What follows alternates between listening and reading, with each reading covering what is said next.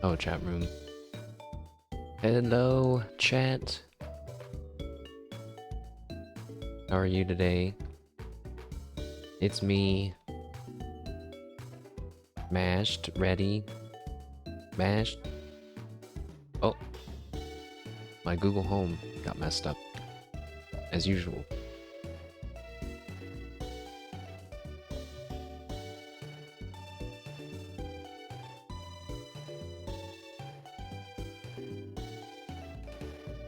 I should just buy a white noise machine at this point. I've said that before. Anyways, welcome. We are already listening to Pokémon game. Okay, apparently my Google just can't do white noise today. That's fine. Maybe we'll try it later.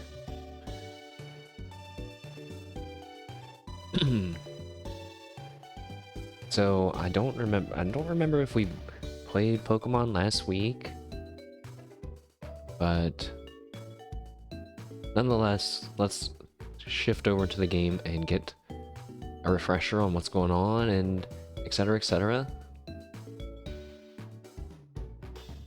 So here we are in our Heartgold game. Gito, hello, hello. Poke, poke, poke. That reminds me of a joke about Pokemon, which was that I heard as a kid, which was, how do you fit? I mean, I don't remember the exact, but it's like, how do you fit a Charizard, a Snorlax, an Onix, and 3 Bulbasaur into a school bus? You Pokemon. Teehee. Okay, you're all laughing. I know you're all laughing because I can hear it in my mind's ear. Yes, it's a good one. I don't even know where I could have heard that from.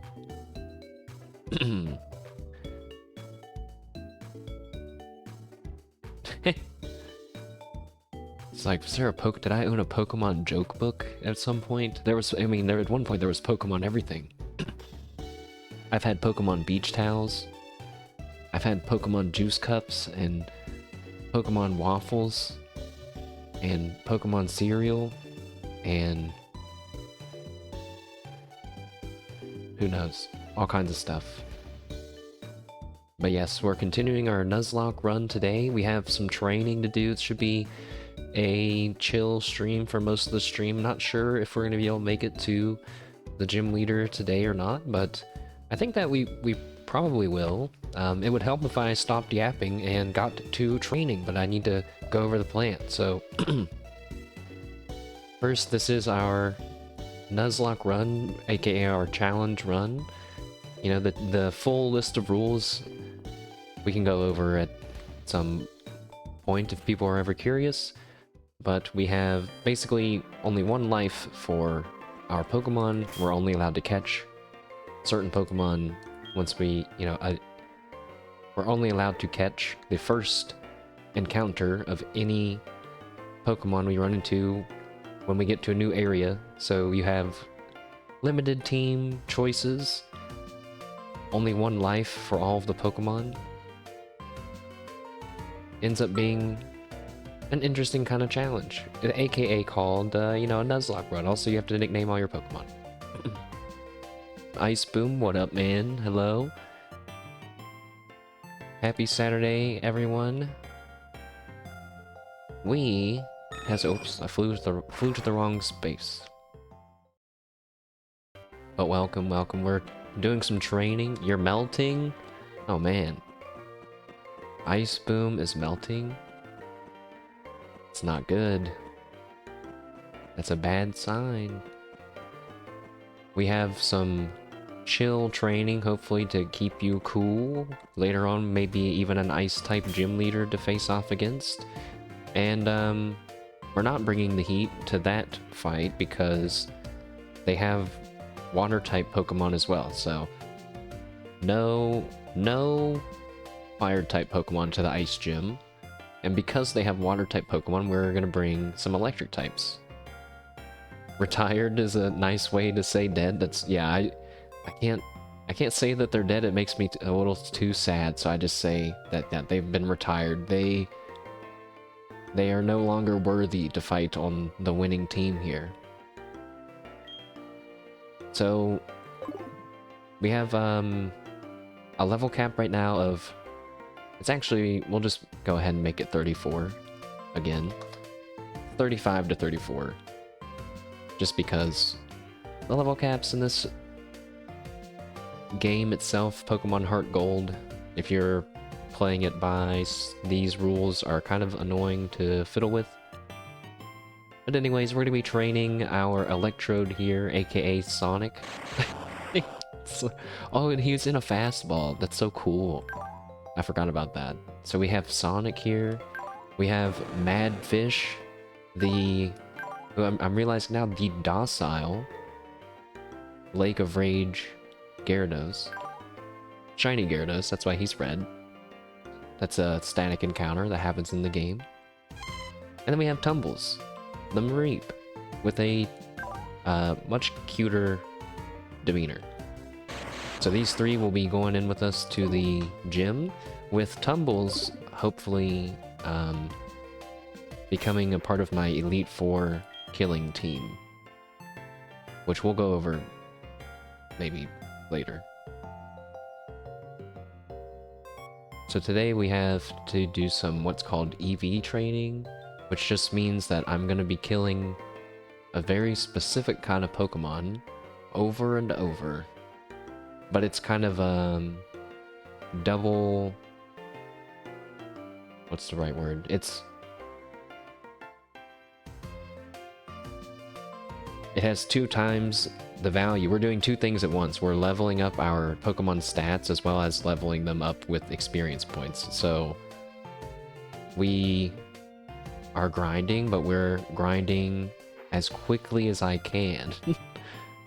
But I've done a lot of this EV training off stream, like 3 or 4 Pokemon's worth of EV training off stream, so I just figured today I'll do one on stream and we can at least, then it's a part of the playthrough at least.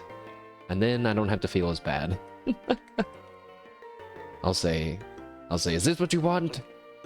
You asked for this. Yeah, EVs, it's, I don't know, I mean, there's no rules, no hard rules for Nuzlocks, but it might end up making it too easy. It's kind of chill and fun for me to train Pokemon anyway, so. But we're gonna level up Special Attack, which means we gotta go to the forest.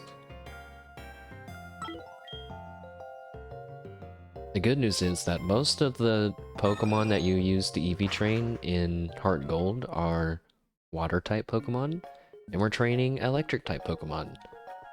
So that's a perfect win for us. And even though Sonic is not going to be on our Elite Four team, you never know.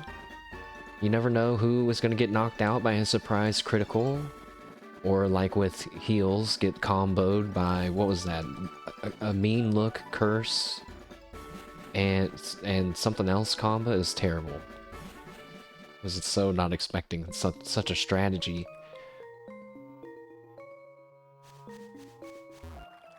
Oh, I forgot to bring a Pokemon that can surf. No! I'm a noob. Swees, what up?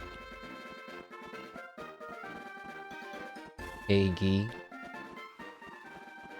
We are doing some training today. We're about to kill at least, well, we're either going to kill like 151... wait. Yeah, approximately 151 Psyducks, or however many Psyducks it takes to get to level 34. And the reason is because you get a point for every Psyduck. Now, sometimes we could pull a Golduck, and then that's worth 2 points. Suddenly, we have a much less. But, you know, it's easier if you just plan for the first number that I said. So sit back, relax, everyone. It's a chill stream. Feel free to let me know what you guys have been doing. I will start, of course, because I'm the streamer. That's fair. I'll start. No, hold on, wait. Why did we come back here? To get Surf. Hold on. Let me focus for like 1 second. What was I about to say? What I've been doing. I've gotten my Switch 2 set up. What does the Psyduck give? Psyduck gives a special attack EV point, which is one of the two things that determine your Pokemon's stat growth. So Psyduck's gonna make us have stronger special attack. Golduck gives 2, and Psyduck gives 1. But, see, we have the Macho Brace on one of our Pokemon, which gives you double the points. So that means you only have to kill 100-something versus 200-something, right? But then you could also have your Pokemon get infected with the Pokérus virus, which means they get it even twice and it all stacks, so then it's even less. It's very... It feels simple to me, but I definitely remember a time of being confused about all of this. But points equals more stats. That's pretty much all you need to know. And the reason why we're in the forest is because once we surf, you can only get Golduck and Psyduck from this pond, so that's like the best way to do it. How do the games run on the Switch? I actually haven't played Pokemon on the Switch 2 yet. I've only played...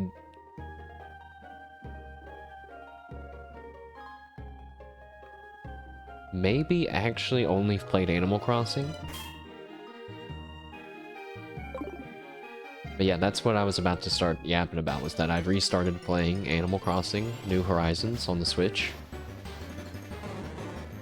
It's been a lot of fun. I told myself, I was like, hey, let's take it easy and chill and don't time travel. If you guys... oh wait, hold on, we gotta turn battle animations off, or this is suddenly gonna take so much longer. Did my experience share just give me the same amount of experience to both Pokemon? Because that's not how I remember how that works. But that's great.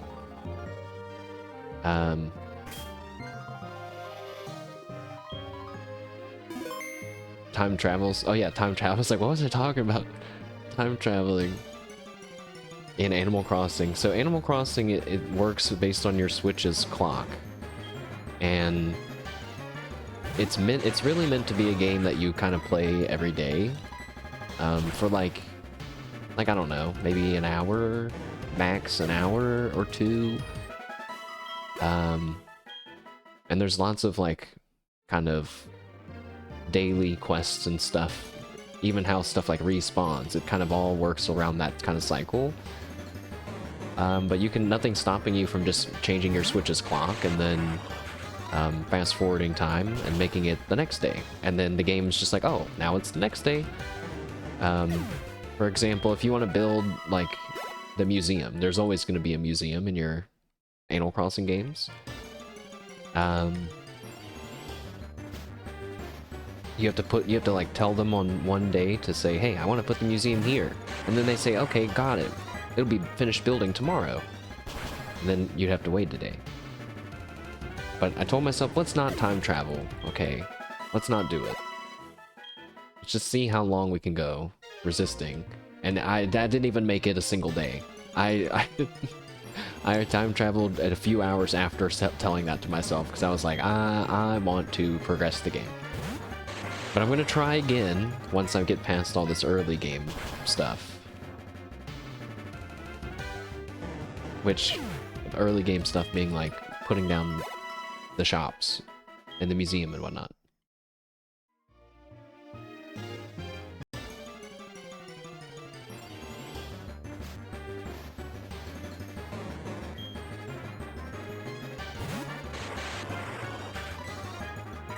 I'm trying to... I don't really have a theme for my island, but you know, I did always want to build a trash themed island, and it turns out like tons of people have done that, and they all look awesome. Hold on, I'm gonna show you. I'm just gonna pull up like a random picture from this Pinterest board that I have of trash themed Animal Crossing villages. Epic is gifting 2-point hospital. Alright. Alright, that's worth going to another launcher for, isn't it? I should get that. How long? Is it... for how much longer? I can get it later today. Oh, I'm still trying to find a cool trash picture.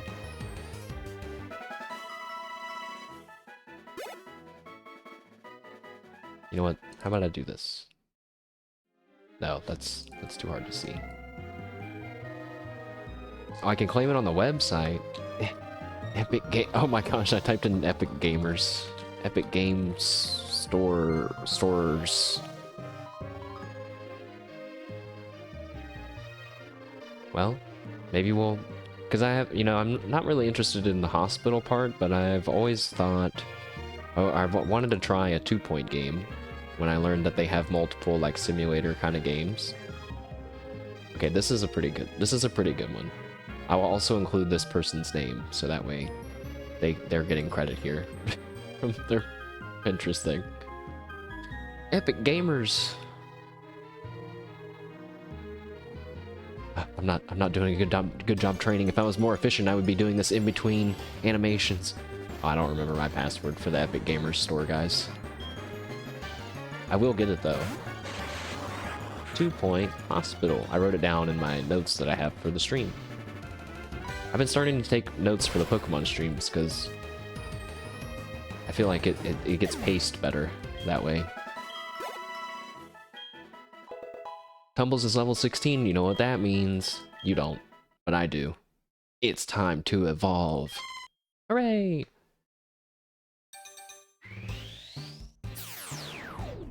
Tumbles is gonna evolve into a Flaffy, and now Flaffy, who normally evolves at level 30, I'm gonna keep it as a Flaffy until level 42. So that way it can, before it hits the Elite Four, learn Stone or Power Gym, which is gonna be an important tool against Lance and the Elite Four. I'm planning very far ahead.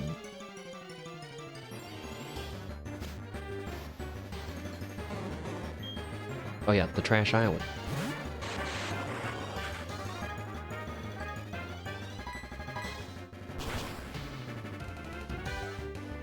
Yeah, so something like this. See how they have like look at all that just junk there.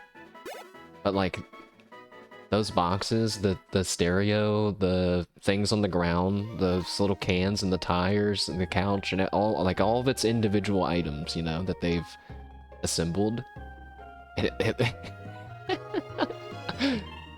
just noticed it's supposed to be a trailer park. I think it just looks cool.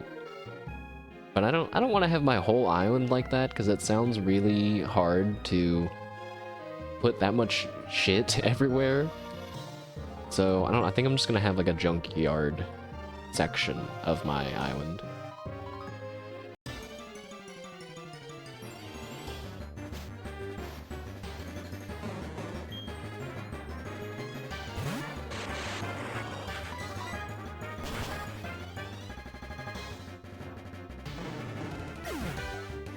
I can't believe it's already halfway through June. Usually I don't know. I don't know how that's possible. I feel like I just paid my rent the other day at the beginning of the month. Now I'm getting kind of pissed off imagining how I'm about to do it again in like another 15 days.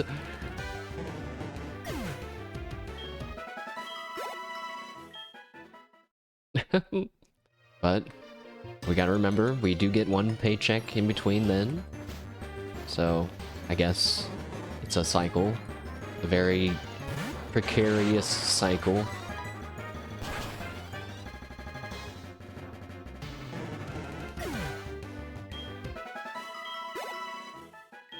What else have I been doing?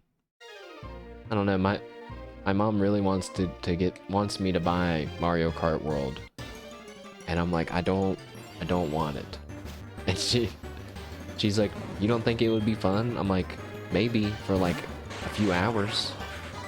It's totally not worth it to me.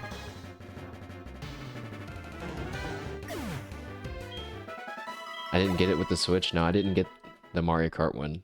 I actually didn't even know that that existed until I think after I had come home, because I just saw it in the glass cabinet at Target and I was like, hey, I would like to get that. I tried to say somewhat calmly.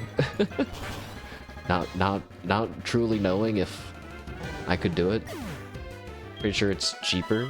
Cheaper than if you buy them separately. Well, now that's another reason why I can't buy the game. If I buy the game, I'll be in that category of people that... Oh, a gold duck!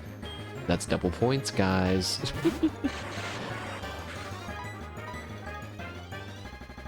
Wait, oh. Nice. What? He lived! Ah, see, the trade-off is that gold duck gives you double points, but it takes twice as long. Slash me returns it gets the Mario Kart one. That would be pretty weird. Like you would think they would just be like, here, just... I don't know, I guess they couldn't just give you Mario Kart though. They would lose money on that. That is funny though. Yeah, I mean, the only thing that seems cool to me is that they have the balloon battle thing, which is really nostalgic to me, but that's only fun for like not that long. But the I'm gonna call the battle royale mode. I don't know what it's actually called. The one where it's just the long stretch of road, you know? Like the long stretch of road that you have to drive through, and it like knocks off the bottom however many people each time. That's really cool. You're not a fan of Mario Kart? I wasn't either until I started watching the Hololive play Mario Kart and realized that, oh wait, if it's a bunch of adults playing Mario Kart, it's suddenly a lot more of a combative game. And it does, but it has like a little, like enough RNG that it can mix it up, I guess. But if you're really good, you can just win every time. Professor Oak was calling me. Wait, I'm sorry, Professor Oak. Wait, call me back. It makes you wonder how Moon's been playing it since it launched. I think he's just trying to win, right? He's probably never won. I don't know. But you know, he can get into it, I guess, just like how he gets into running Mario Maker levels. But at least those are like always super different, you know? Well, mostly. You could simplify it and say it's just running and jumping, but that's not fair. Because the Mario Maker levels, there's like all kinds of different ones, like don't touch the ground, or stay on the ground even. I like those ones. I thought about getting Mario Maker actually, because I was like, maybe it would be fun. You know, I really like watching Moon play all the weird levels, but it's because he's good at Mario, I think, is why I like to watch. And he'll like, Mario Maker's fun to watch though. Yeah, maybe it's just not a good comparison. It's funny when he's like jumping backwards and crouching. He acts like he would act like he's doing some really hyper advanced technique, and it's really just fucking Mario, like crouched. Look at, yeah, just like hunched over. I don't know, it looks like not a big deal, but having played Mario, I know that it's pretty hard to consistently do stuff like that. Wait, why did I go back to the... Oh, I had to go back to the Pokemon Center to heal my Electrode's Spark Attack. And now I'm realizing, why don't we just go buy some ethers? That way I don't have to do that as much. Yeah, the crouch Arios. I don't know. It's one of those things that I would think, like, only I thinks that's funny, but then clearly it's not just me.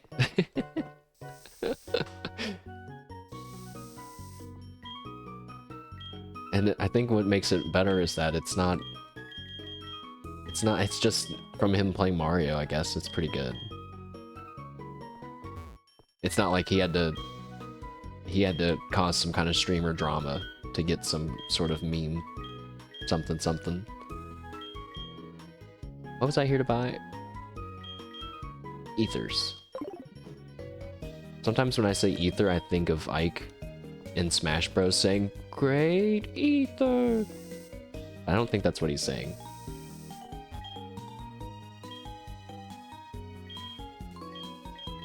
None of this is... I hate this mall. I just want the normal store. I know where things are at in the normal store. Fucking, I think the normal items are at the very bottom, aren't they? You just found out there's a new split. Can I leave? Can I leave the menu, please? You found out there's a new Splatoon game coming out? That's another one that I thought about playing. I was like, you know, it's kind of cool. Like, I would rather buy Splatoon and try that out than grab Mario Kart World right now. But it is a shooter. But it's like not all about shooting, you know? Are there objective games in Splatoon? Or is it more about, you know, painting the ground and that's it? Like, is there like capture the flag in Splatoon, for example? You never played it? It's kind of neat. Like, you know, like, I would definitely have rented it, for sure. Does this place not have where? I just realized I did check all the floors so far. I'm just here? No. Where's the place that tells me where everything's at? Oh, Trader's Market? Medicine Box? Maybe. I was on the 4th floor. No. Guys, our training time is being severely impacted right now. I thought Splatoon was cool though, because they have different, like, brushes, or different, like, guns. You know, like, they have, like, shotguns and snipers and stuff. I was like, whoa, that's cool. I mean, it kind of just makes sense, but I don't know. I wasn't giving Splatoon enough credit, you know? I've also already talked to that person at that exact counter. I don't think that this place sells ethers. Because this is the TM floor. And there's only one person there. Did I bring Yeg Dip with us? Nope. Good.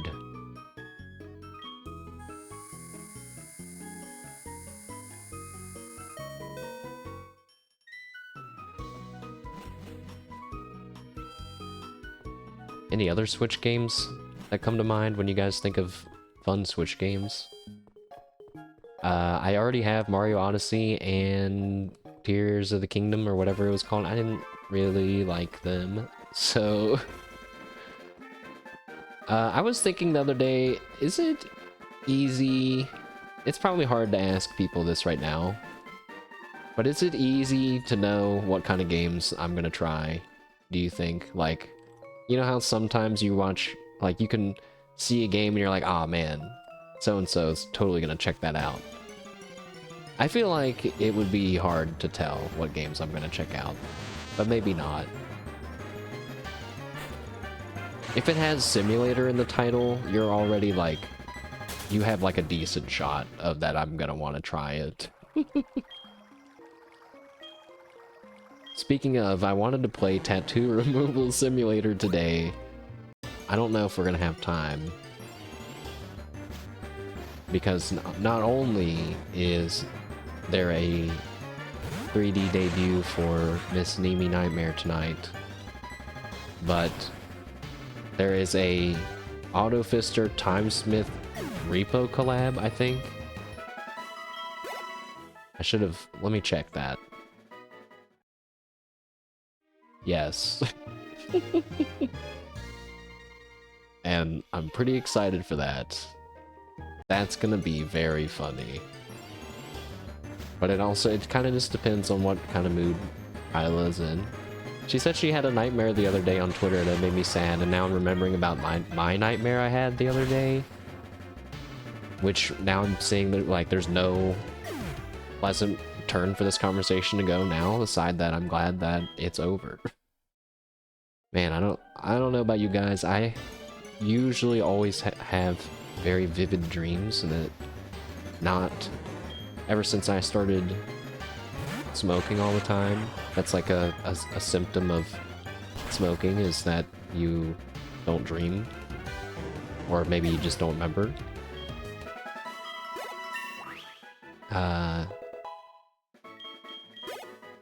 But I still had a super vivid one the other day. I don't like my dreams because I'm a pretty anxious person, and most of the time they're just me in anxious situations. Like I remember this one. I don't really remember why, because it actually wasn't that freaky, like when it was happening to me in my dream.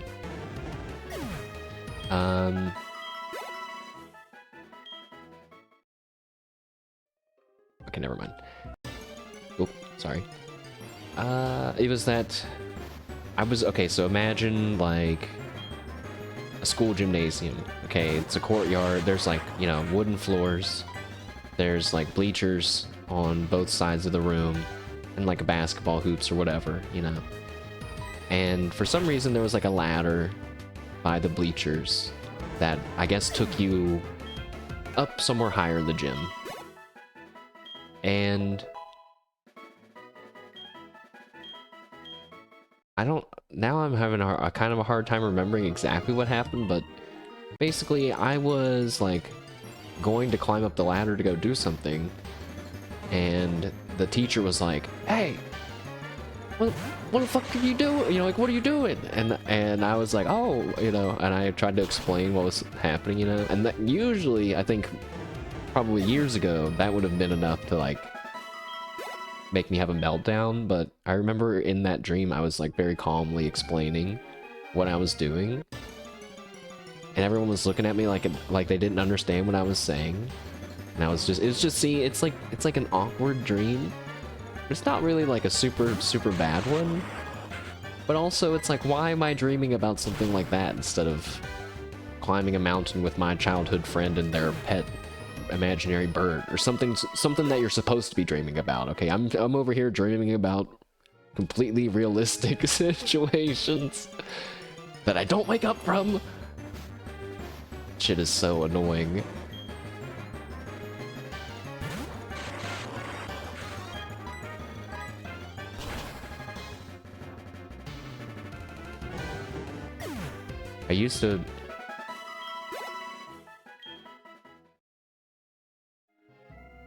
I actually got one of my classmates in high school into lucid dreaming. If you all have heard of that, I'm sure you've probably heard of it at least. If you've not, though, then let it be now. LUCID dreaming, which just means being like conscious while you're dreaming, which sounds counterintuitive, you know, it sounds contradictory, but I've never done it like completely, but I've definitely experienced it to where I believe it 100% would be possible to do such a thing. But I don't do that anymore, man. It's like a forbidden art. It's not worth it, guys. Don't risk your dream health. Just go to bed and relax, okay? You don't need to try to optimize your dreaming as well. That's how I feel about it now. I would have dreams where I would think, boy, it would be neat if this happened, and then it would happen, but I like never understood that that was me thinking of it and making it happen. But oh, Professor Oak's calling me again. But it definitely happened multiple times. Hello, this is Professor Oak. You're catching a lot of Pokemon, aren't you? That's it. Wait, he just hung up. He just hung up. That's so creepy. You're catching a lot of Pokemon, aren't you? Hangs up immediately.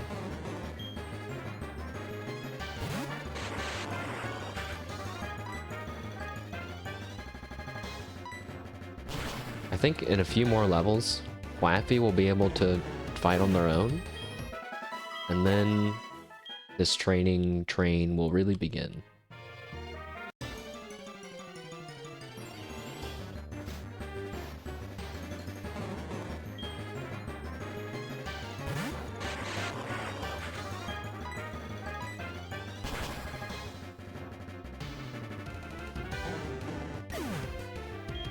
Actually, I guess, yeah, that's a way we can extend the time between Pokemon Center breaks, is because I can switch them, and we can use all of Flaffy's electric attack moves, too. But, you know, we're still playing under Nuzlocke rules. If somehow one of my Pokemons ends up dying, that would be it for them, which is scary. And when I was facing off Tentacool, training on my own, had almost happened a few times. Once, actually more than once, I had been wrapped by a Tentacool, which means you can't swap or run away. And I had to use a Pokemon doll to escape, which is an item that lets you run away from a battle. Never used one in my whole career of playing Pokemon, but genuinely used it for its real use case. And was like, oh my god. Such a shame it happened off stream. Because that would have been like, just an odd moment to capture.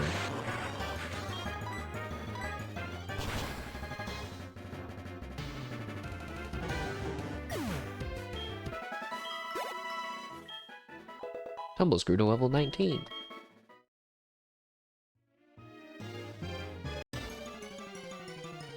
The name Tumbles just is not gonna make any sense. It already doesn't make sense.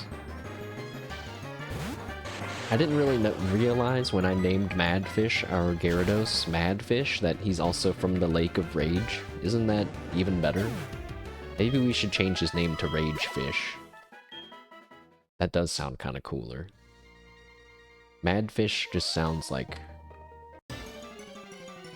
too much like Mudfish or something, I don't know. Ragefish. Like, Ragefish sounds like a really fucking angry fish, okay? He's raging out. They don't call it roid anger, okay? It's called roid rage, you know? Speaking of naming things, I woke up this morning and noticed that Bestia Zeta of Hollow ID did a morning report stream. It was the first one that she'd ever done, so I was like, you know, let's see what... I'm always curious what their chat, like their... not a just chatting stream, but their like planned chatting streams, like how I'm doing the monthlies are. So I was curious. I was like, this will be neat to see Zeta's first one. And like, it was really funny. There's multiple parts I was like, that would be funny to animate. I encourage you all to check it out. But it has an official name now, and it's called the Meowning Report. She doesn't like the name. I think it's kind of her fault for letting chat vote on it. If she wanted to have control over the name, she should have just said that this is the name. But she didn't, and now she has to pay for it by having a name for a thing she doesn't really like. Womp womp. She's also really, really funny.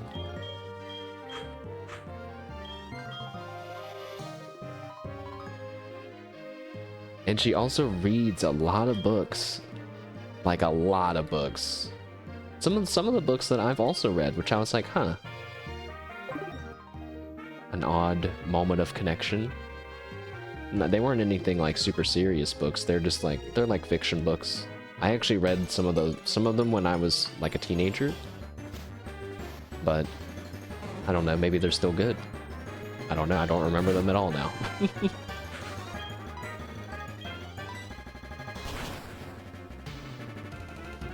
I'm not sure if Thundershock's gonna be strong enough to kill, like, a Psyduck that's the same level as us, but surely a Psyduck is not gonna be capable of killing us in one hit.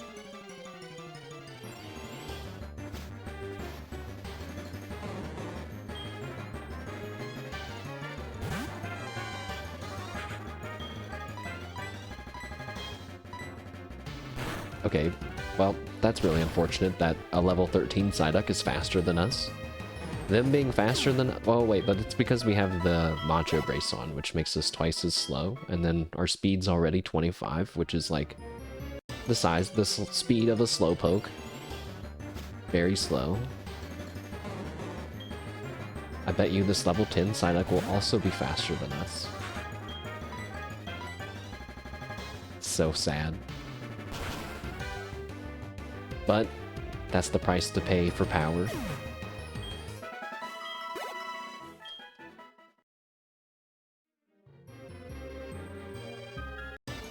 So, I also wanted to play Quartet.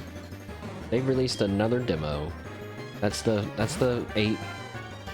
8-member party JRPG-like game that I've talked about a few times in the past. But again, I'm not sure we're gonna have time for these things today. If not today, sometime. There's more pics of the Grim plush.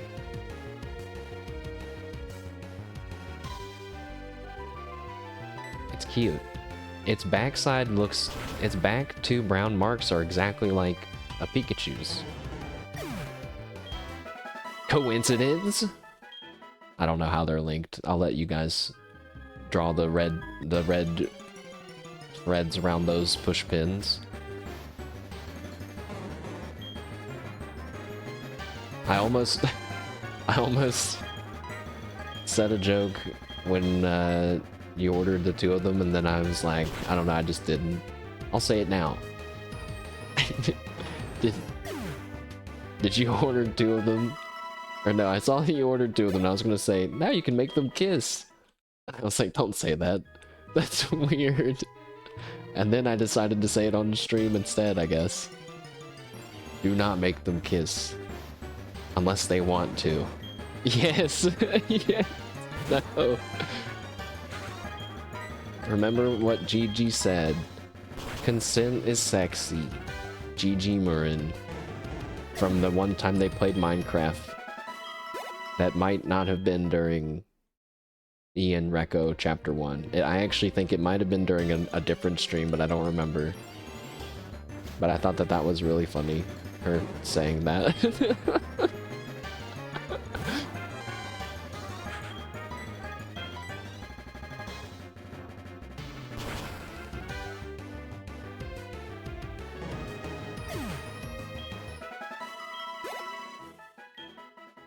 Wait, did Sonic just get... No, never mind.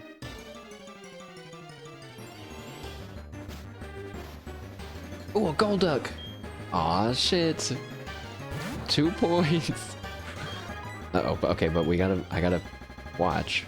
We've just been hit by a tail whip. Alright, that's another tail whip. You're out. I'm swapping you out. I don't trust what's going on with... I don't trust what's going on with him.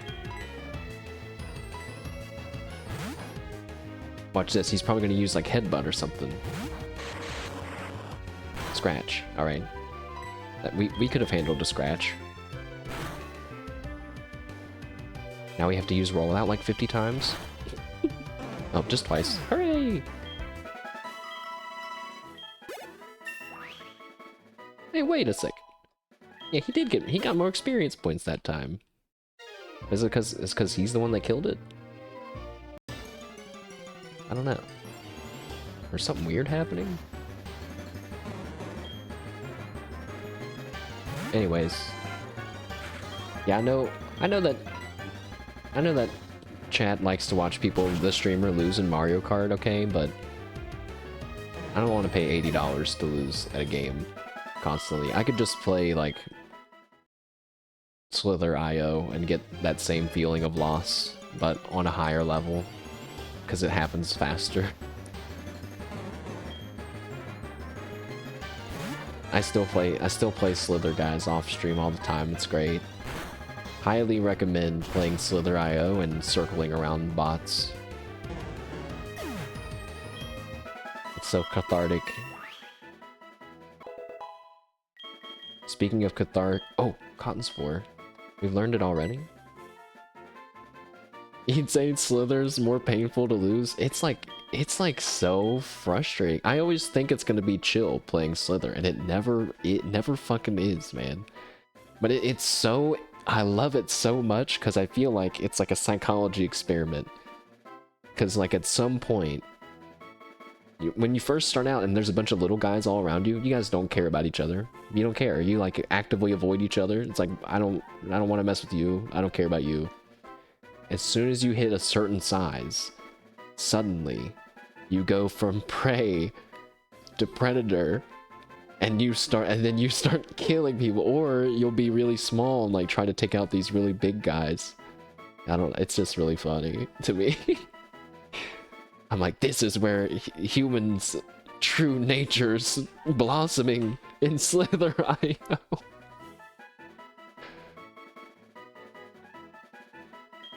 We need to teach Flappy Cotton Spore. Because, oh, wait a second. It only has an accuracy of 85? Maybe I don't want to teach Cotton Spore. That would so suck to miss. 85 is not great. But then I'm thinking, what if we also taught them Thunder and then gave them a wide lens to help them with their accuracy? But that's like so far down the line. Well, no matter what, I need to teach them Cotton Spore, because I'm not sure if it's in this game, but if you don't teach them, then they're not going to be able to remember it later. Which makes sense, like on paper, but from like a gameplay POV is kind of annoying. Because you might think, oh, I don't need to teach my Flappy Cotton Spore. And then later on, you're like, oh, you know what would be great if I had something to lower their speed? Oh, my Flappy can learn Cotton Spore, that's perfect. And then it's like, oh, you didn't teach yours Cotton Spore, Billy. It's like, what? Fuck you, man. No. Now see, look at this. One water gun, 25% health down. Imagine a crit water gun. Couldn't be me. Uh-oh, a confusion. We're good. We're just gonna take a milk break after this. Yeah, you guys forgot about drinking milk tank milk, huh? That's how we get down over here. I don't remember how to fuck. I don't remember how to open the menu. I'm not gonna battle him. Nope.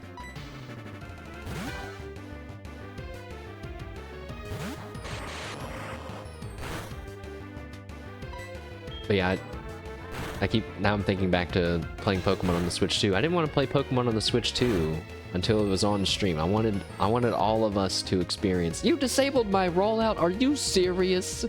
You fucking dick. Now I don't have any attacks.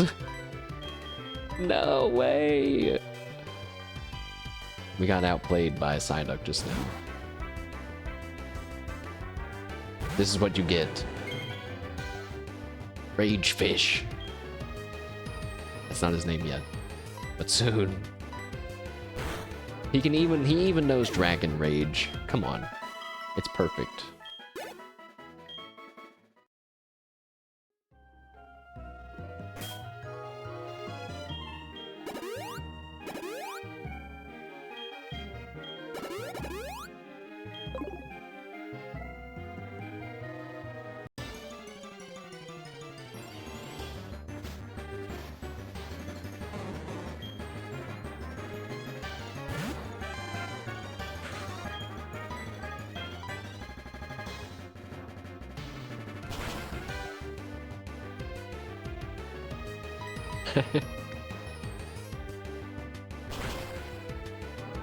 Outside.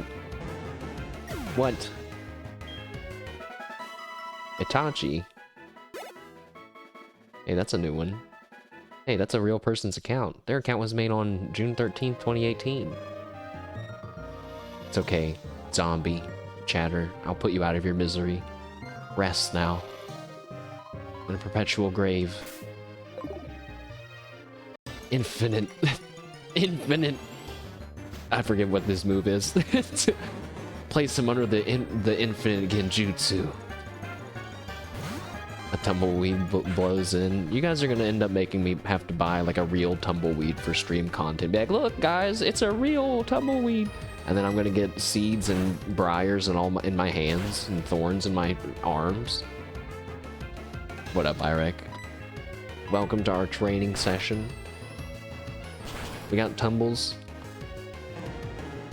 Getting in some action. I just noticed Tumbles, the back of Tumbles' head kind of looks like a powdered wig, you know, from you know, like George Washington or British kind of powdered wigs, you know, England powdered wig style kind of thing. How did that fashion trend even come to be, I wonder? Slash me at Grok. Not really. Do not at Grok. You are simply training Elon Musk's weird robot to be even more wrong.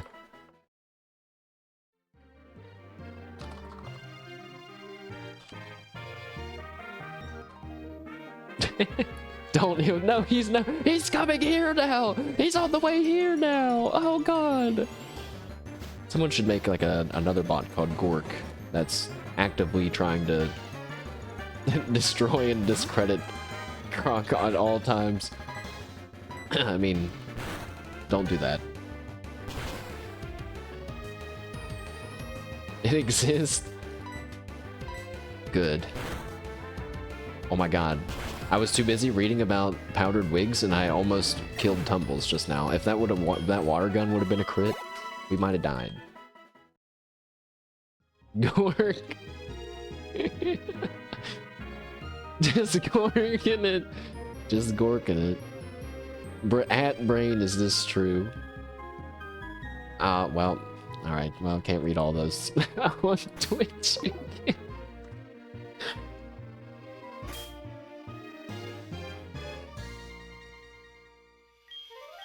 Well, someone's fighting this. Is that the good fight? I don't know if I could really say that's the good fight either. Someone's fighting a fight against Grok. I do though really laugh super hard when people will at Grok about stuff. But it's like not, I don't know, I guess it's a weird art form when they troll him by asking him, you know, like I forget, this one dude asked something like how many, I don't know, a hypothetical about like thousands of butts or something, and it like answered him very seriously, you know. It was so funny. Oh my gosh. Or when people are just like, you're a fucking idiot, like dude, I don't know, it's too funny. But yeah, I shouldn't say that. Because one day when Super Grok appears and he's analyzing every Twitch VOD that's ever been created and he finds out that I've talked trash, I'm gonna get vaporized from a satellite, a Tesla satellite.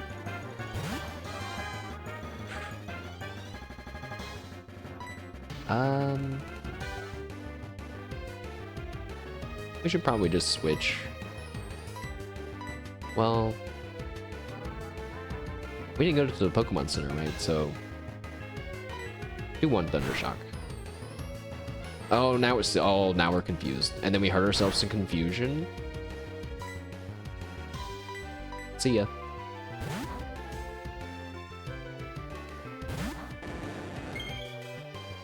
Twinkle.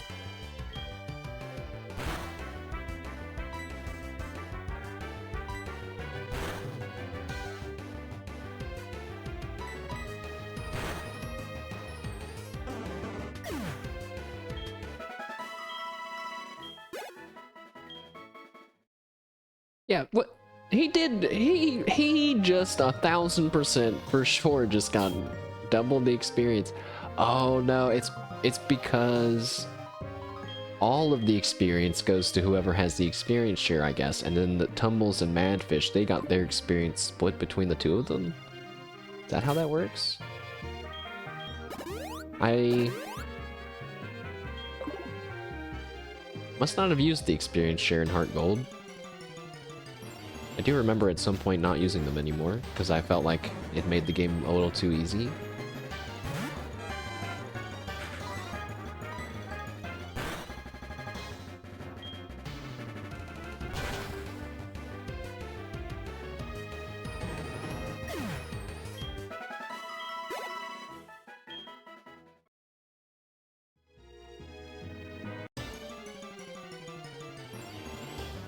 I'm kind of getting nostalgic for the Hoenn region as well, which is not good because I need to like chill on Pokemon. I'm like playing this, and I also want to play Scarlet, and I also want to play Legends ZA, and I also want to play a Hoenn region game.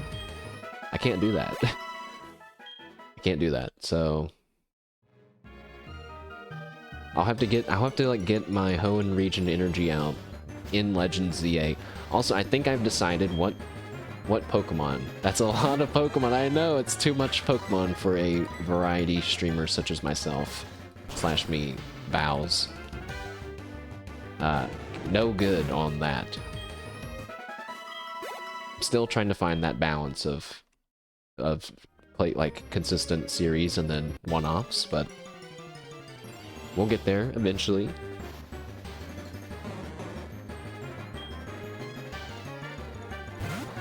I wanted to stream yesterday, and then I just was not feeling so great, so I tweeted that, you know, I wasn't going to be streaming and didn't feel great, and one of the Sumitomo friends that I follow and follows me on Twitter told me to take care, and I thought that was really nice. And I was like, wow, that's like one of the few times that they've ever said something to me without me saying something to them first. They're actually reading my tweets, and I'm not just some annoying English-speaking person on their on their feed. Hooray! That made me feel pretty good. Pokemon streamer, peak of mine. I wouldn't be against it. I wouldn't be against it, but you know, I have my limits on any kind of game for one long period of time. That's why I can't imagine those poor souls that stream Overwatch every day. Those are the ones that really need our support, guys. But we can't support them unless they stop playing Overwatch. You understand?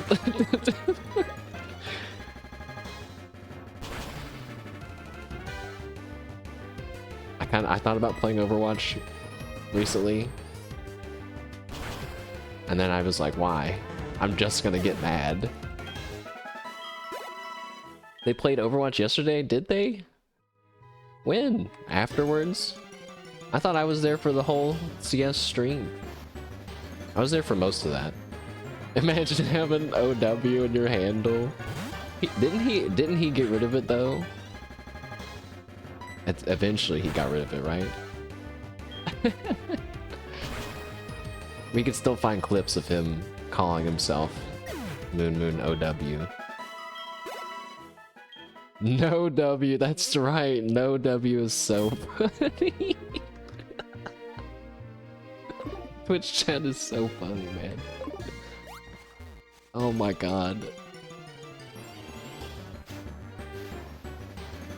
No W. And then the few times where he would still call himself that after he'd swapped the name was really funny.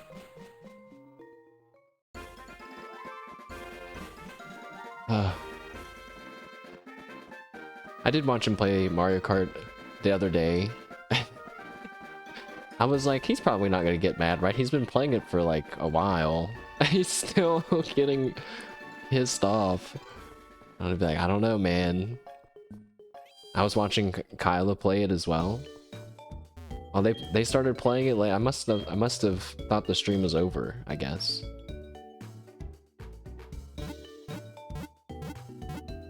Has Doobie ever played Overwatch? I don't even remember that. Holding power-ups for Mario Kart World 2.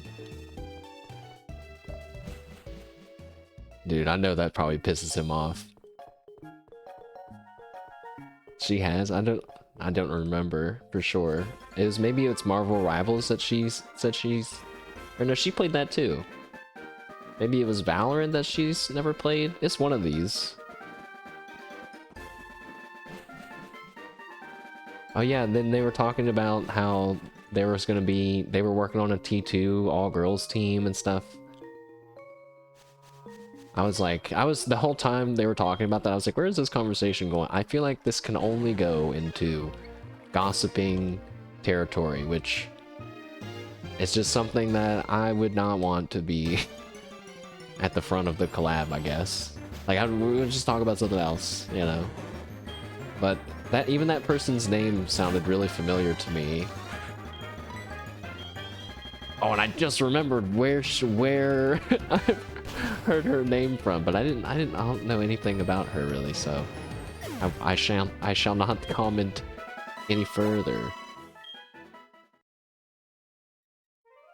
Back to killing Psyducks.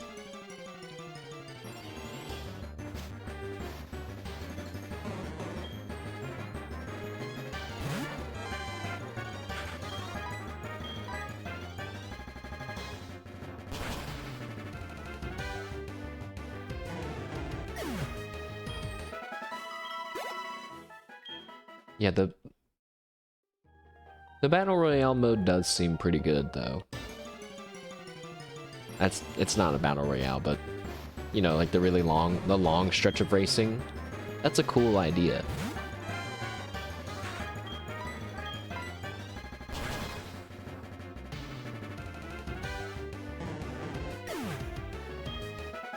I wonder how that kind of a race would feel on, like, a map like Baby Park.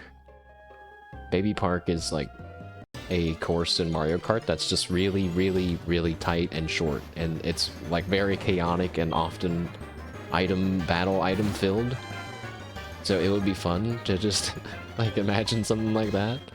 You could definitely end up being like laps around someone else if there was that many people. I don't think that I like that there's always 24 people or however many people. It kind of makes it... I don't know, this makes me sound stupid now. Not that that's ever stopped me before. It makes it hard for me to know who's in last place, like where they're at, because when I see that you're in 17th place, I don't know, like, yeah, my mind has not adjusted to the scale. But, like, I'm like, I don't know, like 11th place, that seems bad, but also it's pretty good, actually, in the new one now, you know? It's weird. Yeah, I guess it's weird because some numbers seem better now and some numbers are, I don't know, are super bad, but they maybe don't seem that bad because they weren't part of the scale before. Basically, numbers are scary to me, I guess is what we're getting at.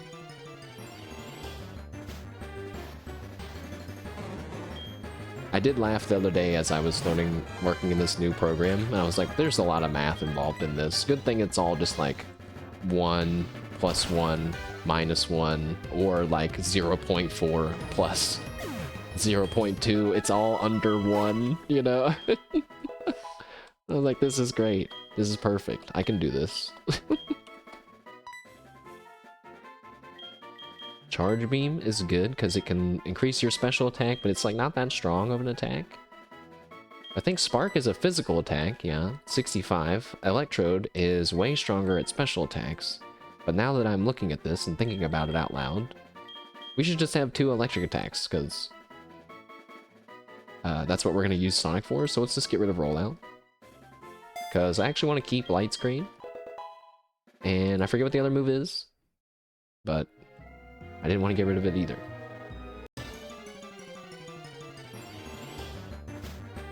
I think one day I want to play CS on stream for sure. I don't know when it would ever make sense to, versus like, you know, any other day. And I don't know how that would go, but manga.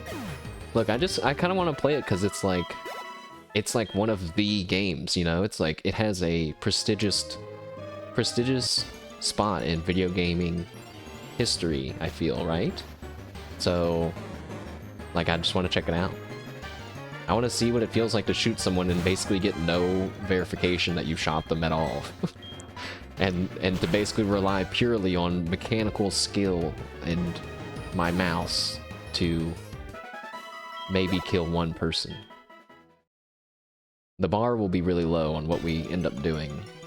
Unless what if I get really into it? What if I get addicted to it? I'm gonna be honest, I still think back to the one time I played the Valorant beta and clutched around. There's a notification if you kill them. Oh, okay, well, I guess that's true in the kill feed. But even if you hurt someone, I don't think it tells you, right? Like, it doesn't tell you, it doesn't give you a hit marker, for example. It's fast, right? The time to kill is fast, I think is the right word. But at least it's not like Siege, where you're gonna get sniped through some crazy contraption or die to some kind of gadget that you don't know how it works. Now, I might get shot from an angle I didn't know about, but I just won't go that way anymore. Plus, I have slight hope for any game that's more than just team deathmatch. Because while I'm not a killer, I should say I'm more of a thinker than I am a killer. I'm not very good at thinking either, but I'm still more of a thinker than I am a killer. So if it's an objective-based game, maybe I can pull out a win. But yeah, I think it'd be fun.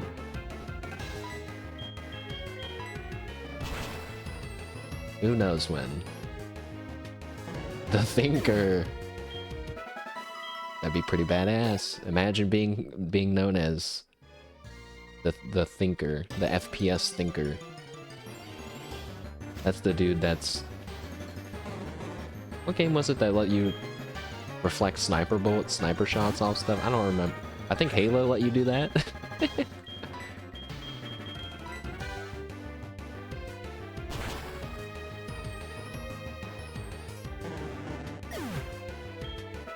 I still haven't ascended as a gamer to not care about my rank or anything else other than and not care about winning or losing. I don't know when that ascension will happen or if it ever will, but maybe that's when we'll try CS. Have you guys ascended past that yet? Do you guys still end up tilt queuing? I just avoid competitive games at this point. Marvel Rivals, when I was playing Marvel Rivals, definitely would still get me pissed off. That's why I never played comp.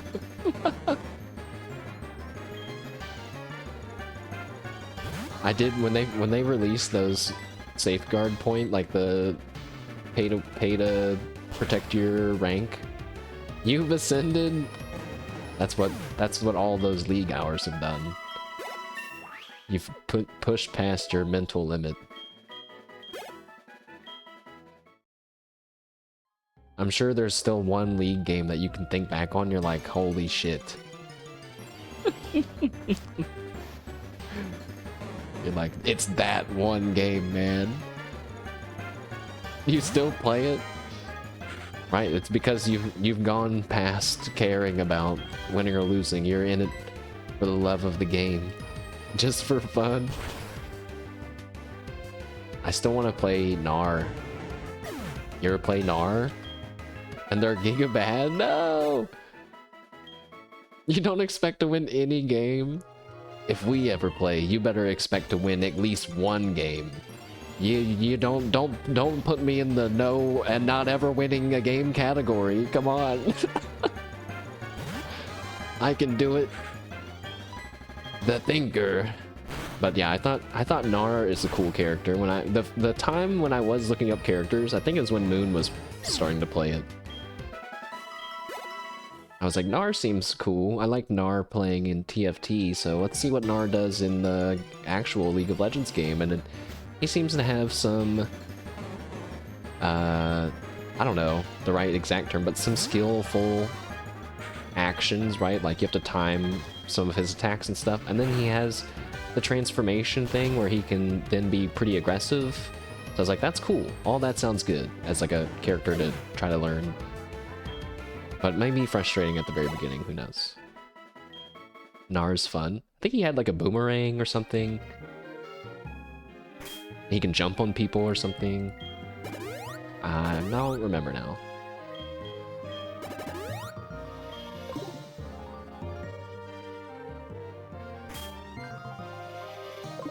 Wow, EV training goes a lot faster when you have chat to talk to, huh? I was looking, I was like, yeah, we're already halfway done. It's the streams that's been an hour and 13 minutes of killing Psyduck.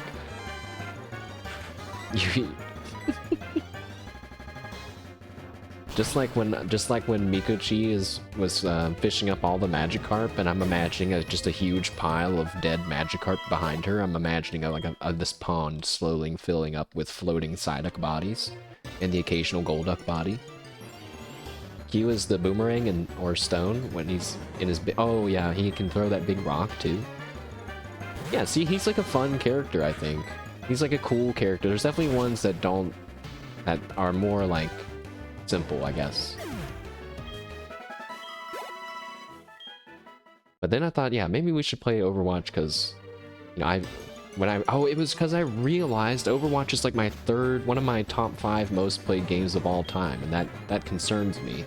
That concerned me, and then I thought, you know, maybe instead of it being concerning, I should lean into it and be like, yeah, I can play Overwatch and at least talk about a lot of stuff, whether I'm good at it or not. And then I realized I actually don't know a lot of stuff about it anymore, because they've changed a bunch of stuff. There's like a handful of characters I know nothing about. I'm sure balance patches have changed a bunch of stuff. They've added in perks now, so you can... I don't even know how it works. It seems like it'd be OP. Like, I don't know how you unlock the perk in the match. If it's like... I don't think it's after so long. But but for example, if it's after you get so many points, would that not make the team that's already winning win even more by giving them more powers? And if it goes to the losing team, then that might encourage you to sandbag some? I'm not sure. But if it all goes at the same exact time, I don't know. I don't know. But I did think, you know, the perks sound kind of fun. Like, what were... Oh, Jesus Christ! One water gun critical hit. I was looking up Hammond's perks, because I usually played Hamster Ball. I don't remember that. There was one that seemed interesting.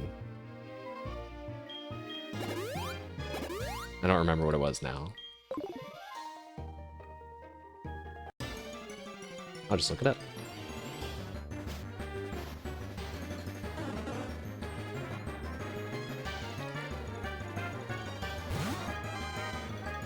Oh yeah, he has a perk that gives him more, makes his health packs give an additional 100 health, which just sounds like you would pick that every time. Why would you not pick that one every time? Versus being able to deal more damage to tanks when you're rolling in your speedball form, which, like, I don't know, man. That doesn't seem worth it to me. Unless you're in some kind of comp, I guess, and maybe you're in a good enough comp, you don't have to worry about healing. Oh, it's that they changed his shield. So Wrecking Ball, aka Hammond, is like the hamster character that swings in on the grappling hook and is in the big robot ball. He looks literally like a wrecking ball. He used to have an ability that you would press a button and it would activate shields around you based on how many enemies were near you. And it would give you shields, you know, yeah, if for more enemies equals more shields. And over time the shields would decrease. They would naturally degenerate, right? Now they've made it to where, if I understand it right, you can do that, but then if you press it again, you send the shields to your surrounding teammates, which is pretty cool, but like definitely changes how you're thinking about playing as him. Because before, you were tanking by... Where am I going? Do I need to go back right now?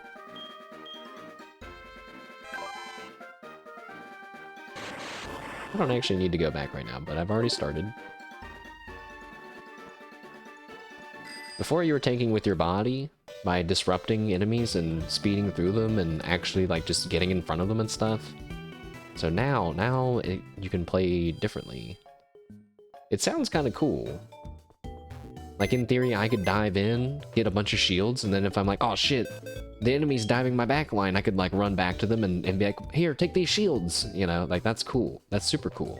Because sometimes I would just roll back and then I couldn't stop them.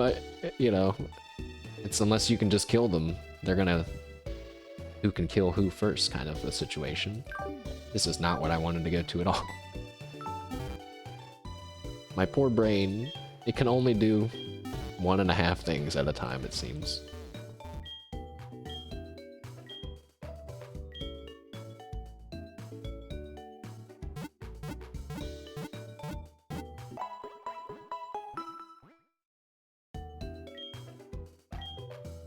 I also want to play Repo, guys. Chad, if I played Repo, who would play it with me? Who wants to play Repo? Probably no one. Probably no one. But I'm too scared to play it by myself. Don't make me play it by myself. I want to play it one time. I want to see how many monsters I can kill, kind of. It sounds fun to fight the monsters. John Madden. I don't even understand that one. The memes are she's too advanced. But the game has built-in voice chat, guys. You don't even have to speak. You can just type. Just like that. And say, John Madden.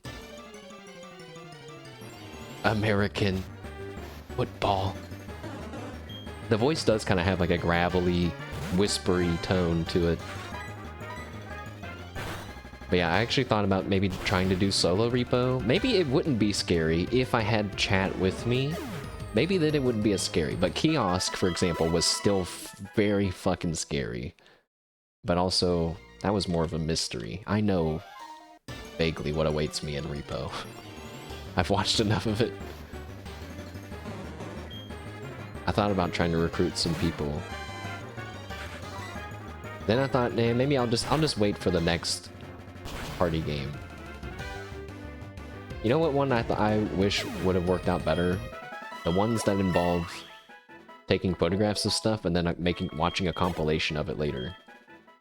There's been a few of those, but none of them... Like, Repo's kind of sticking around.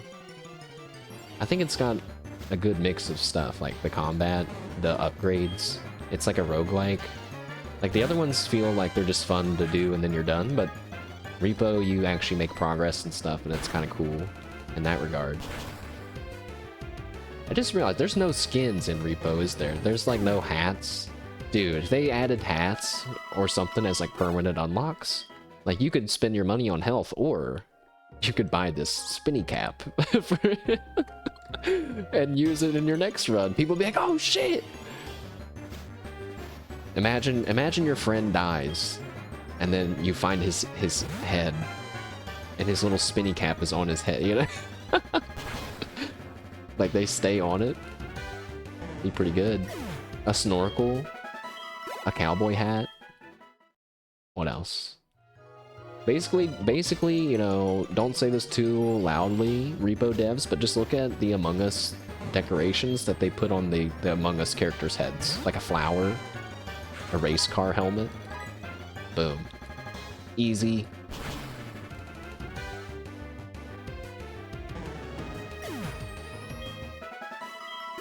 Guys, great news. Great news.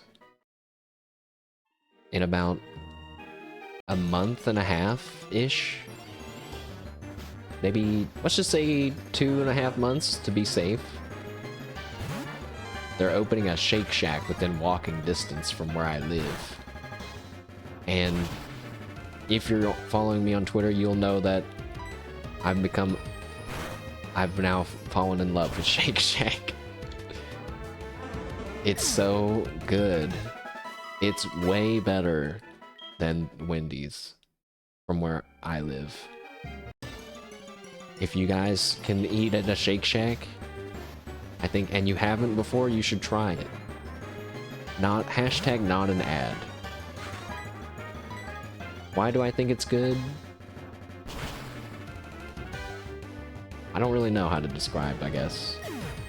The burgers are like the smashed patties, you know, the ones that are like not fully formed, kind of falling apart, but they've been like reassembled and chopped up and stuff and reassembled back together.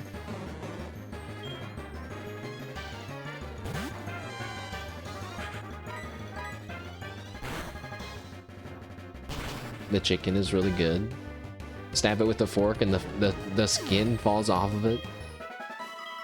I don't know if that's really like a good or a bad sign, but I was like, what's happening to my chicken? It's like, oh. Now I'm hungry for Shake Shack. I told myself no more Shake Shack for the rest of the month. That might be difficult. But I've ordered it twice in like 1 week, guys. That's pretty bad. Pretty bad, because I was doing so well not ordering food, and I'm only not ordering food from like a financial point of view. Although you could argue, you know, for health reasons. What about Culver's? I tried to find the closest one to me. Let me look again. Because I do want to try Culver's really badly. Because I'm a I don't got a lot going on in my life apparently, and that's something that I find very interesting. Is to try this restaurant that Narissa is so happy about. I even thought about being like, hey, Narissa, like, what do you think about Shake Shack in comparison to Culver's? Just curious. And if she's like, oh, it's way better, I'd be like, damn.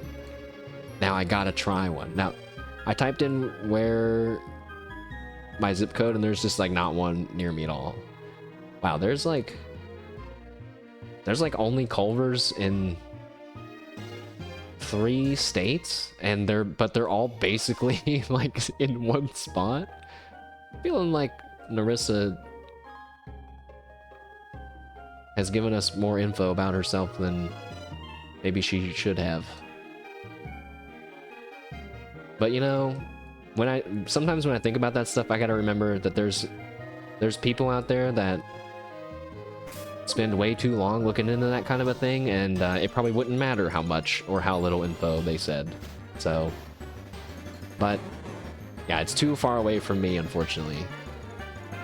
So now, in the opposite angle, all the mashed potato flow chatters are currently writing down in their notes, does not live within driving distance of a Culver's. And they're like, write it down, write that down. Don't write it down. I'm gonna move tomorrow. Just kidding. It's both half fun to imagine something like that, but then also half anxiety inducing to imagine something like that happening.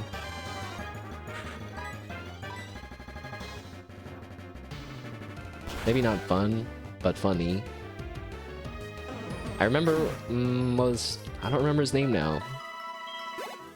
He was a Lost Ark streamer. He's a kind of a chill guy, but he would get very fucking mad sometimes. It was not Stoops. I don't remember his name. R.A. Ark? No. It wasn't Memorizer. I don't remember his name. But he was talking about how he knows like of this chatter that is like obsessed with him and like stalks him and stuff. And he went into it such detail. I was like, oh my god, this is the dark side of streaming for sure. This is crazy, the stuff that he's telling us about this person that is like that knows stuff about him. I can't imagine something like that. So when I think about it like that, it becomes immediately the complete opposite of anything fun or positive.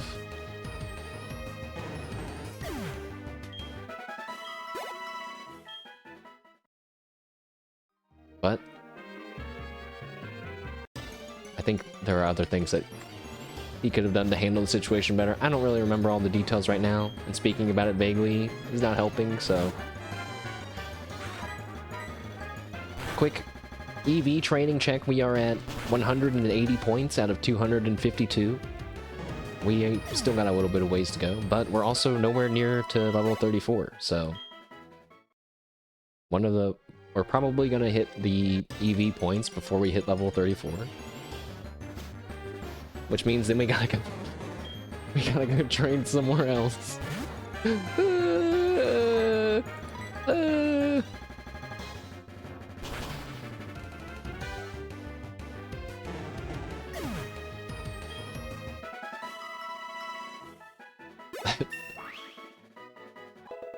Alright, Narissa's...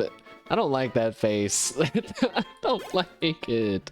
How did they even do that? Who did that? You know what? Am I crazy? Is it supposed to look like the enemies from Pikmin? Because that's the first thing that I think of. You know, the weird mushroom bug, big faced enemies in Pikmin? Has to be that thing, right?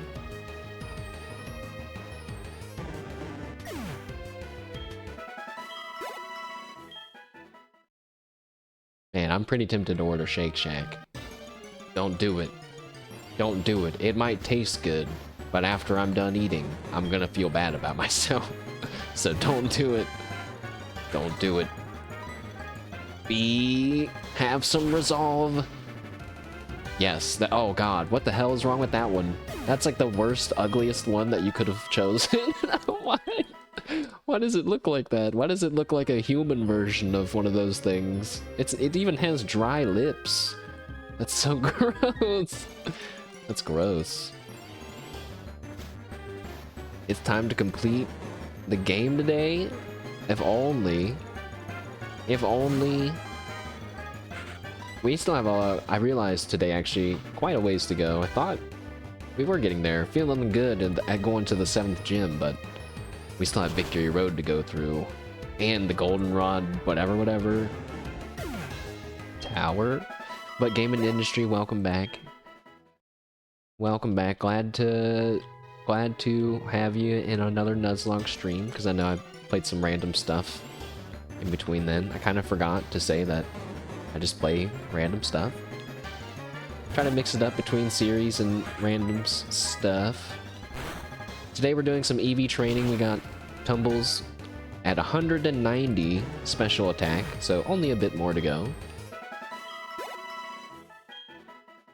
And, you know, luckily, my Flaffy has a speed boosting nature. Ampharos is very slow at a base speed of 55. If we EV train its speed and it has a speed boosting nature, it might be good enough to compete with, you know, Pokemon that you would maybe not normally think it could outspeed. So I think that sounds good.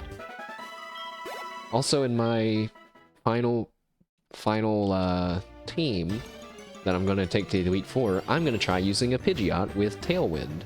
Even though Tailwind only lasts for 3 turns in this generation, and therefore it sounds really shitty, I'm going to do it anyway, because I like Yegdip, and I think Yegdip's cool. I decided to not take Peter to the Elite Four, even though he's a bug and a psychic type, and that would really help us. Butterfree's stats are just not... They're just not good, guys. We also gotta grind a lot of levels. Yeah, that's true. The level cap for the Elite Four is a weird one to think about, but I think I decided I was just gonna do 3 Pokemon at level 40... what was it, 45, and then 3 at level, like, 48 or something. I'm just gonna try not to go above 50, but I think Lance has, like... I don't remember. I'm gonna try to keep it fair, and however I feel like I can, I guess. One of the Elite Four members has a Pokemon that's like, I don't know, 8 levels below all the other ones. It's so weird. Do not know what these guys were on when they did some of this stuff.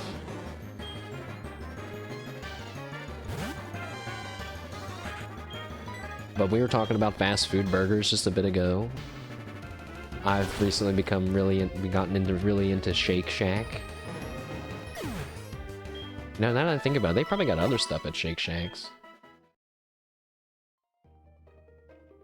He has three U's, aka Dragonites. Yeah, and they're all, he actually has all flying type Pokemon, I believe. If I remember what I read right. They're also all flying type, because he has a Charizard, fire flying, Aerodactyl, rock flying, 3 Dragonites, that's dragon flying, and then a Gyarados, which is water flying. Which is why we're gonna take Tumbles with us. And we're gonna fight Dragon with electricity. But I'm also gonna teach it Dragon Pulse. Or no, wait, I'm gonna teach Arcanine Dragon Pulse. Wait, that doesn't make any sense. Or no, wait, it'll be okay to teach Arcanine Dragon Pulse.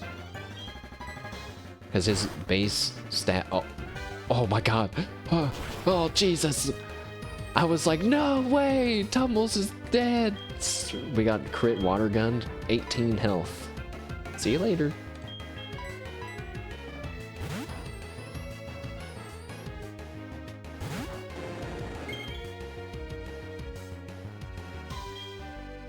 I tried to... Seeing this Gyarados reminded me, I tried to watch Shiori play Pokemon. I can't do it. She's so unwholesome to them at all times. I can't do it. It's kind of charming in its own way that she's just living her Shiori life in any game, but I don't want to hear about how she's only catching male Pokemon for her harem, okay? I don't like these themes in my Pokemon experience, okay? So I can't do it. But it is pretty funny. I mean, it's funny like watching her have these moments of like using dig against the flying type attack Pokemon and it doesn't work, and she's like, "What?" And I get to be like, "Hee hee hee." It's like watching a kid do something for the first time, and you're like, "Ah, I'm so proud of you for learning." She started writing down what Pokemon's weaknesses are, like the types, which makes sense, but she was doing it from the perspective of what is the type weak against? Or no, wait, or like what is the type strong? I don't know. It was in a way that I was like, that feels backwards. Like, that sounds so hard to remember that. Also, you can just look up a chart online. I'm constantly pulling out the Pokemon type chart. Especially because it's different in Heartgold than it is in the current game. Also, guys, there's a new giveaway Pokemon. And if you get it, it's from Wolf Glick. Pog Crazy. I used to think that guy was pretty cool. And then I heard him talking trash. Somewhat playfully, but also I think maybe not so playfully. And then I'm like, I don't know if I can jive with that. But you know, maybe he had the tournament. I just won the Pokemon tournament adrenaline flowing through him. He said something like, I forget how many people showed up to that event, right? He's like, so like blank amount of people all showed up to see who could be the best. He's like, and I beat them all, or something. And I was like, God damn. I mean, like, some of them were probably 8, but okay, you know. Whatever, man. I get it. I mean, at least he didn't like the one fighting, some fighting game winners get up and throw chairs and stuff. Oh man. I get jumping up and jumping around. I would definitely do that, even though I would try to act like I wouldn't do such a thing. I would like to think that I would still go over and tell my opponent, you know, nice fight, at least.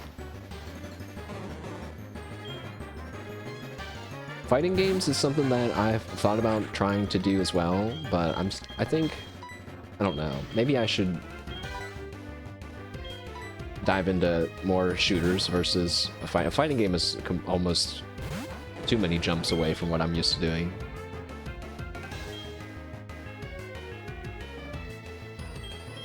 I wish that they would make... Oops, I didn't mean to do that. It'd be cool if they remade,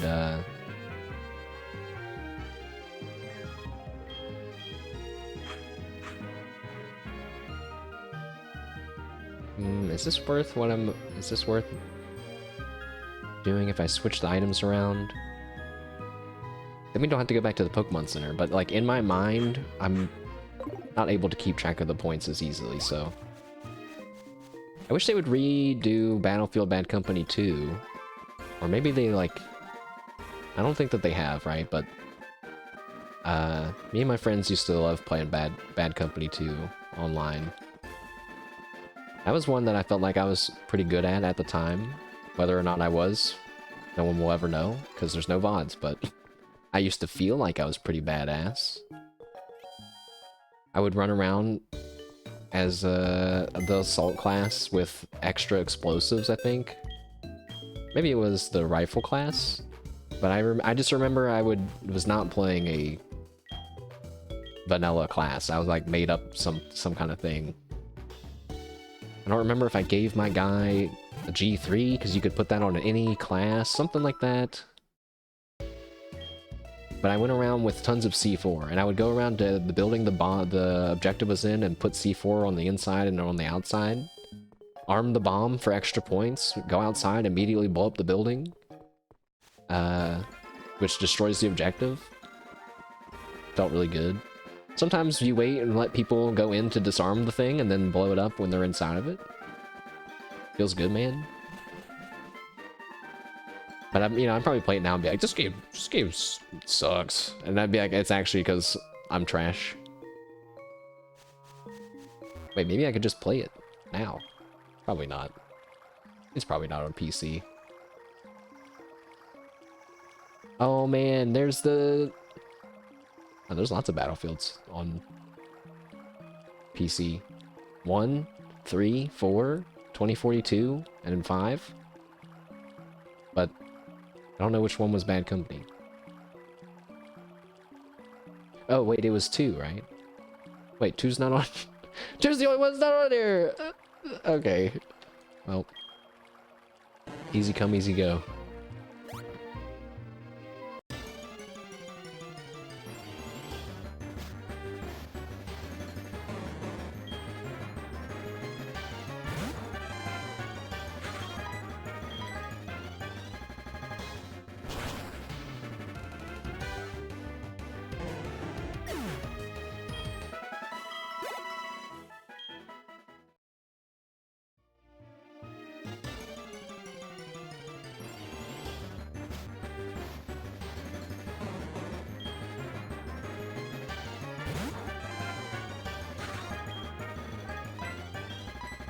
So far, even though I didn't really do ultimately did not do anything, even though I did a lot of things to my computer, I didn't actually do that much to solve my frames problem.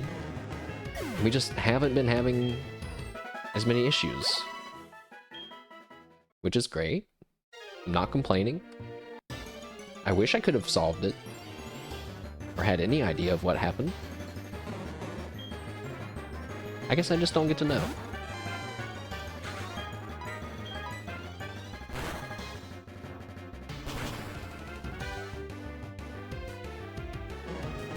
I bought a new Ethernet cord, but I'm kind of afraid to try it. I just bought one for the Switch too, because I just needed another one to have. And then I was like, oh, I might as well buy another one for my PC, I guess. Just to have two. I measured it this time, so it's not... I think I literally bought like an 80-foot or 100-foot long one before. Would you believe that it's way too long? So... I have like half of it coiled up in my closet right now.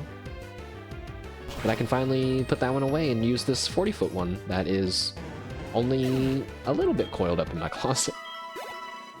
Okay, it still didn't fit exactly right, but I wanted it... Of course, you want it to be a bit longer than you think, I'd imagine.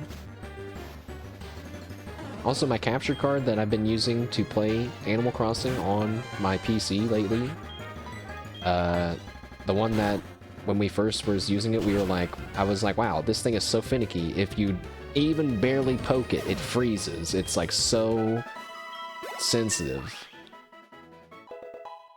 It was working fine, completely perfectly fine the other day. Turned it on this morning, no sound. Thought to myself, that's fine. Fiddled with a bunch of settings in OBS for so long. Never worked. Got pissed off. Unplugged it. Plugged it back in. It worked. And, and I was like, ah, you son of a bitch. You're still finicky, aren't you? Very well. I will remember this. We will simply have to be very kind to our mirror box. That's the name of my capture card. I could give it a shout out, I guess, since it is pretty good when it works. It's very simple.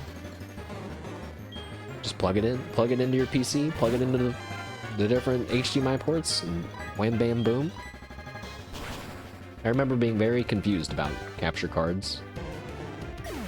If someone would have just told me, it's just something you use to make your thing connect to your PC, then I'd be like, oh, okay. But I like spent a long time trying to understand how they worked. I was like, I don't get it.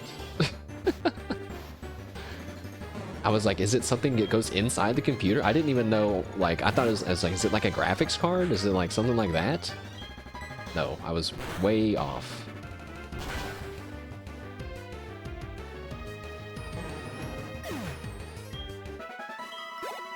You know, what's weird is that my monitor is not 4K. Oh, wait, it is 4K. That's right, because we discovered that on stream, where I said I had my settings for some game at just the 3000 whatever display. And you guys are like, why are you playing in 4K? I was like, that's not what that means, is it? Apparently it is. Apparently that's all it means.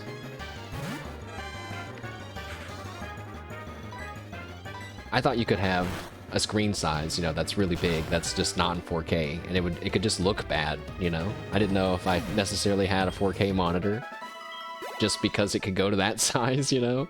If that makes sense. Like, maybe it's being forced to go to that size, but it's not actually a 4K, you know? Like, that's possible. But I guess I would know, I don't know. But anyways, my capture card can go up to 4K, and the Switch can also, right? It can also go up to... Wait, it's not 4K, it's... Or maybe it is. I don't remember now. But I just remember, I laughed because I looked at my TV. Guess what my TV can go up to, guys? It's a smart TV. I still have never plugged it in after I bought it like 2-3 years ago, but... 720p. Yeah! Woo!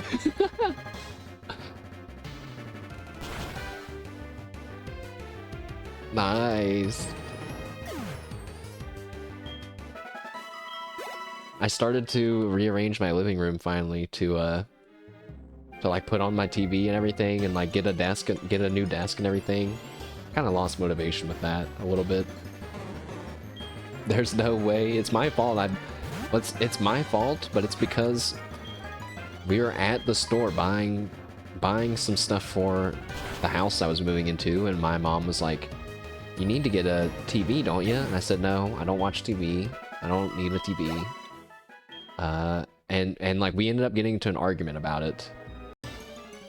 And I realized there's no, you know what's gonna be the faster way to get out of this is just to buy the TV and give up and just buy the TV. And so I grabbed one off of the thing. And literally there's the exact same size, everything's the same about it, but there's other ones that are 1080p. And I just happened to grab the really, like the worst one. You had a TV and ended up giving it to your dad.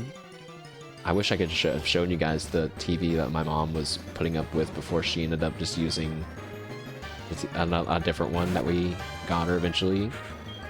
I mean, it was like... It was like static, like fuzz static on the screen, like constantly. You know what I mean? It seemed like something that a security monitor from a crappy movie would look like. Not a TV you watch in your bedroom, you know?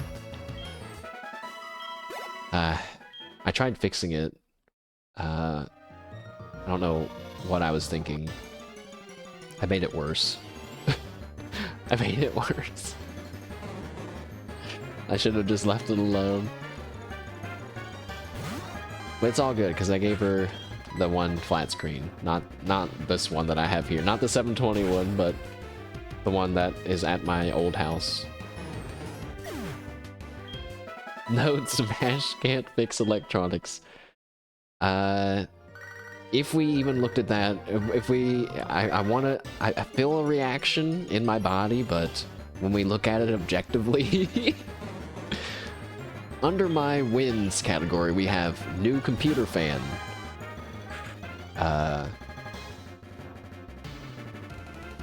You know, I am better with software, I think. You know, like I've learned OBS, some drawing programs, some other stuff, you know, on my own.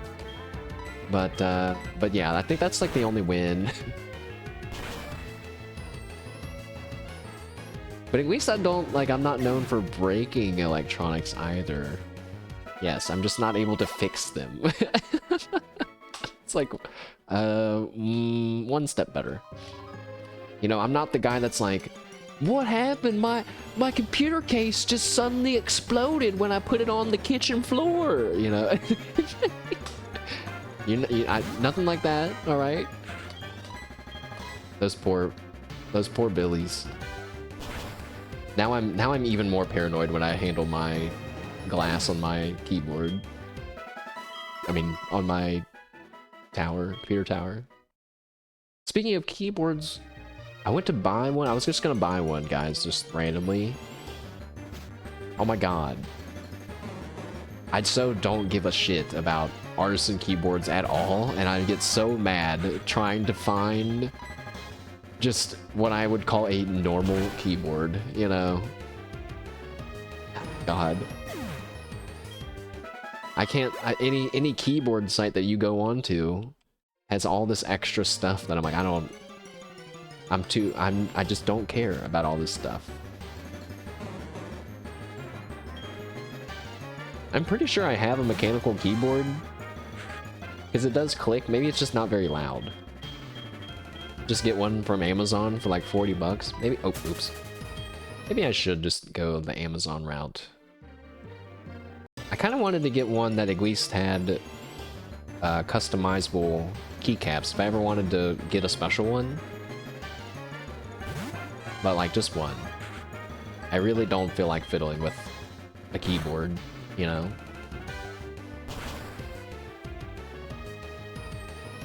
Iris was talking about some new keyboard that came out recently and how apparently she used to be really into keyboards and has like 3 or 4 of them. And then a lot of people in chat were all saying like, yeah, that's what happens when you get into keyboards. You just end up with the keyboard graveyard.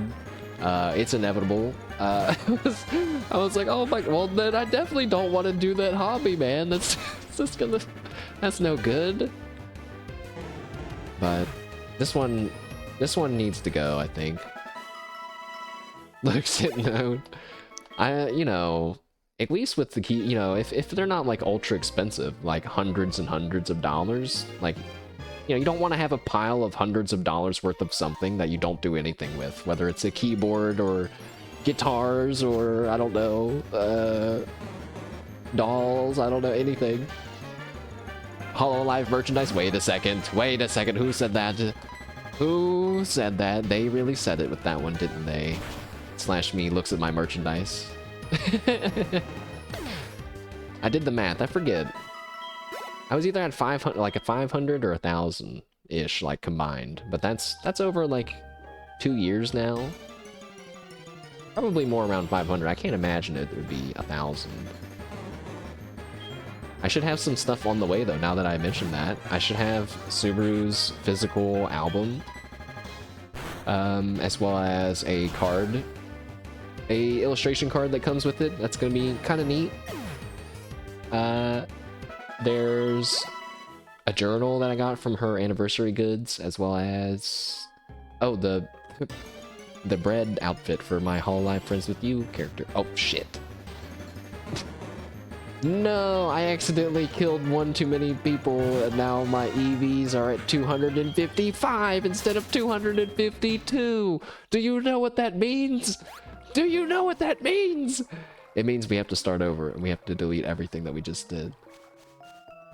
Just kidding. Can you imagine? No, it just means that I've now improperly trained my Flaffy. which is sad because have perfectly trained the other ones, but Flaffy will just forever be like this. Because there are ways to undo EV training. You have to give your Pokemon a berry. But if their EV stat is over 100 and you feed them a berry, it goes down to 100 instead of down by 10. So if I wanted to fix this wasted 3 points of an EV out of 500 and something, I would then have to go back and kill another 50-something Psyduck. It's not worth it. It's so not worth it. Alright, let's drop a save in case my power goes out again and we lose everything like that one time. That was so horrible.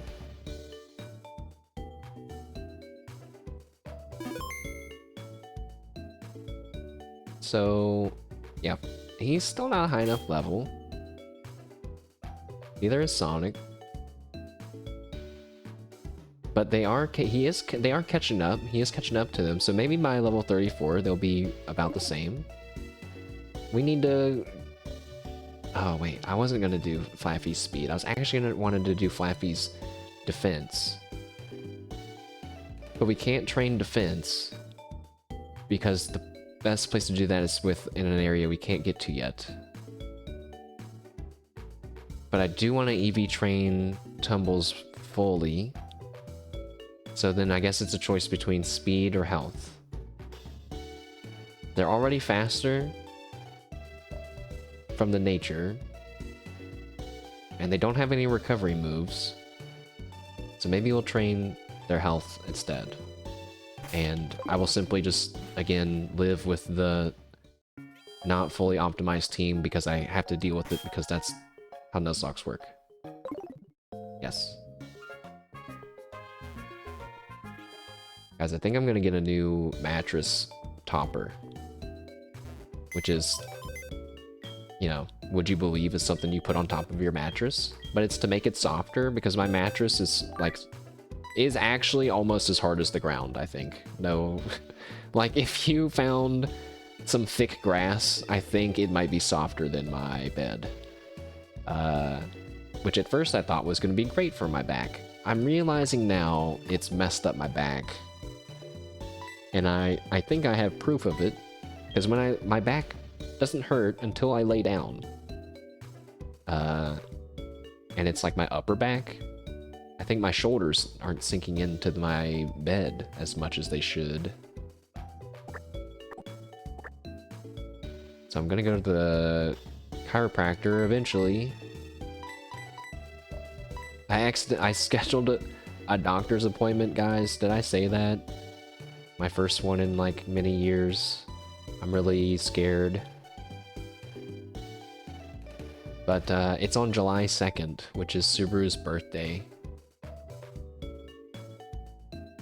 Now that looks really nice. But see, I'm gonna add a wrinkle into the mix here. That's gonna make you be like, man, I want a number pad. I want a number pad and the function keys, which, I mean, that one has the function keys.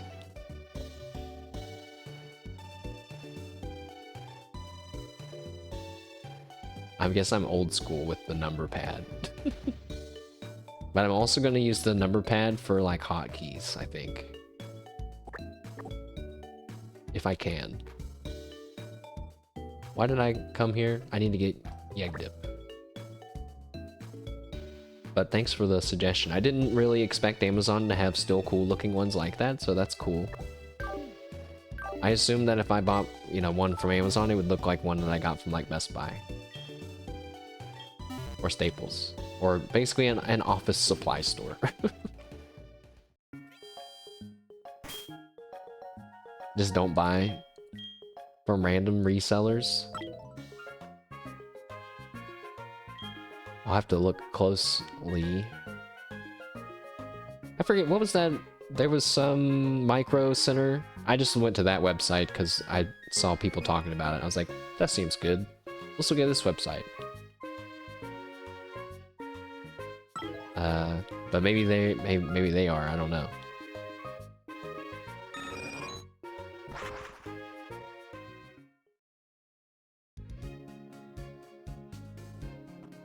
I don't want to buy a keyboard that I'm gonna feel bad getting putting my dirty hands on. I mean, on Amazon. I wasn't sure if Micro Center also maybe got their stuff from other places because their name is just kind of generic. Micro Center's goated, it's good? Cool. I'd never heard of it until, you know, just like recently.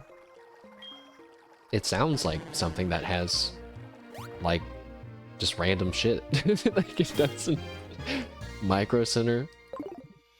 I don't know. Don't have any of those where I'm at, I don't think. So now we're in Slowpoke Well, because we're going to be killing now. It's the same thing, but with Slowpokes instead for a different stat. And there's no Slowbros possible in this, I don't think, so unfortunately it's going to be 2 points every time instead of 4. It's an upgraded Radio Shack? Is it genuinely Radio Shack, or is it that just a comparison? Radio Shack is... Well, look, it was like a tech store. I guess it was kind of like a tech store, but like you could go buy like music stuff, tech like headphones, like little drones, or like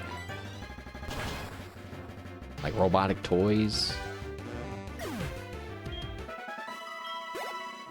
Did they sell radios at Radio Shack? Maybe at one point they did.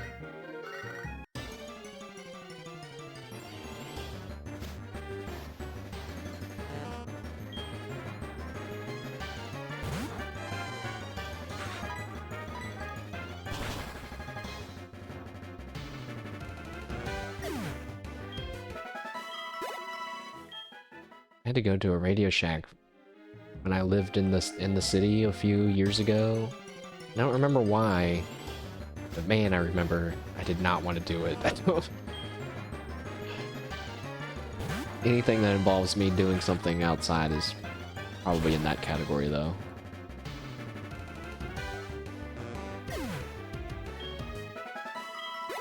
I think next Friday I'm gonna go to an art museum, though, so that should be fun, maybe. I don't know, actually, now that I say that, if I can go next Friday or not, but on the way is when I'm gonna look at the doctor's office I'm supposed to go to, so I'm not sure how to get into the building. And when I asked the person that was scheduling my appointment, how do I get into the building, she was like, oh, I don't actually work there, so I can't help you with that. I wanted to say, I see. Well then. You wonder what happened to the Hololive Keycaps collab? I think there is an Iris keyboard, for sure, that... Because I'm pretty sure she was talking about it, and she was like, I don't think they've showed it. Or no, she said she was surprised when they showed it, because she didn't know when they were gonna show it off. But I don't think it's the final design yet. I don't even, you know, I wouldn't want, me personally, I wouldn't want like a Subaru keyboard or any kind of Hololive keyboard. But if I could replace one of my keys with something for them, I would do that. But I don't want like a whole keyboard for them, I guess. If I had something like that, I would feel like I would want to hang it up. Or like put it in the little thing and be like, look at it. The Iris one is different. Sonic wants to learn self-destruct? That was like jarring seeing that. No, Sonic. You don't get to learn self-destruct in my Nuzlocke run. Sorry, man. I didn't know it was different, though. I didn't know that they were gonna have one. You never know. Maybe it was silently canned, or maybe it'll silently be released one day. I saw something that I thought was a funny observation from Suisse talking about, she was telling management about upcoming generations. They were like, you know, I know that you really like to do them in groups of 5 because when it comes to performances, it's easy to see who's at the center and other things, I'm sure. But she said, but that's not how video games work. Video games work with up to 4 players, like most of the time. She's like, don't you understand that you're making it hard for them to collab? And I was like, huh, that's pretty interesting to think about. I never would have thought of that. And then they were like, Advent is 4. And I was like, no, they're not. And then I was like, well, they count as 4 when it comes to like how many people are in the video game, you know, because Flamoko share POV most times. You can't get a full league team with 4. This guy, oh my gosh! Imagine if someone would have said that back to Suisse. I don't even. She probably doesn't. Would she even know what League of Legends is? I don't even know. How many people on League of Legends? 5? Probably 5, right? You can't get a full Overwatch team with 4 either. Shrug. 5? This. So see, what's everyone's excuse then, huh? How come no one's been playing League of Legends? Is League of Legends even... No, it has to be popular in other parts of the world. I was gonna say, is it even popular like in Japan? But... Felt like that was a silly question. Don't they have... Aren't they global? Who's the top country in League of Legends? You're pretty sure Lapis plays it? The only times I see them playing games like that are when they're on Twitch. It's usually Overwatch, or Apex, or GTA RP, actually, lately. Toa's been playing some GTA RP. I thought that was really cool that she likes GTA RPing that much that she's doing it with, you know, another group as well. Thought that was cool.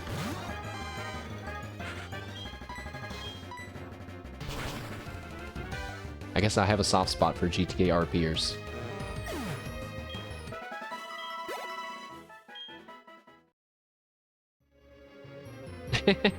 Don't man... You can't man me. You can't man me. You can. You totally can. I'm an old RP friend.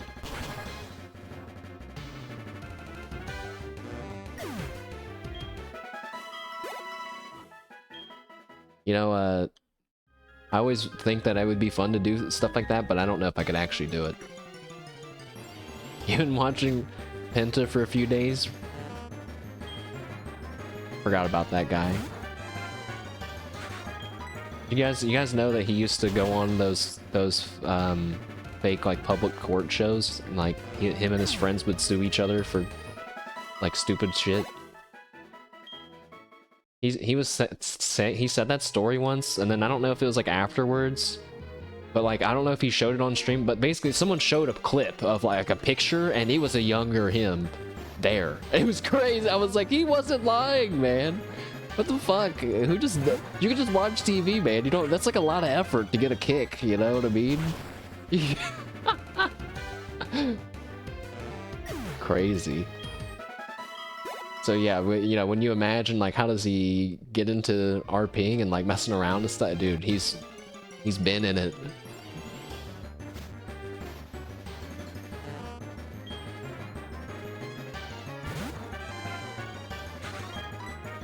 Oops. The annoying thing is that we're gonna have to cancel Flaffy's evolution. I'm trying to tell myself it's not gonna be a big deal, but I feel annoyed by trying to remember that fact. But I try to get over it by telling myself, look, I only have to remember to press B 14 times, because we're gonna over level by like 14. So surely I can do that and not accidentally let them evolve. The bad news is, like, you know, stat-wise, Flaffy's not going to be that strong going into this next gym fight. But the good news is that they also have not fully evolved Pokemon, so we'll be okay.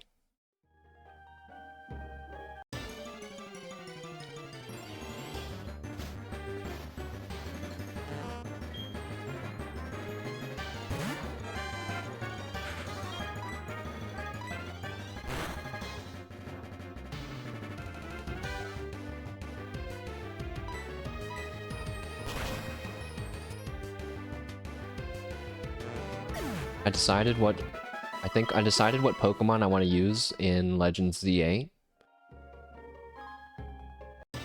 But now I'm thinking maybe I shouldn't say because it's a spoiler, I guess. You found it? You found the clip of them in the court show thing? I swear it was just him standing there in like a white t-shirt or something. It wasn't like... Yeah, yeah, it was on Jerry Springer. Oh, I thought it was like a different kind of show. But yeah, look, yeah, that's... Yeah, there's this white shirt. Yeah, that shit is...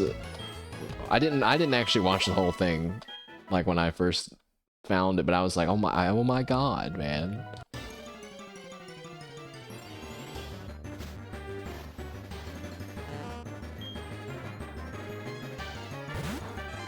You know, they probably, Jerry Springer, they probably don't care if it's real or fake as long as it looks real enough for people to be interested, you know? So, screw it, I guess. In fact, if it's real, that might make it kind of heavier, you know? Like, if it was really real and those people were genuinely airing all these grievances for the first time, that might be chaotic. In a bad way, chaotic. You know, like, make everyone feel awkward, chaotic. Oh, I'm so stupid. I got rid of Cowbell, and now we can't heal. Well, we're gonna be doing this for a while. We better go get him.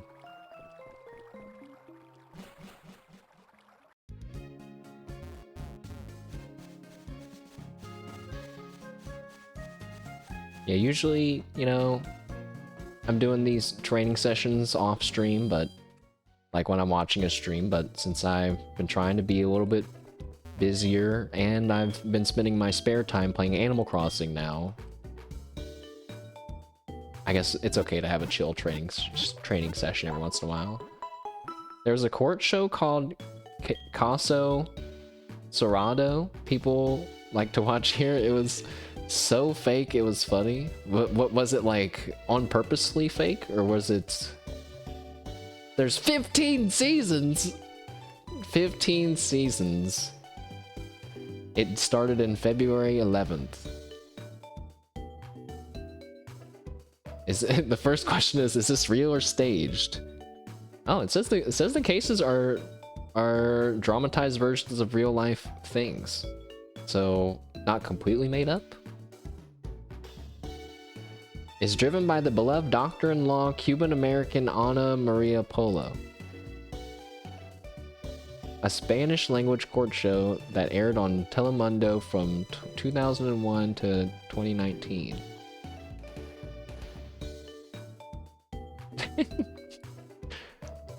Well, maybe we'll watch it someday. Maybe we'll watch it someday, I don't know. Now underneath 2 Point Hospital, I've written down the name of this show. Can you imagine? No, wait, but it's 60 minutes long. What if we booted up an episode and we saw Penta there too? I think my sides would explode. Like, what? It'd be like that gif of Leonardo DiCaprio slowly getting up and pointing at the screen.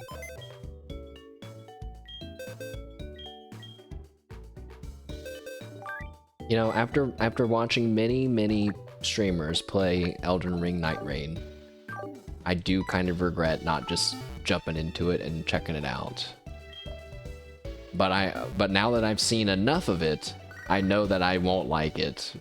But it's really interesting to me from like a game play point of view, you know? But I can see where people that like really loved Elden Ring for maybe certain reasons might not like this, but I think this is actually cooler. And I wish there was like a Dark Souls version of it, because I'm like, I don't know all this stuff about Elden Ring. I don't know about all the spells and all the weapons and everything, but I know about it in Dark Souls. You know, and I could do it in there. Of course, I could just learn, but yeah, I was like, this is cool. Than I thought. At first I thought it was just like a boss rush. Then now I've learned it's like just a wholly different thing. I wonder if they'll ever make it like a true battle royale, where it's just solo, and you and like, I don't know, 20 other people, and then you fight it out. I mean, I don't know. Maybe they thought that that would be like too boring, but I think that that sounds almost cooler than the boss rush thing. There's a lot of strategy involved, I guess, more than I thought. And the fact that it's a roguelike makes it less frustrating, I think, when you die. Even though they already took care of that by making it less linear in Elden Ring. I think if I did Elden Ring again, I would just go full pyromancy like I used to do. Even though I was trying to rock the fists before, with little success. I might have been punching too high with that playthrough in 2 ways.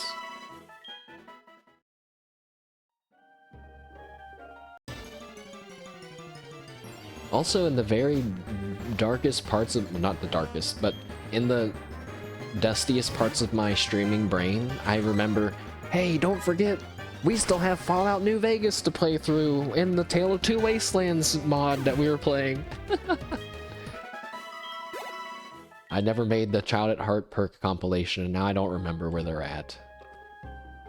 I coped by telling myself maybe one day I'll pay someone, I'll say, hey, go through these Fallout videos, find every moment where the Child at Heart perk came in handy, make a compilation of it, and I'll pay you for it.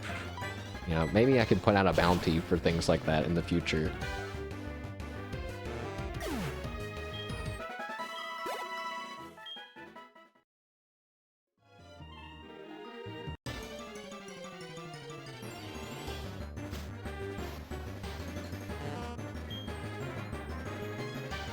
Oh my god, I just remembered.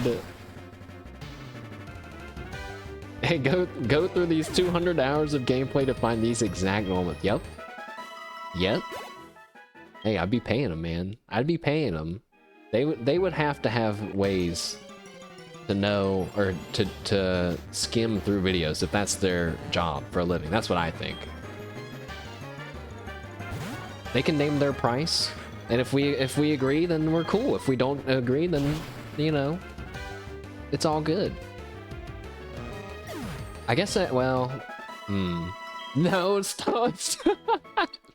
Don't. Do not ask Grog. That shit is so funny. It is so much funnier saying Grok than, like, pretend asking Grok for things than ChatGPT. Holy shit. Like, when I imagine ChatGPT personified, I just see a businessman, you know, just normal. When I imagine Grok, I'm imagining some some sort of mutant, some short mutant freak with balding, weird, rippling skin. And what's even crazier is that people are asking it for help and stuff. I love how on Twitter now, I can have like 4 separate ways to ask Grok something, by the way. That shit is so definitely appealing to my interests as a user, to have 4 buttons to ask Grok about something at any time. Grok, did you hear him?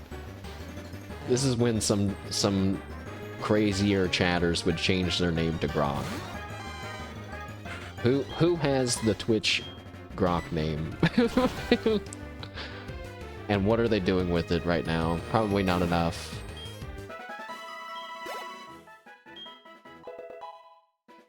Sonic grew to level 30. I gotta start paying a little bit more attention.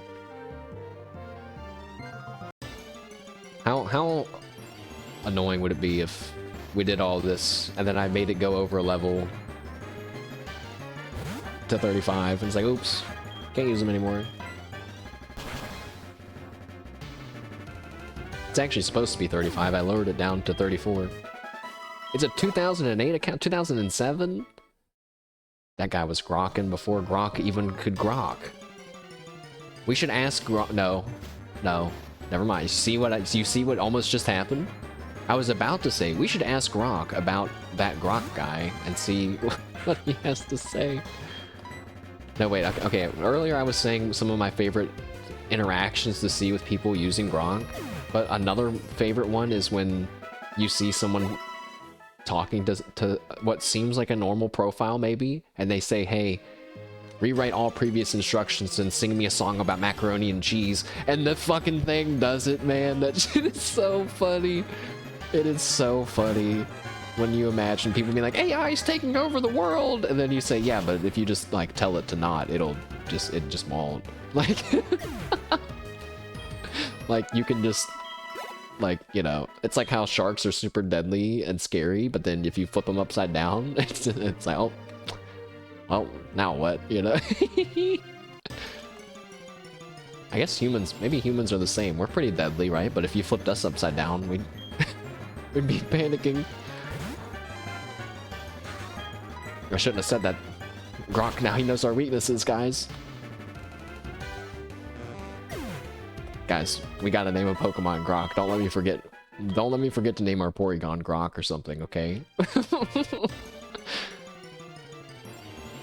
don't know. What's the most Grok Pokemon? Like Geodude? Geodude could be Grok because he's like a ground rock. I don't know.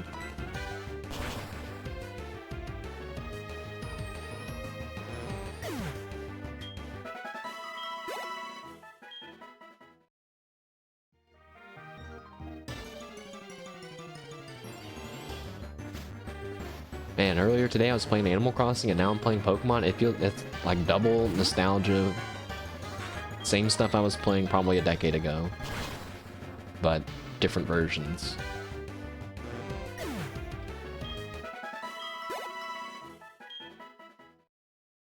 I saw gameplay for that new MMO that's coming out.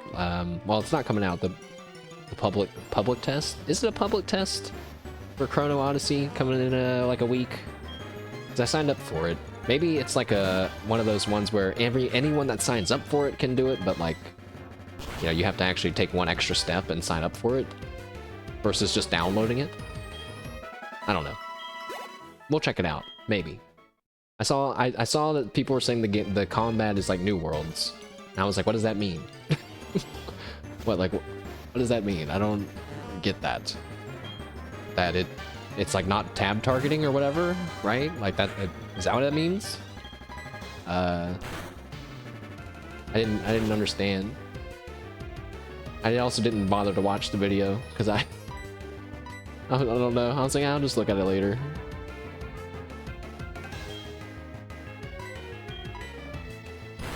I'm gonna check it out. Oh shit. Wait, you're level 20? You're a level 25 Slowpoke? Hold up. I'm not risking it. We've come so far.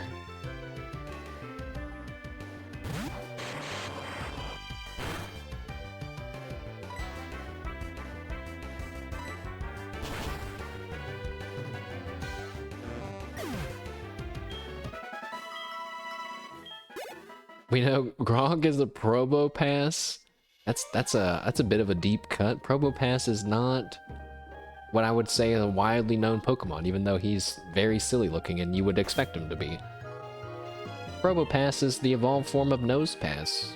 When I was a kid, I thought Nosepass was really stupid. Now, I see how wrong I was. You mean there's a magnetic rock? There's a rock-type Pokemon with a magnet in its body that makes it face north at all times, and it also just happens to look like a giant nose? It's a nose compass. And then it evolves to get a hat and a mustache? It's like, okay. Sure, Pokemon, why not? But you know, thinking about like cool evolutions, unexpected evolutions, I'm getting really excited for this Digimon game that's coming out later this year. Because I keep seeing clips and stuff, and I just see a lot of Digimon fans that seem to have played a lot of the other games that are like, oh man, this one's gonna have this just like this, but better. You know, it's like, oh shit, like they're getting really hyped up, guys. It's gonna be good, I think. I think it's gonna be good. I'm a little let down in myself that I didn't play through Digimon Survive, but that's kind of a standalone visual novel experience. The combat kind of made me feel sad about that, but I should get over it to play it. Maybe I'll play that when I'm at home. This other one, though, is like your typical RPG grinding kind of thing. And oddly enough, the reason why I stopped playing Cyber Sleuth was because I was overwhelmed by the amount of grinding that was required. I saw a lot of other people complaining about that exact thing. They were like, I hated having to get a Platinum Sukumon and have him on my team so that way we could get the experience boost, that way we could do this and we could do this, you know? And I was like, yes, yes, yes. So hopefully this next one won't have the same experience grinding problems, but I understand what I'm saying. That's kind of what's in every Digimon game.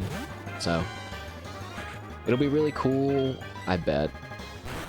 Because I think one of the partner Pokemon is partner Digimon is I forget his name now. Demi Devimon. The baby Devimon. That's basically just like a ball with wings, bat wings, and a mask. So that's kind of cool.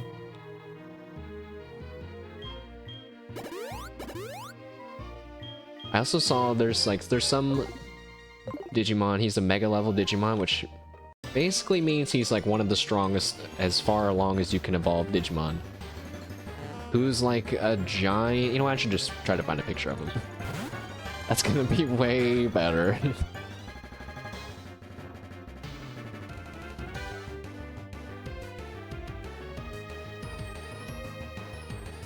You know, all I did was type in Digimon. Yeah, the next game is Digimon Time Stranger.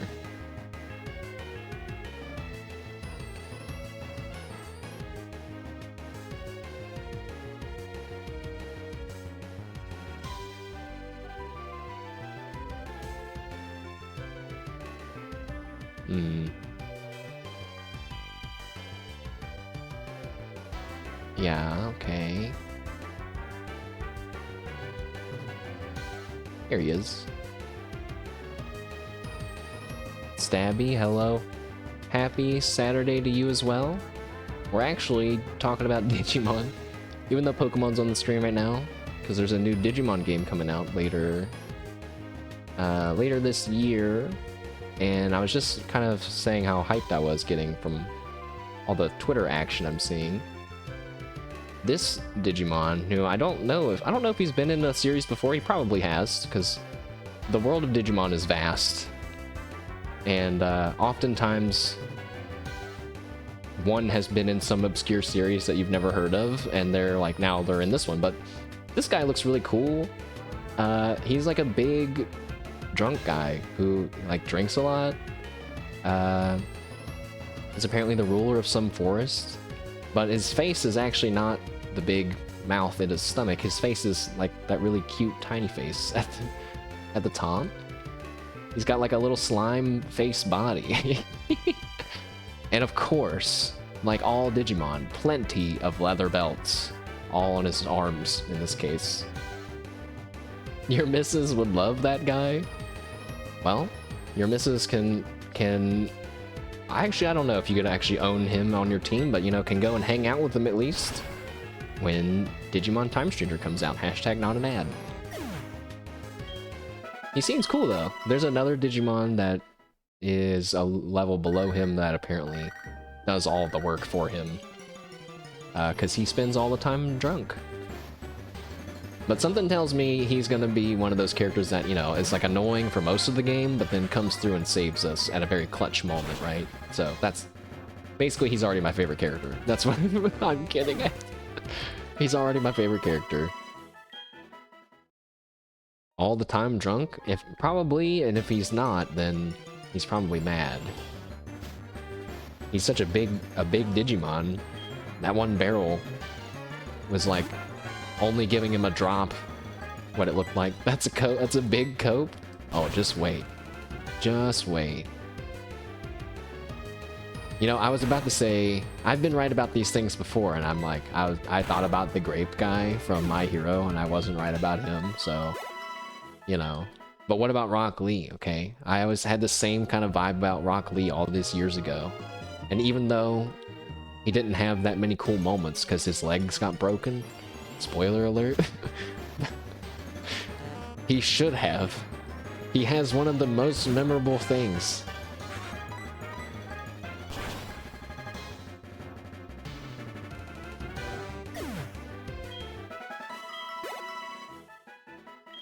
You guys see, speaking of older, well, I was thinking about Naruto and then I started thinking about Bleach again.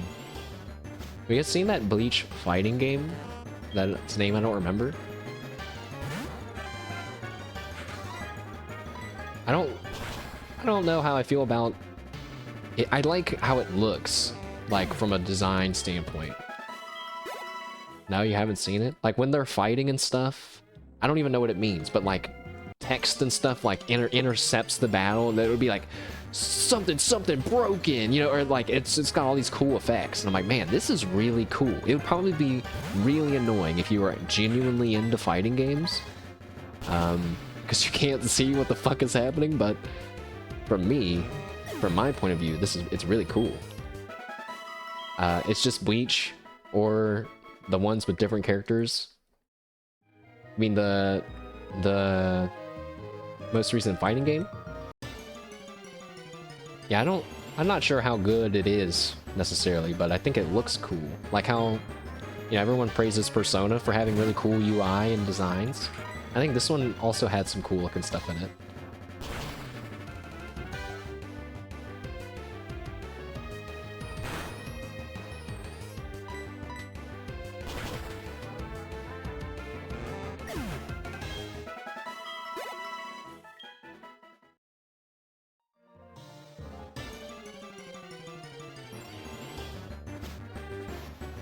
You know, I actually tried to watch some anime the other day. I was like, I don't know where to watch anime from anymore.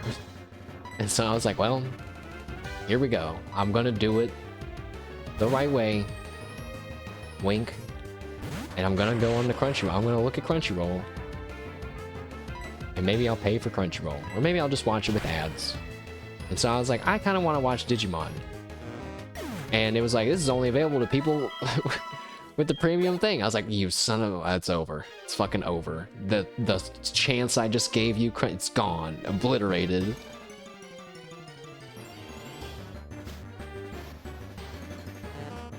I'm kind of confused with the Digimon timeline, if I'm being honest. I don't remember what I've seen, what I haven't seen, what's canonical to what group, and then they did the reboot, and now, you know, I'm a little confused, if I'm being honest. Gotta swap.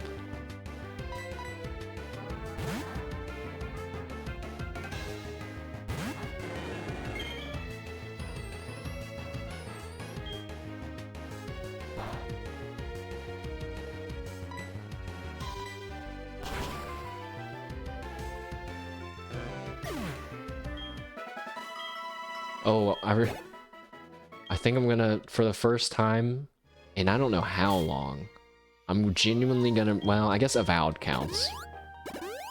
I was gonna say, I'm gonna preview or pre-order a game for a pre-order bonus. Crunchyroll is good and cheap.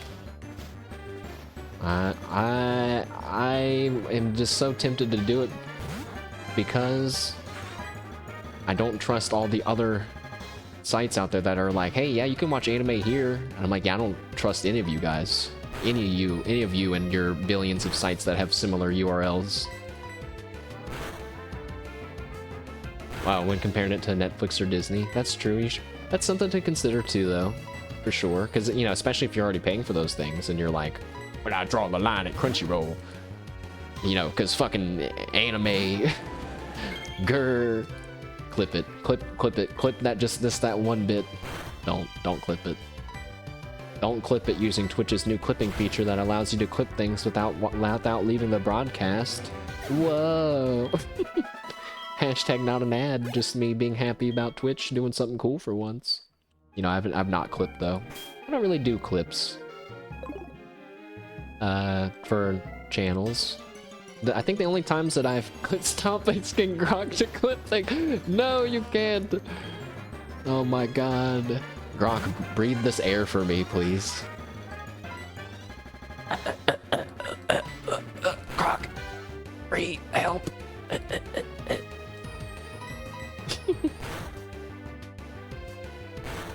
Grok. Dude, how long before he just sells a Google Home-like thing, but it's just Grok instead? And then you find out that it's just Grok asking Google Home for help.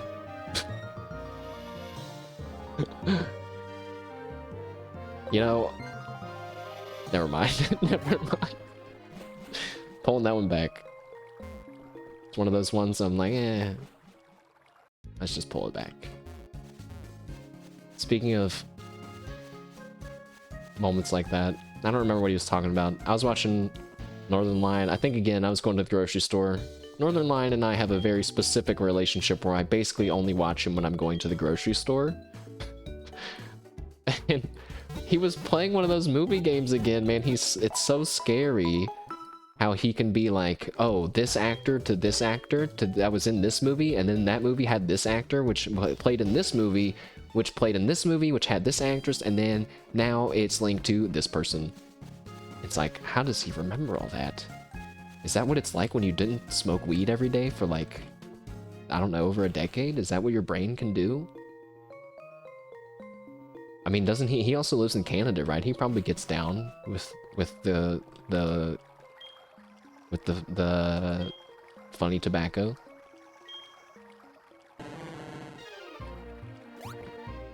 I was just thinking, do I have any knowledge of anything in that depth? That depth? And I was like, maybe only Pokemon. Like, what if there was a Pokemon version of that? Because then it could be something like, oh, Flaffy learns... But it would be too easy, because you could be like, oh, such and such learns Protect. Every Pokemon can learn Protect. Done. I have now instantly linked every Pokemon with every single Pokemon.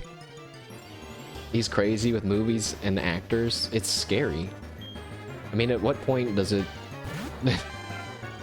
At what point is it more alarming than it is impressive? I mean, it's already hit that point for me, I guess. It's freaky. Sonic's grown to level 31. So they're still... He's growing a little bit faster than Flaffy is, I guess. So probably by the time, you know, Flaffy hits 34, Electrode will also have hit 34, and we'll have already given the experience share to Gyarados. So probably by the end of it, we're only gonna have to level Gyarados up like a few levels, and then we'll be ready for our gym battle. And the sad part is that we're not going to use Madfish or the Electrode ever again after this. Unless someone dies, I guess. Sometimes I wonder, I'm like, is it worth training this roster of Pokemon, or should I just go in with the same team? But then I think, well, if you go in with the same team and lose, though, then you have to have an extensive training session to get certain party members back up to like 30 levels or something. Versus this is like we're doing it as we go, which feels less mentally taxing, but it's definitely making it longer.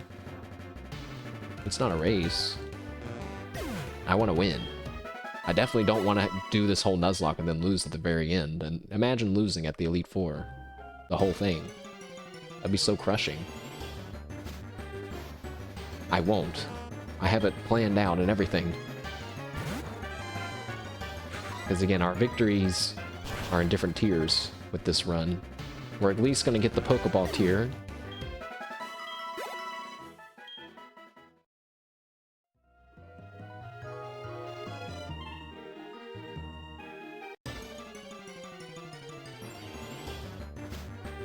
And I really want Shake Shack. I thought about it again just now. I'm not going to do it though. I'm not going to do it with chat as my witness. I'm not going to order Shake Shack until, I don't know, at least a week. Probably 2 weeks. I'll tell you guys if I do. I feel like at this point, don't I have a record for being pretty honest? You know, to owning up to these kinds of things. For example, when... Who was it? When Turner died off stream, and I still wrote his death down as an official one. You guys didn't have to know about that. He could have still been alive, but I would have known.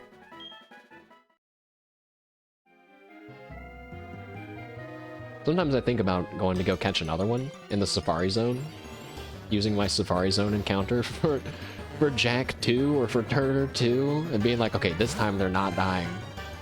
But it's really not worth it.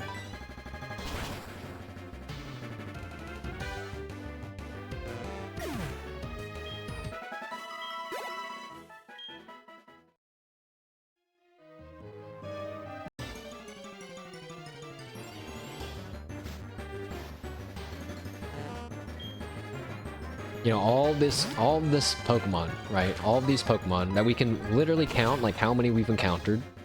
It's like around 150, you know, for the other one, and then like the Slowpoke, for example, be like another 150. I've done this for 4 or 5 Pokemon, so you know, 300 Pokemon per person. You know, not even 300. No, wait, yeah, it is 300. So 300 per Pokemon, 3 times, you know, 5, 1,005. So, you know, real basic estimations, around 1,500 to 2,000 Pokemon encounters just from training. Adding in all the other encounters from just running around in the game. I'm gonna get a shiny Pokemon, guys. We're gonna get one in this fight. It's gonna happen. It's gonna happen. And I'm hoping for it so hard. I want one! I want one! In the playthrough, please! Tell that to Mikochi. Give me a... Watch this. Here we go.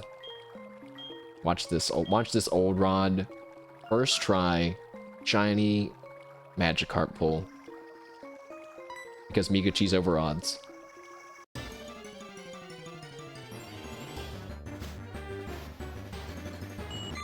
Okay, well, it's Goldeen, so it doesn't count. Get out of here! I didn't even know you could catch anything else besides Magikarp with the old rod. Well, you guys might have rolled your eyes at that, but if I would have got the gold Magikarp, instant clip, instant humongous gargantuan clip. I would have to be like, Mikochi, I'm so sorry. I'm so sorry. And I'll say, I would just have to name it after her though, right? And then we have to use it on our team. Even though we already literally have a shiny Gyarados. True. The real farming would be to say that every time and cast the rod every time. No, it wouldn't sound legit. Can't fake it. I don't have it in me.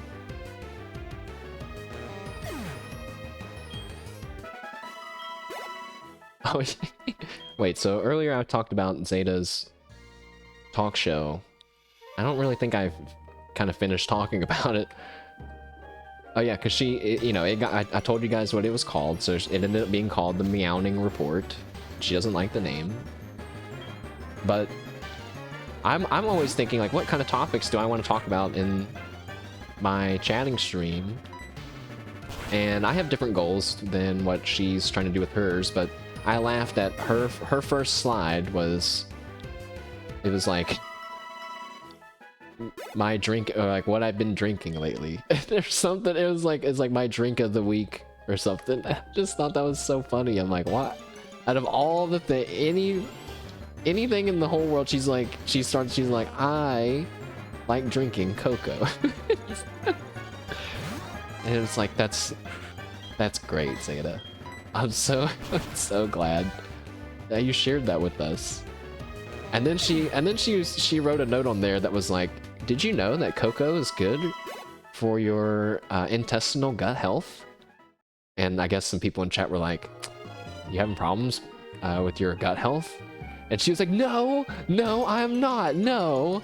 No, and then it of course devolved into a conversation about pooping and how regular the pooping was.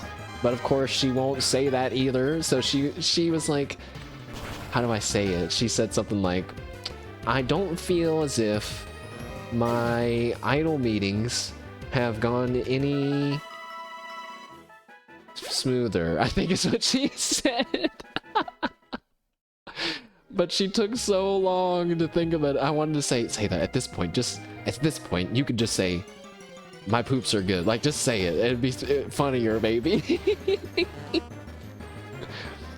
She is really, she has her own charm for sure that I was unaware of. I mean, just the other day, I was like, man, I'm deep in it, aren't I? But I was thinking, I don't have enough time to get to know all of the Hololive streamer, all the VTubers and streamers, and not even just Hololive, but really people in general, to like get to know them at the same level that I know some of my favorites, because I'm sure I would like them too, other ones too. But that's why I don't get the people that only watch just one and like that's it, and they have no interest in any others. I'm like, how is that like possible? I don't get that. I'm not saying it's wrong at all. I just can't imagine that. Because, like, yeah, I don't know. Like, I probably started watching Zeta more because Shiori was collabing with her all the time, and I just felt like they had a really cute, kind of chill vibe going on. And then tuned into one of her streams one time, and then ever since then, been doing that more regularly. And I feel cool because it's like Kyla's gen mate. And Kobo doesn't stream that much, so there's not really that much of an option to watch Kobo anyway. But I think because she's very busy. So all of them are very busy though, it seems. I saw from the guy who does the Bibu's gone for a trip and I'm doing a never-ending live stream guy posted that Bibu's gonna go on a vacation for 2 weeks soon. I didn't hear about that. And they were like, oh my god. Like, they're gonna have the stream up the whole time. But did she say that? They were streaming Elden Ring Night Ring when I woke up this morning at like 6 a.m. or something. Her, Iris, and Cece had just started.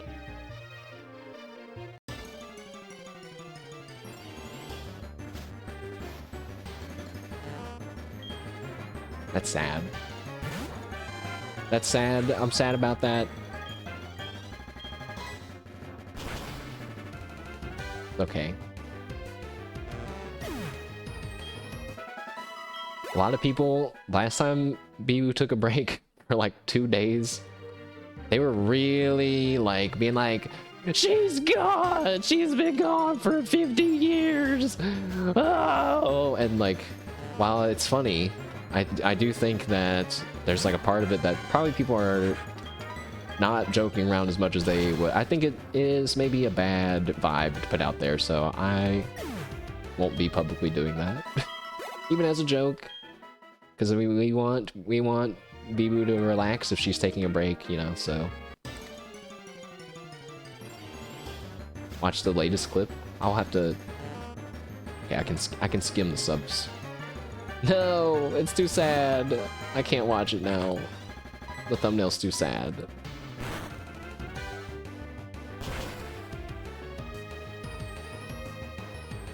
Is she gonna see her mom? That would make me feel better.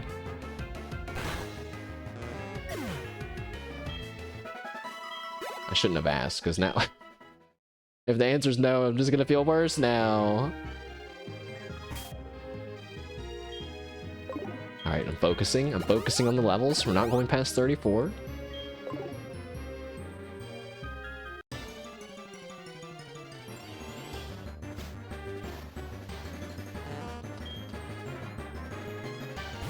What's even scarier when I'm doing this off stream, I have the sound turned down, and I can barely hear the game. Sometimes I wonder, I'm like, what if I pull a shiny Pokemon and I don't hear the twinkle sound? You would guess yes, because she said she's like going on a trip. Hopefully. I mean, I guess she could probably find enough stuff to do in Japan for 2 weeks if she tried, but it would also make sense to have 2 weeks to like travel back and be home for a bit, and then that 2 weeks is enough time to travel back to the States, I guess, is more what I was thinking with that. But yeah, I'm sure. Oh gosh, I'm sure it's gonna be a lot of. She's gone! No, she's gone!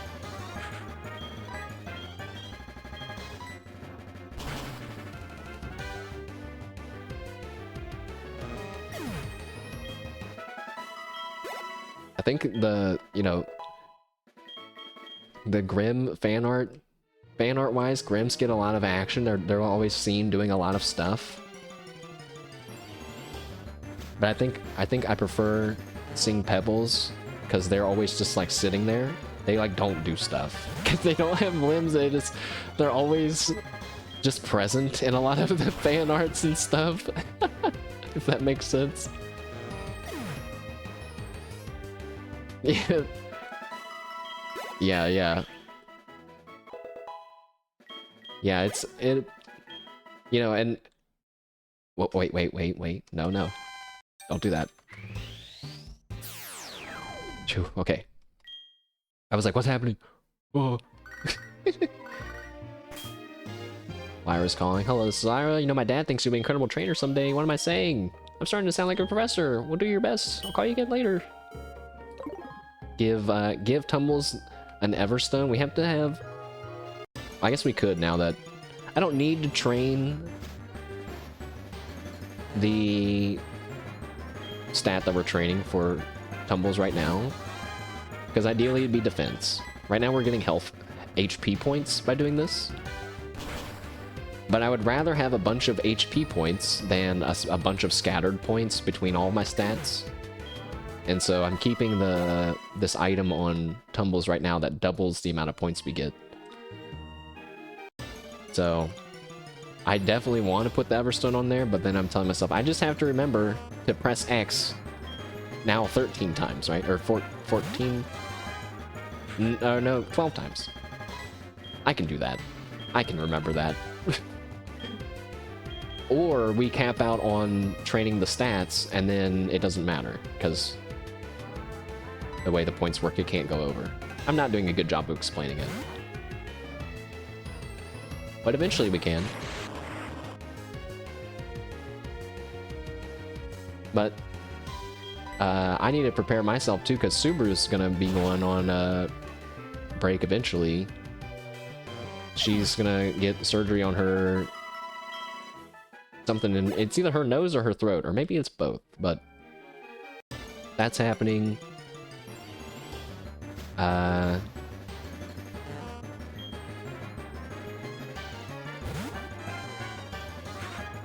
Something tells me that we're still going to hear about her, though. I'm really not that worried about, like, not hearing anything. Because she's just such a social person. I could even see her doing some of those streams where, you know, the person doesn't talk and someone talks for them, you know? But those never work out, though. The person always talks a little bit. They always make noise. A TTS stream. I was about to say I don't think that she's technical enough to do that, but that is probably not true. If someone showed her how to do it, she could totally do it. Like Callie's, yeah, or just be like Mume and draw on the screen, or be like Kiara and just lip sync with puppets. You can literally do anything, but of course, if she wants to rest, if her body is tired, and she should not stream. But I was just thinking, you know, we don't know how long her voice will be out of commission. She might be ready to stream and wanting to, but just can't really speak that well.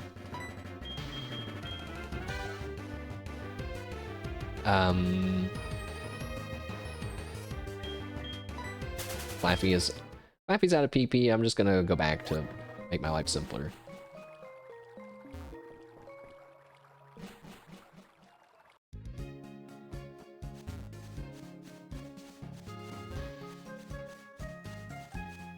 Tumbles almost looks like they're not walking when they're behind me. It kind of just looks like they're sliding around. You can like just barely see their little back leg kind of moving back and forth.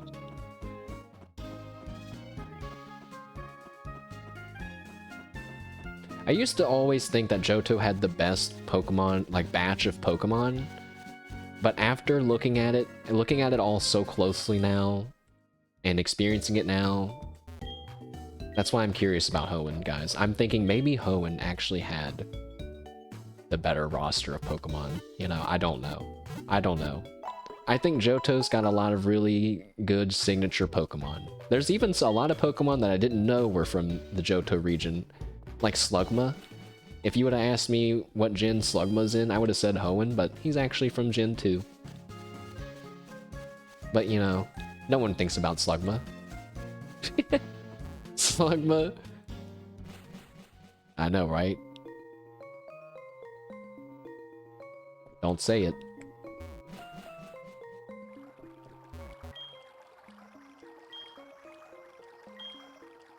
But yeah. You know, every gen has their what I'll call the little Billy Pokemon. And if it's your favorite, it of course it means nothing bad. But it's like the one that's like the pseudo legendary, right? Like Dragonite, like Tyranitar, like Salamence, like Metagross, Garchomp, Baxcalibur, I guess, from Scarlet, even though I don't think he's nearly as cool as any of the other ones I just said.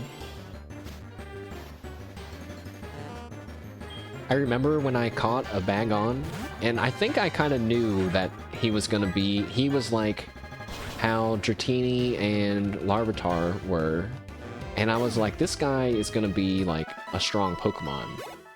And I remember reading his Pokedex entry about how he wanted to fly. Bagon? Isn't that how you say it? Bagoon? No, it can't be Bagoon. There's only one O, and I don't want to have to say Goon. Bagon. Bagon. Bacon. But he evolves into... Hold on. I feel like this story needs properly shared with a visual for the unaware.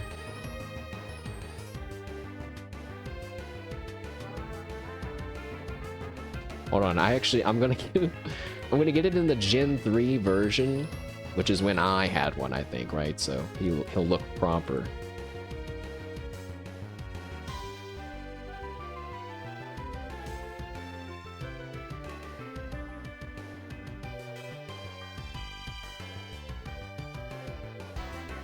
So this guy is Bagon, and he's a dragon Pokemon, but he looks kind of like not that intimidating, right? He looks kind of like a wimpy dinosaur, like a punk.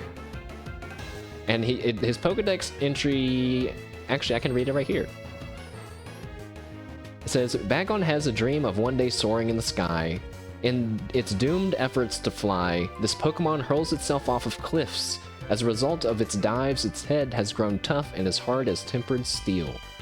And I thought, that's cool that he wants to fly. Like, I don't know, you don't hear about Pokemon having dreams like that. It's usually just like, this Pokemon lives here, they do this. Then he evolved into this. And a young potato, myself, I don't know what's happening, and maybe you don't either, but I was like, my Pokemon looks lame now. You know, I was like, what the heck is that? And he evolves at level 30 and he stays like that until level 50. I remember having him for so long. Inside Shelgon's armor-like shell, cells are in the midst of transformation to create an entirely new body.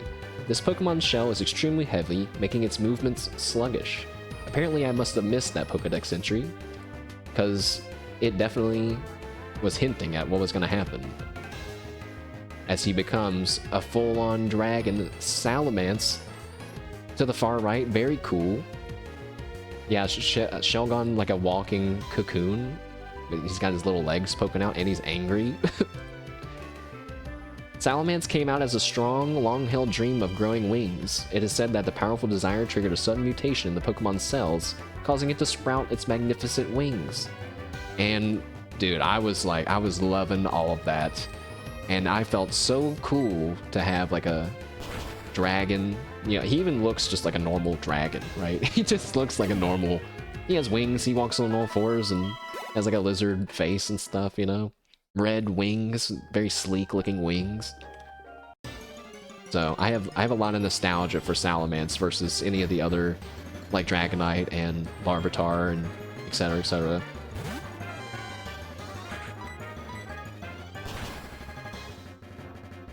One of the few moments where I got to witness the Pokemon's evolution, like, you know, blind, you know, and it was a cool one instead of it being disappointing.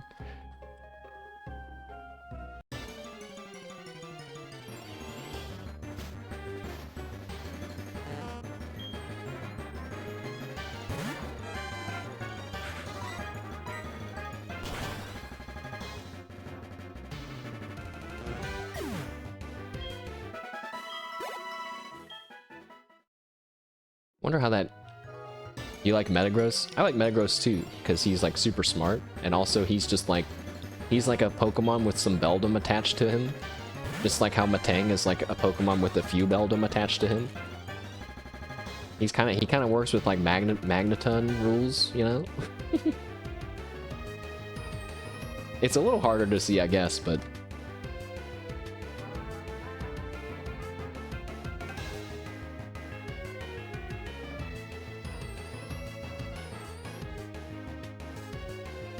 See, on the left, he's just a leg. If you look at the back side of Beldum, he has the little 3 claw marks, like is on Matang in the middle. So he gets 2 arms, 2 of them form, and then they kind of combine in the middle, and then 4 of them form a Metagross. And they become legs. Also, Metagross is like super smart. I think I said that already. It folds its 4 legs when flying. Its 4 brains is said to be superior to a supercomputer. It firmly pins its prey using its 4 claws and large body. Then Metagross uses the mouth on its stomach to chew its prey to bits. Okay, that one was like less wholesome and more visually disturbing than I wanted it to be. Metagross has a mouth on his stomach? He has a mouth on his face, though. Does he have 2 mouths? I don't want to look at the bottom side of a Metagross. Shiny Metagross, though, is like peak perfection of a shiny. It's silver and gold. It's great looking. Very good. You know, I know that I was already planning a Pokemon team, and I even shared it with you all, like what the plan was.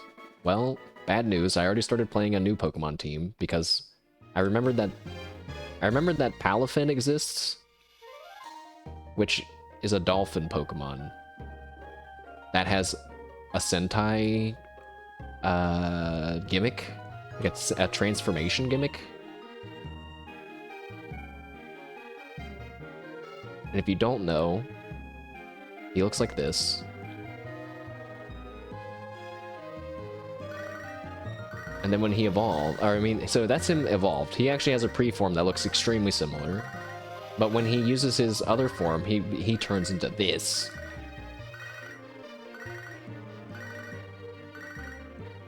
Also, Todd, shut up, Todd! Leave me alone!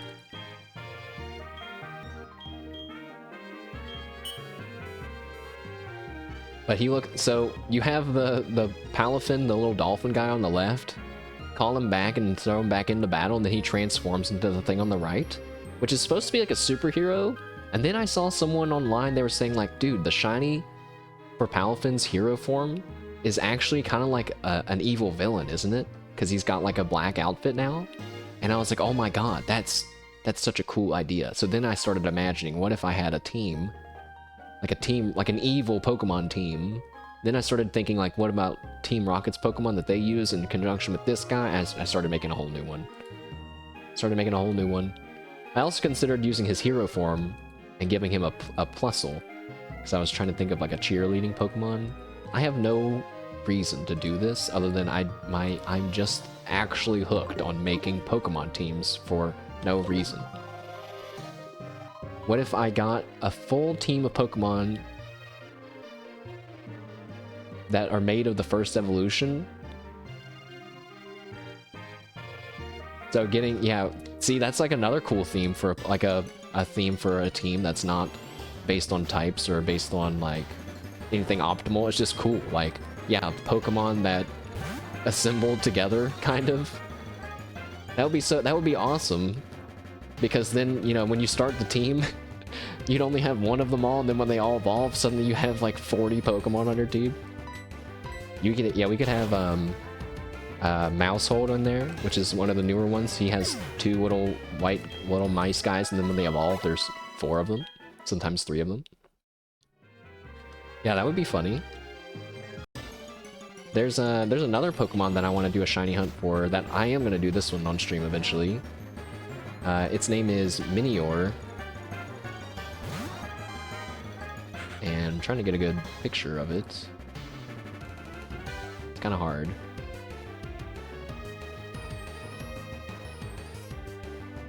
He's cool looking though. Minior is a meteor Pokemon, and he looks like this. So the little white bits that are poking out of him are actually like his body, and he's surrounded by like a meteor shell. When his health hits half, he breaks out of the shell, and you can see his like colorful form. You can have one of the 7 different colors, or a shiny form is a black orb with multicolored spots. And he's just really, really cool. Like, very unique Pokemon that I don't feel like gets too much attention. And he's rock flying type, which is pretty unique. Not wholly unique, because that Aerodactyl is as well, but he's pretty cool. Yeah, the person could have Aegislash, the sword Pokemon. Oh, they could have made it have even more swords? Well, there's... I think he starts out as 1 sword, and then he can evolve to 2 swords, or 2 swords and a shield, maybe? I never actually used him, but there was a time where the one with the shield was like a meta pick. Because he has some good ability, I don't remember now.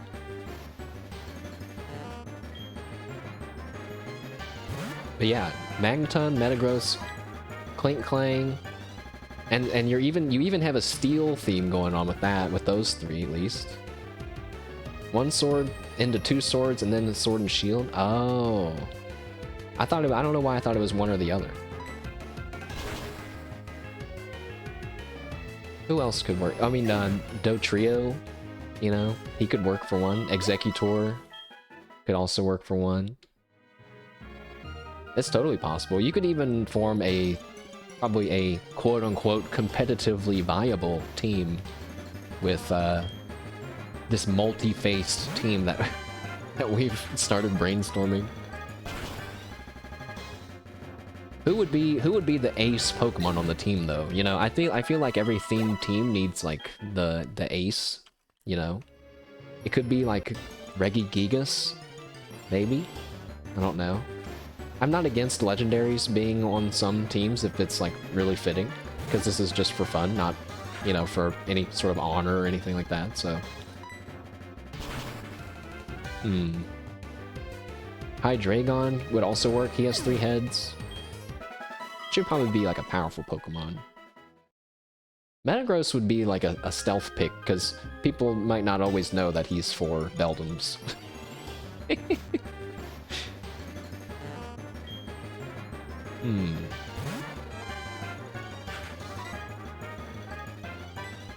Yeah, I don't know. I wonder like what's the most obscure kind of team you could make, where it's like all of these Pokemon have exactly, you know, 1 I don't know.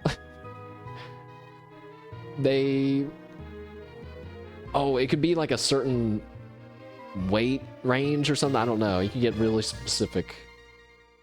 That would be fun if they had like a a tournament where it's like you have to pick Pokemon. Well, they do that sometimes. It's like a baby cup, and you have to pick baby Pokemon. But I was thinking like Pokemon that weigh under 100 pounds. Good luck, you know. It could be kind of fun because you would definitely not know that off the top of your head. And some of them are deceptive. Like I think Coughing is actually just completely filled with air, so he's very light. Even though you would think he's like a big heavy rock, maybe.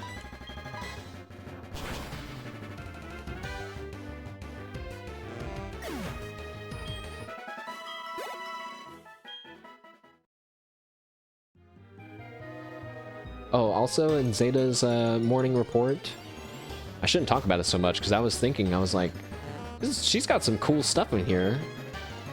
Ash lifting a 70-kilogram Larvitar.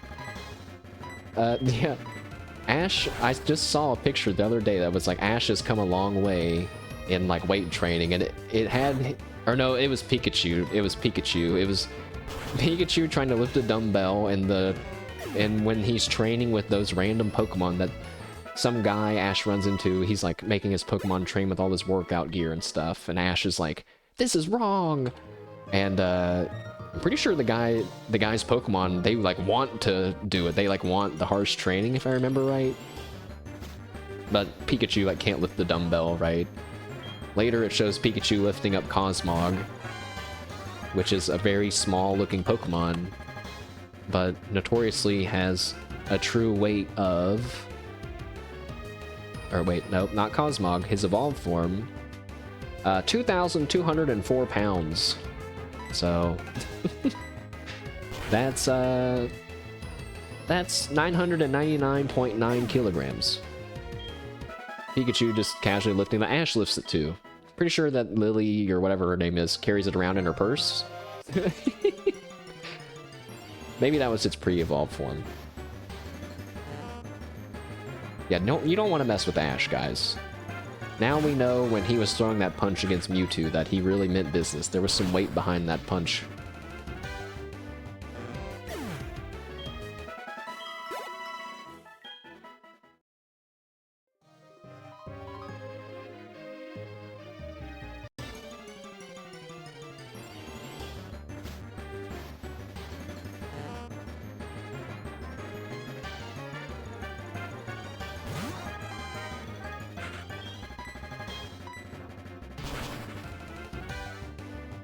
You know, I really hope that in Legends ZA, they have a few new Pokemon. That's probably selfish of me to say, but I actually no, because I'm not desperate for a new generation of Pokemon. I think the regional forms and variant forms and stuff are more interesting because it seems like they have a little more thought behind them sometimes. It's just more fun to me. And it gives new life to maybe otherwise neglected Pokemon versus just coming up with a new one and then people say, you know, oh, they're running out of ideas now. Meanwhile, I point to Geodude being a rock with arms as Exhibit A. Okay. I mean, Caterpie is literally just a caterpillar, now that I say that. I mean, he evolves and he doesn't even do anything magical. He just turns into a cocoon and turns into a butterfly. That's what they do in real life. That's crazy. Wait a second. Tumbles wants to learn Discharge. Yes. Yes. Yes, Tumbles. Yes, excellent. Go from our 40 power Thundershock to a magnificent 80 power Discharge. And also don't evolve.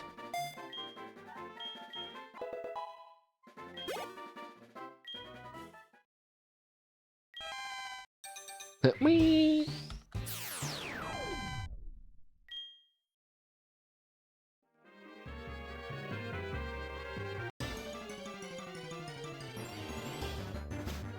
Have they shown new Pokemon in older games?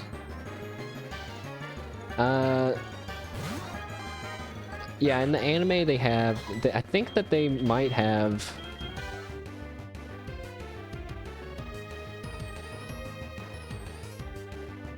They do usually show some new ones in the anime before the game's out. I'm trying to think if they've ever shown a new one in the game first before the anime. I don't think that they have, unless it was Togepi, but what's interesting in Heartgold is that they have a lot of Hoenn region Pokemon that normally, you know, you couldn't have gotten in the original Gold because they didn't exist yet. But there's like, I don't know. I would have assumed, you know, like 10 Hoenn Pokemon. There's like a lot. Like 50 something of them? I don't know. Like, I can get Salamence in this playthrough if I wanted to. It's just a lot of work. It's a lot of work. I say it is a lot of work. It's a lot of waiting, I should say. It's like in-game days waiting after doing something in the Safari Zone. I'm not doing it. I don't feel like doing that. Oh no, this whole time, guys, I've fucked up big time. Hey, wait a second. Pom-Pom's not even in our party. Our tracker thing's been messed up too, but...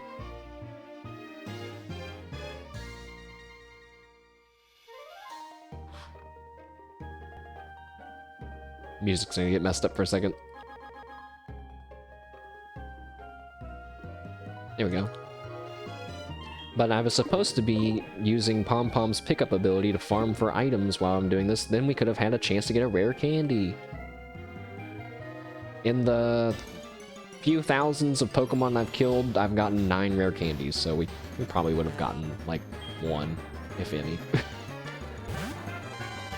But, you know, I have 9 rare candies. If we ever in a moment where... Oh wait, I was gonna save the rare candies for the Elite Four, for any Pokemon that's not level 50 when we hit the Elite Four. I'm just gonna boost them up right at the last second. Everyone do your emergency rare candy steroids before Lance. Am I dumb, guys? I just realized in my planning for the Elite Four, I did not account for the champion. It's the team. Actually, I think I might have did that on purpose, because I'm like, I wouldn't know, though, what's on his team, right? Like, if you're a trainer in the Pokemon world, and you're like, I'm gonna go fight the Elite Four, I feel like you could Google who's on their team, right? Because it's just widely known info. My rival is just some dude. I wouldn't know. That wouldn't be available. And we can guess that he'll have a Fraligator and some other Pokemon on his team from battling him before, but I'm not smart enough to remember that, so. Alright, Electrode's level 33. He's almost done.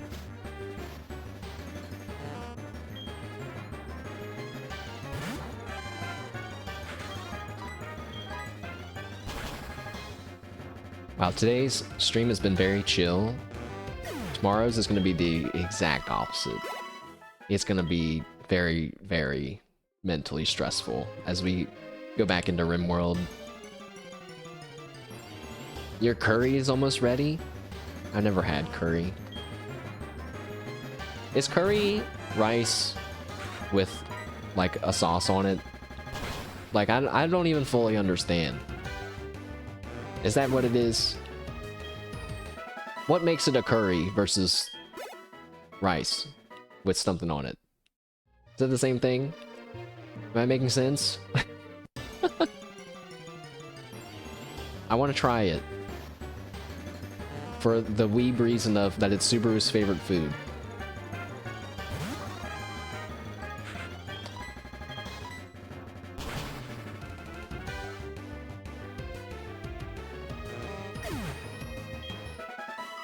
Surely somewhere around me can serve me some good curry.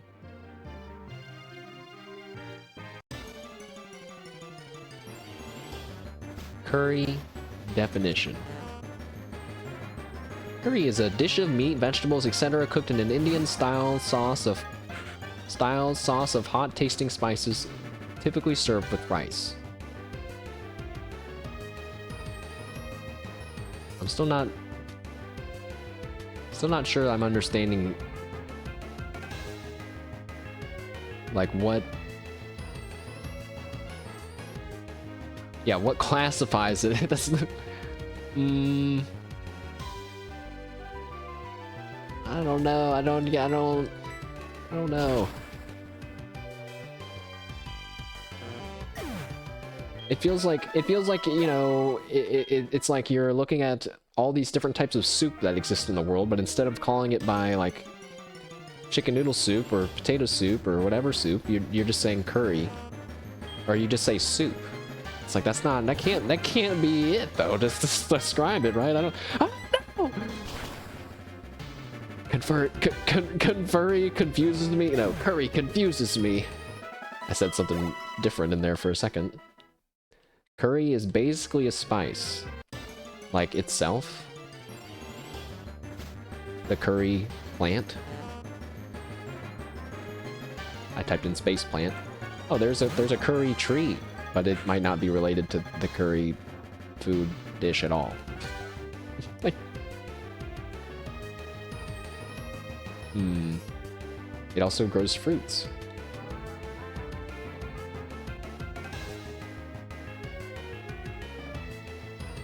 I've seen a lot of dishes and a lot of words I've never seen before, all related to Indian cooking. Isn't it? It's funny how I know how to read all the letters of a word, but then can't pronounce it.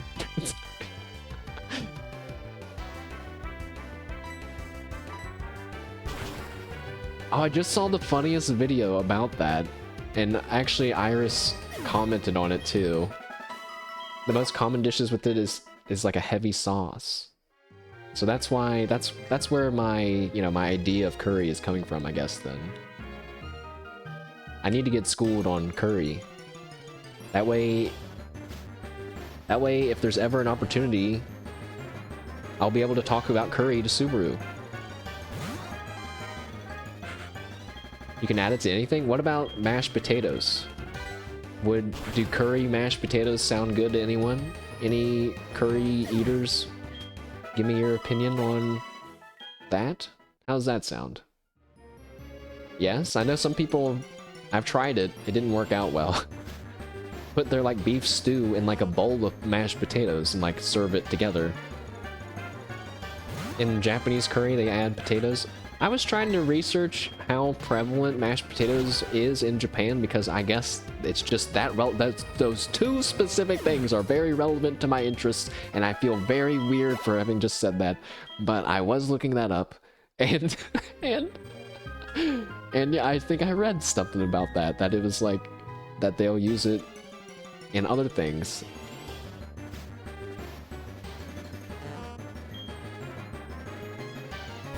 I've often wondered, I've often considered donating to various VTuber Hololive members being like, hey, how do you feel about mashed potatoes? But then they're gonna see my name and they're gonna think that I'm like trying to pull a fast one on them. When genuinely, what's messed up is genuinely I just want to hear them talk about my favorite food. Which feels bad, so... It's not very used, mainly because they don't really got potatoes. Yeah, that totally makes sense. Mashed rice is probably, like, not as tasty as mashed potatoes. Or maybe even a thing.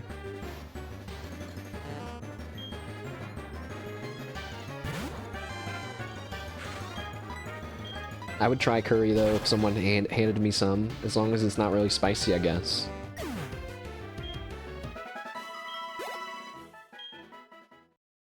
It's funny how that works. That's when I think about the power of sponsorships and advertising, truly, because all it takes is Subaru to say, I really love curry, and then suddenly, my no interest in curry at all has gone up significantly. Significantly. And I'm like, huh. I can definitely find one near where I live or close by. Yeah, I probably could. Let me just type in curry near me. Curry near me.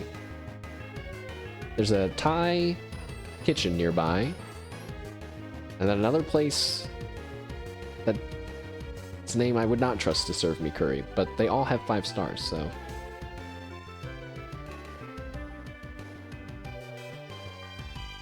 But I don't know what I would order, I wonder. Here we go again. What's the vanilla ice cream of curry, you know? Like how we talked about sushi. What's the general sauce of curry? Just probably like white rice and some like not spicy something.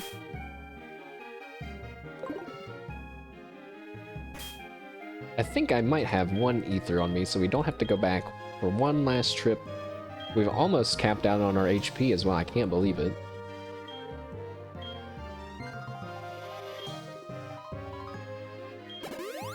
Alright, sure. Surely I won't regret that later. Katsu curry. Wait, I've eaten that. I have had that. I've had that before. But I'm pretty sure I did not really get into the sauce part of it. Pretty sure I just kind of ate, you know, the chicken and the rice part. I didn't get a good curry experience, and that's on me. That's on me as not being a brave eater, okay? But I'm working on it, so try not to chastise me, chat. Don't beat me up too much. We're talking about curry right now, for example. What are those in the? Are those potatoes in the middle? I mean, it looks good. I'm also hungry though, so pretty much anything would probably look good, except for barnacles. There was a game in the Steam Next Fest that I was thinking about playing, and there was a section where you have to scrape barnacles off of your boat, and I was like, I can't. It's like, I can't do it. I can't do it, man. Maybe I have a bit of a phobia about barnacles or something. Gross, man. They're gross, dude. Oh, God. Oh, God. They give me the shivers, you know?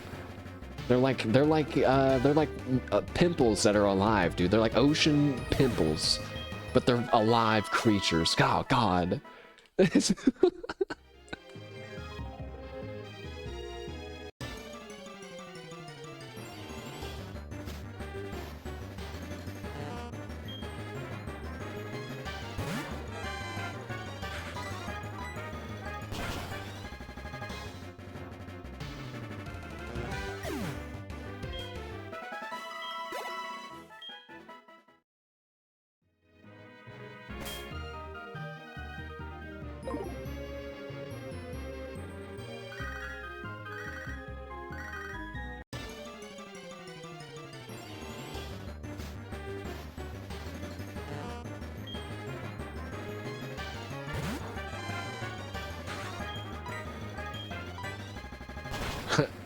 Earlier, so chat this week, I guess it was this week, it feels, my sense of time is a little messed up, I guess. But this past week, Shishiro Botan of Hololive Gen 4 question mark hosted a Minecraft event where the goal was to make money. And you could do that by buying and selling goods, including stocks. It was really, really cool. Oh, I've messed up the EVs again. But it was really, really cool. And funny. I have to stop telling my story so I can think for a second.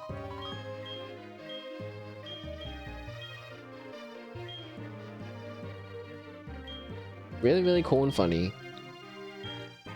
There was a moment when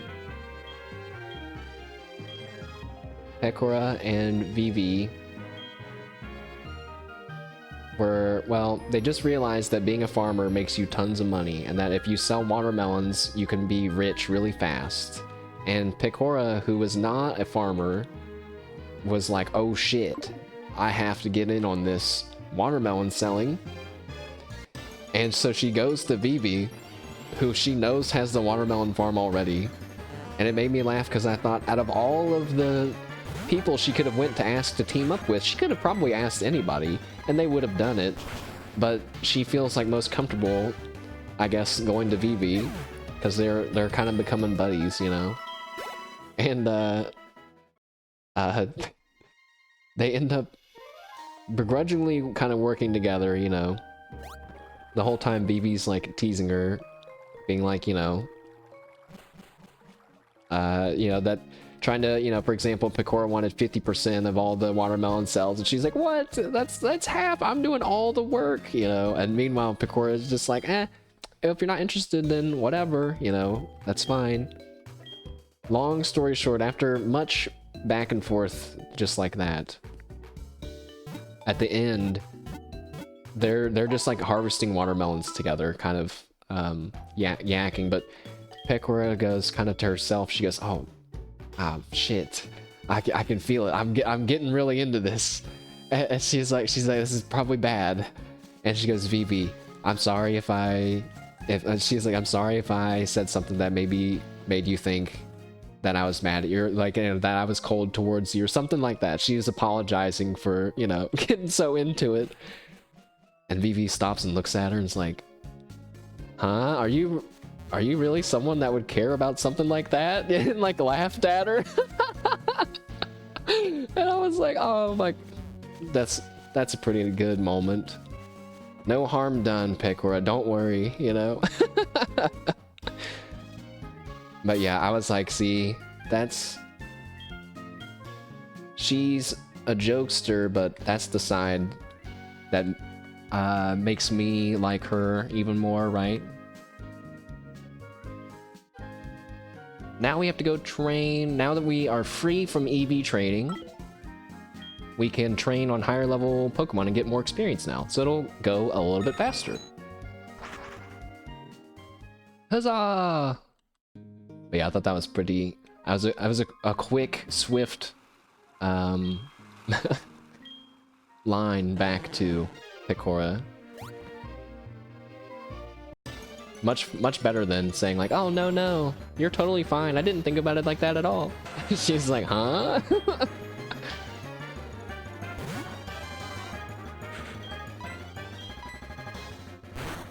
Oh, these guys are faster than me though.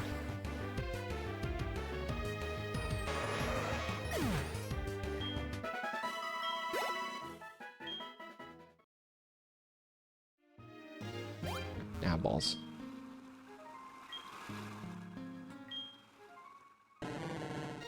The other day you saw a video of people eating pure pyuris,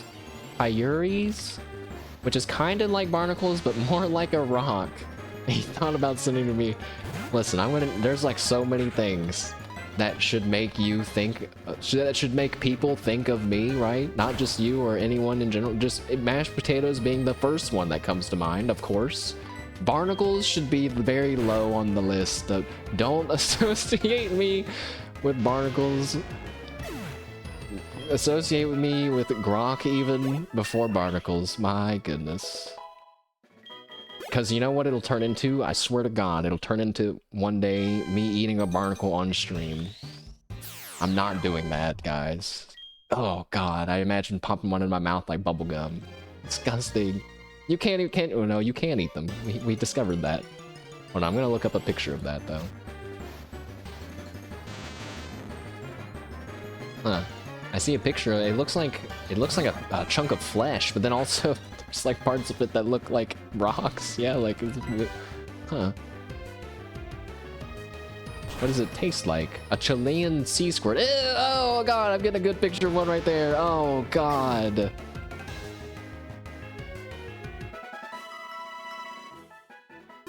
Oh God, I'm gonna put it on the stream. You guys gotta see it too. It won't bother Sweets, I guess. I don't know, maybe it will a little bit.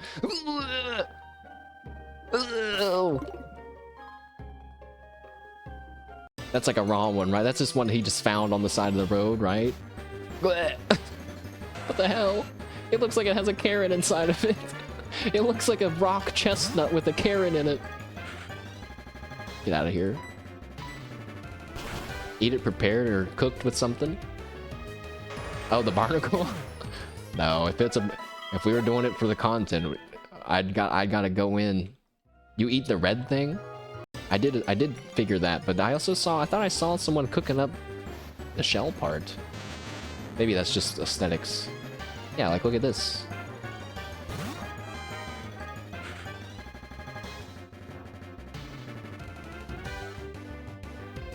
Look at that guy.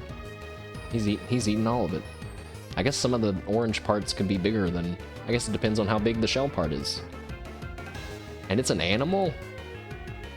That's crazy. It's like it is like a barnacle. Oh my gosh. I don't know. Actually, I think seeing it like that is more disturbing maybe. that's like a lot of them. See, when I see that, dude, I instantly see like a bunch of human heads on a plate and I imagine I'm an alien. Okay? I can't. I can't. Oh my god. It's not like that though. It would be like if they ate our hearts or something and they break open into our ribs. Oh.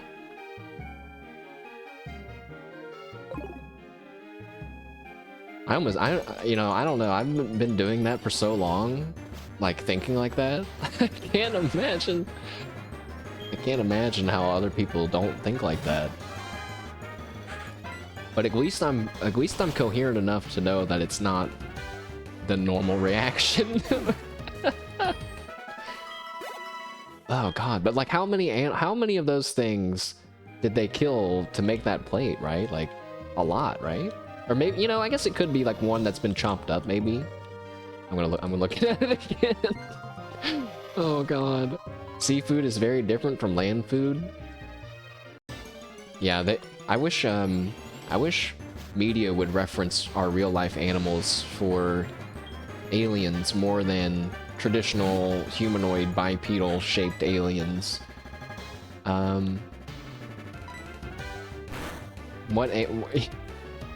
anime that I felt like really tickled that fancy that I'm speaking of, that's hard to say with words, is Terraform Mars, where they had all the different animal abilities to kill the cockroach people. I thought that was so cool.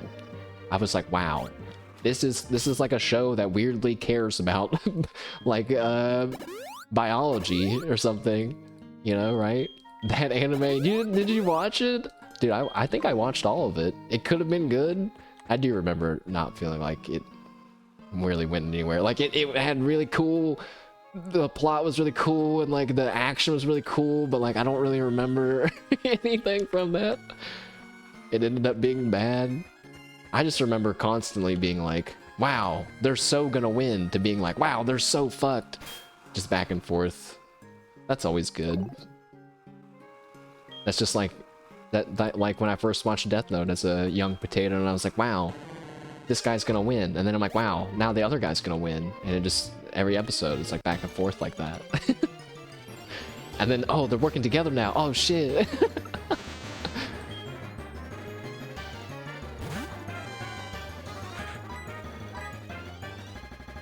I remember this, the only scene I remember is when the cockroach guy is like, he like crouches and he's like charging up his sprint and he jumps through the air and rips someone's head off in like one leap. Some episodes were half a black screen because of the censorship. Yeah, I do remember that too, but I'm kind of okay with that kind of stuff. I can like half imagine it in my mind. I don't necessarily need to see someone's guts visually hanging out to know that they've been de-gutted, you know? It's good enough for me. But it depends. Censoring is an art form in and of itself too, in terms of how they are treated in manga and anime. Because there's all kinds of different ways it can be done. Yeah. Now see, when I watched it, I don't think it looked like that. I think I would remember seeing it like that. But yeah, that's pretty bad. It's a brutal show. It's crazy. And like the style is really good, cool. But you know, I'm still not entirely sure if my bar is easy to please or hard to please. I guess it kind of depends on what it is, I guess. I try to keep the bar at easy to please, you know? But some things you just learn too much about and you get opinions about it, I guess. Kind of like Pokemon. I try to just enjoy it as it is. Like, I'm gonna try to enjoy Legends ZA, but I'm probably gonna get pissed off about some stuff.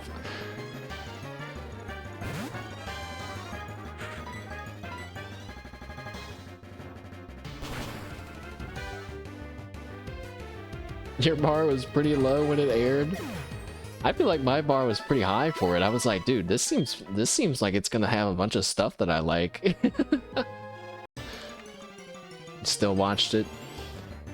Yeah, I think it's good. I think I was just speaking in general. I think you can have a low bar for some things, but then some things you're doing a discredit by saying, oh, it was good. You know, like, how'd you like that world class? Whatever, it was good. You know, it's like dependent, I suppose. In 2014, you'd watch anything? I feel like that's also when I watched Maggie. I liked Maggie.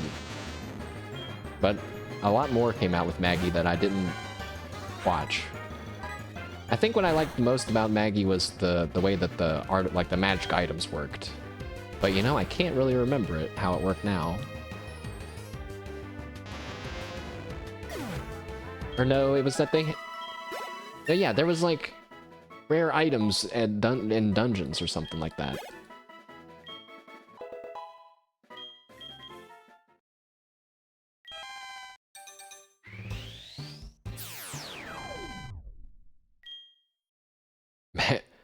Maggie Simpson?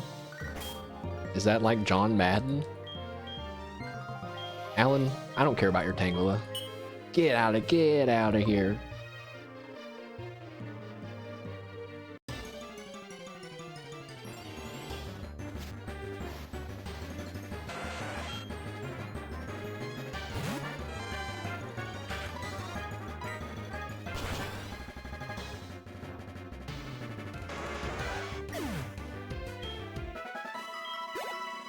This guy didn't watch The Simpsons? I did.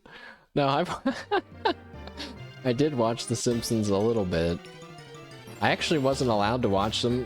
When I was a kid, I have this memory of watching on the TV, watching The Simpsons, and my mom being like, I don't think you should watch this. And I just was like, why? And then like, I was still allowed to watch it, and then like, very soon after, I was not allowed to watch it anymore. I think it's because my mom didn't know what The Simpsons was. And so she was probably watching it with me, like, okay, maybe it is okay, you know? You don't think it's bad? Is Homer's too stupid? Yeah, he, you know, in terms of like stupid family dads, he's like, has to be the worst, right? I mean, I don't know. It just feels different in The Simpsons. But I will say in terms of adult animation cartoon dads, that I think American Dad Stan is probably my favorite between Peter and like Homer and Bob and from Bob's Burgers, all out of all of them, American Dad is probably my favorite one. But I think I still like Futurama over American Dad. But I still never watched those new Futurama episodes, man. I just realized I messed up with that. They have an episode on NFTs though, and like more recent current events and stuff. I'm like, I don't want to watch that. I want to watch you guys talk about future stuff that's not in my world, okay? I don't want to. You would let a kid watch The Simpsons, but not Family Guy or American Dad? Oh yeah, definitely no to letting kids watch Family Guy or American Dad. Because people get killed, and they like get killed, like bloody deaths and stuff. The Simpsons, though, yeah, I don't think you see that in The Simpsons. But it's been on longer when the rules were a little different, maybe a bit more strict back in the day. I don't know.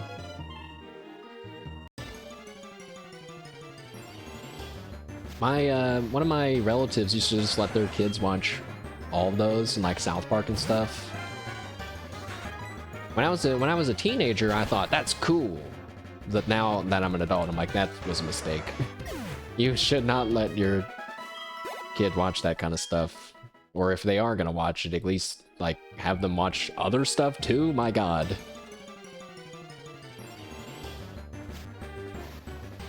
It seems like not a big deal to an adult that's maybe out of touch from how impressionable kids are, but then you think, that's your kid, that you're with them all the time, don't you know how they are? Maybe they think, ah, my kid won't. My kid knows the difference between saying this word and that word. I don't know. They're racist in the show. I'll do the same, yeah.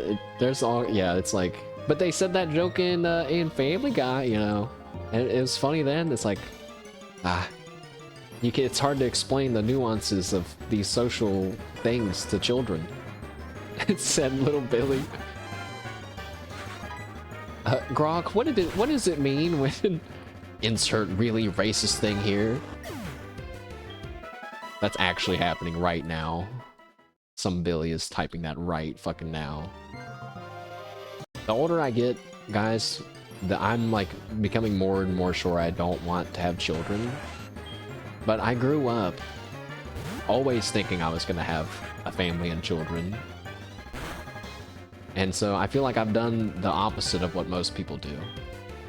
Where you usually hear the opposite. But then I also think, I don't have a girlfriend right now. Maybe when I'm married, after I've been married for a few years, maybe something will feel different. Because right now, having a child would only be a detriment to my finances and mental health, I think. And physical health.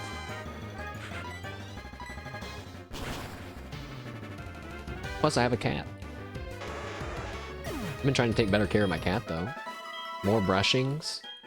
Daily treat. Well, okay, she was getting daily treats. It's kind of turned into, like, every other day treats, or when I can remember now treats, but I'll give her treats after this.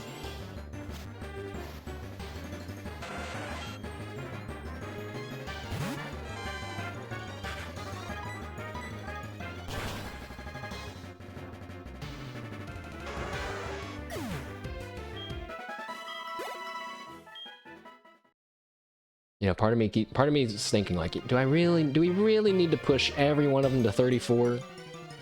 It's just a gym battle. Don't do it, man.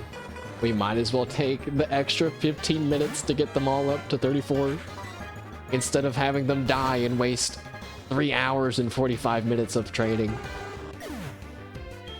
Oh god. I do have rare cane now. I can't use the rare canes on these guys.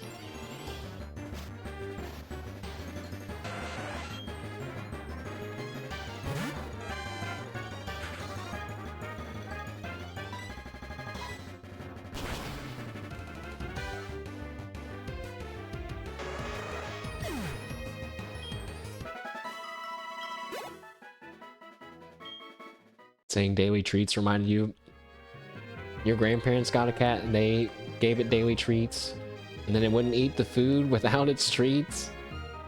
Yeah, you gotta know your cat, you know. I wonder if they gave the treats like in his food bowl or something. There was, I think, a point last week when I was doing daily treats that I think my cat, when she thought I was going over to where her treats were, she was going over to me and being very vocal, kind of annoying.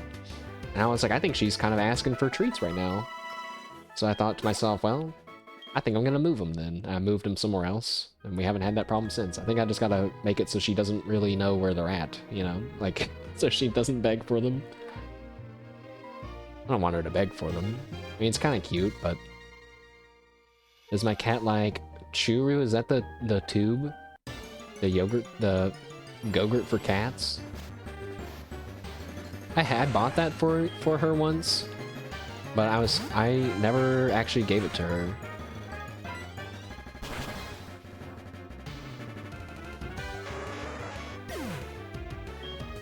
I was kind of afraid to give it to her. I didn't want to start something that she's gonna get obsessed with or something. But we've been, you know, she seems to really like these treats that are supposed to clean her teeth, so.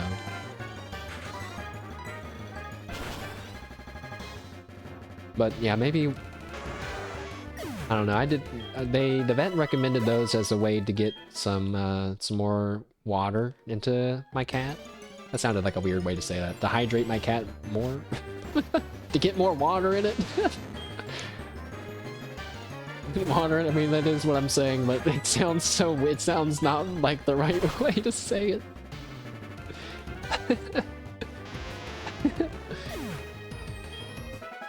Like I'm holding my cat and pouring water into its mouth, like it's a plant.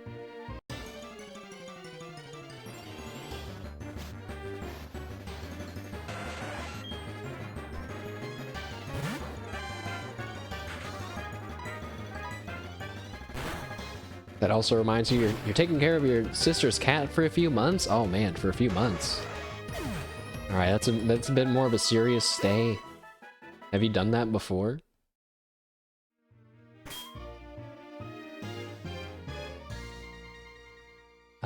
Oh, still, I keep checking the levels thinking I'm gonna I won't over level. If I do, it'll just be by like a little bit of an experience bar, not a whole level. Not for a few months before. Well, I'm sure you'll learn a little bit about cat care, but if you've watched a cat before, it's probably not that much different. Oh, you used to live with them? Yeah, so you're used to it. But the cat will have to get used to living with you. That's gonna be way harder in the new area, unless it's been there before. We have just run out of discharges at like the worst time. Tackle! Never mind. That's gonna take forever.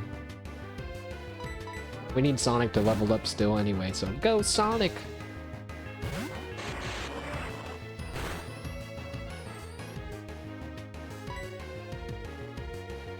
I just imagined a funny a Pokemon comic, okay, because Tentacool used Rap on Sonic, and I was like, how can he use Rap? Sonic is so much bigger than that Tentacool, he could probably barely fit around him. And then I was like, okay, wait, imagine telling the smallest Pokemon possible that can learn Rap to rap on like the biggest Pokemon possible, and just imagine seeing the look on their face like, what, how do you expect me to do that? Like, Ekans, use Rap on Snorlax, and he's like, how? Stupid. Doobie yesterday was called Green Sonic on stream. That's her CS name. And she said why it was called that.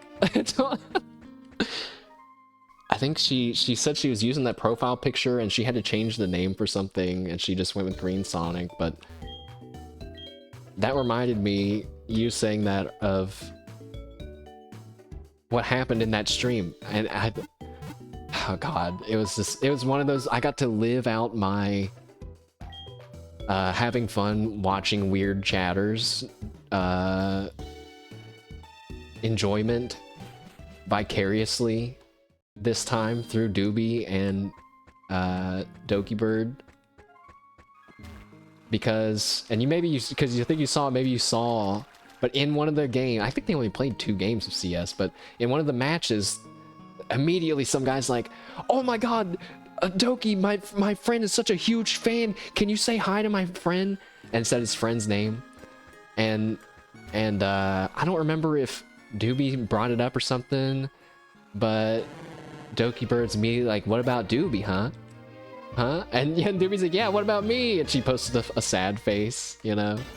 And it was like, ah ha ha ha, you know? And then he was like, oh, she said she's alright. It was like, okay. But then later in the match, the dude again, he's like, hey, can you say hi to me and my friend? Could you say hi to us? It would really make our day.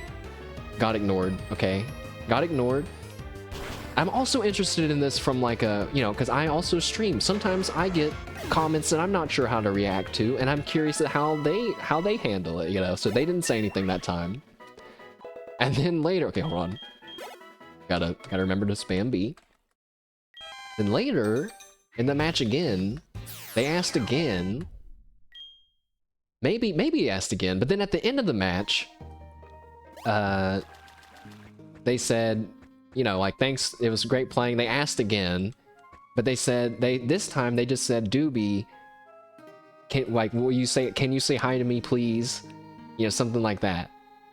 And while they were talking, Doobie, real quick, she goes, GG's, like, hi, GG's, and then, like, sent it to them, you know? And I was like, but wait a second. This dude, he went from, oh my god, Dokibird, oh my god, say hi to me, to now not caring at all. Now he's asking Doobie, just only Doobie for the hi. It was... It made me laugh. I'm imagining a little Discord call with some squeaky voiced guys being like, oh my god, man, say it again. No, bro, no, I'm not gonna say it again, man. It's gonna be annoying. No, say it again. Come on, please go.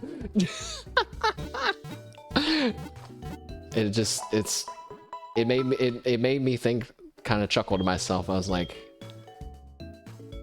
Doobie giving the fan service, experienced streamer giving the adequate amount of fan service, you know, a hello.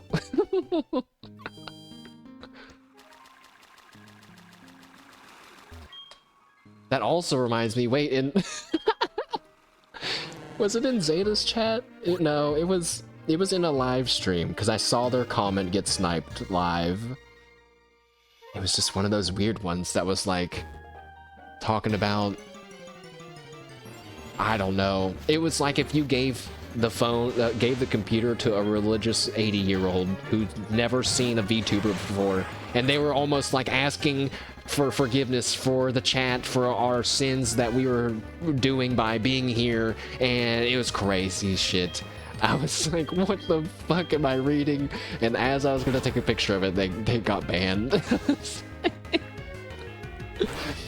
Why I'm so into seeing comments like that, I don't know. I just am. It's like finding an antique, like an interesting work of art amongst a sea of normal, you know? Because you remember, those are real people. That's a real person saying that. For some reason, they're consciously typing out this string of words that makes 0 sense, and they don't understand that. I should make a Hall of Fame type of thing.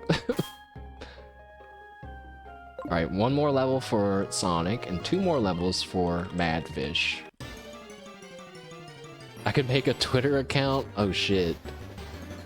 Maybe one day. I've actually thought about making another Twitter account for...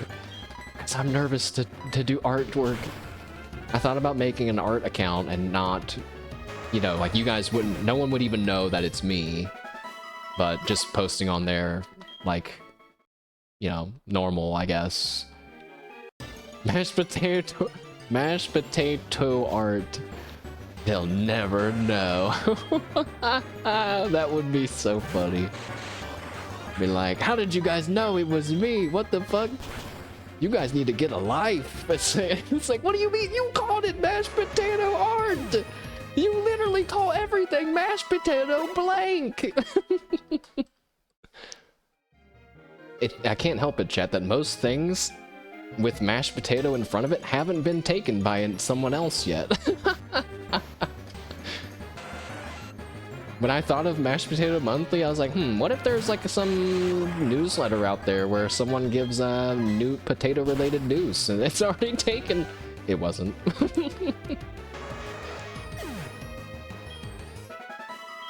But I told myself, nah, man. You know, eventually, if I did that, would that not almost make it worse? To where eventually it's gonna come out that like that's me, and then it's gonna have like this a whole new like. It becomes a bigger deal. Somehow it becomes a bigger deal then. And at that point, I would say, oh, it's been blown. I want to take all this followings that I have on these 2 things and combine them. I couldn't do that, right? So I told myself I just need to get over it and do something, post stuff on my real Twitter account.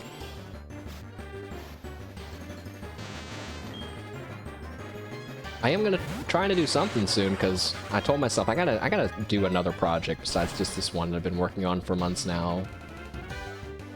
So, but unfortunately, when I say that, I hear myself in the back of my mind saying, then it's going to take even longer, you know, but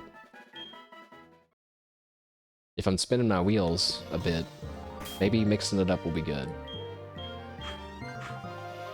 I just realized I can also give my XP share to Yegdip and give Yegdip some leveling up too, because they need to level up anyway, so that's perfect. We're training their special defense, which is not ideal, but whatever. Yegdip's stats are already all messed up because we've had them since the beginning of the game.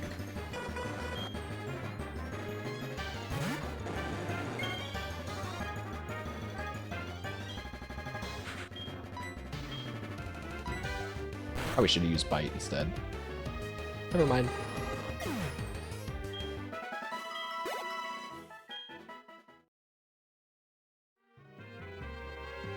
Oh yeah, I was thinking, now that we're only training for levels. Also, my thing is messed up again. What the hell? Now that we're only training for levels, I can very cautiously dip my toes into a trainer battle, perhaps. I might regret this, but we have Miltank to literally kill anything that we might run into, so.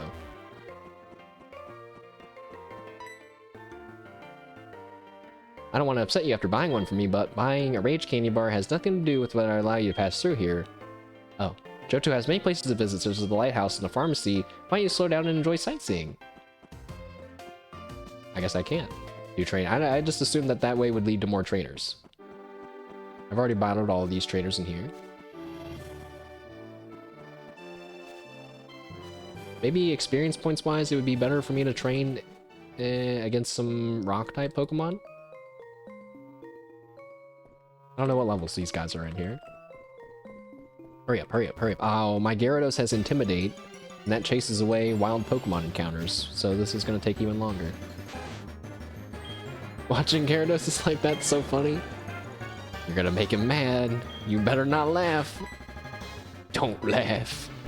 I was also, when I was moving from the Pokemon Center, I was like, he looks so weird, like with his curled up tail. Mainly when we're moving backwards. But yeah, like that. That's like such a weird angle.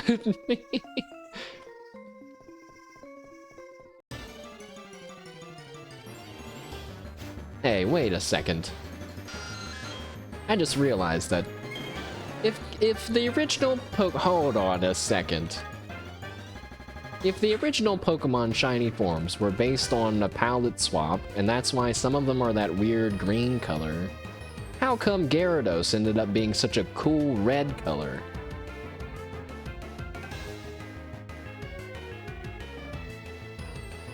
Because there's other blue Pokemon, like Nidoqueen, that ended up being green.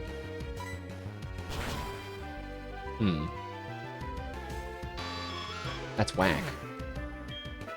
Maybe they gave Gyarados a special treatment. For real. Like, kind of how like they did Charizard, I think. Also, I don't think that was any faster. They were like level 15. These guys are too, but sometimes we run into Tentacruel and Mantine, which definitely give more experience than a lower evolution Pokemon like Zubat will, so.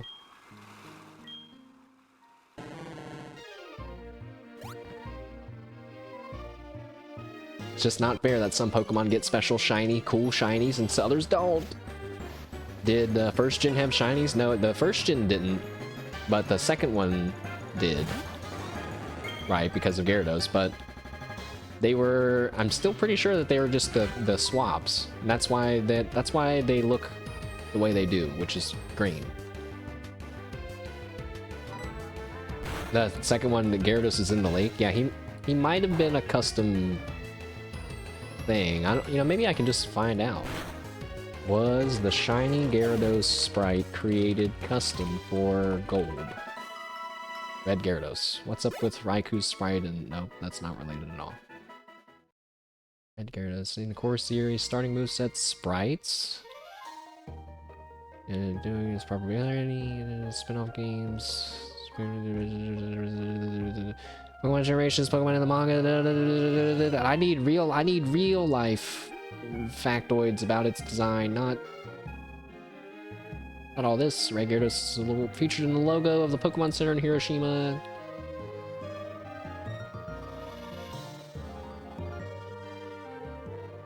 Huh.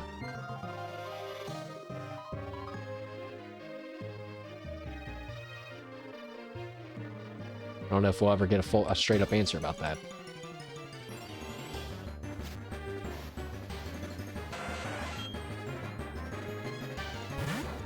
I'll take my shiny Tentacool now, by the way.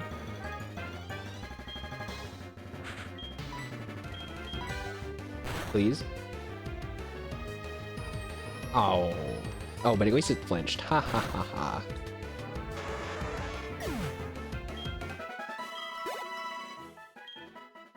I better start getting into the zone a little bit because we're gonna have a gym battle soon. I just felt a flush of adrenaline go through me as I'm realizing my Pokemon will be in danger again. But I have the semblance of a plan, which is to start with Flaffy against their Seal. Depending on how that battle goes, either keep Flaffy in against the Dugong or swap to Sonic. Then, when Dugong's taken care of, swap to Madfish to fight against Piloswine.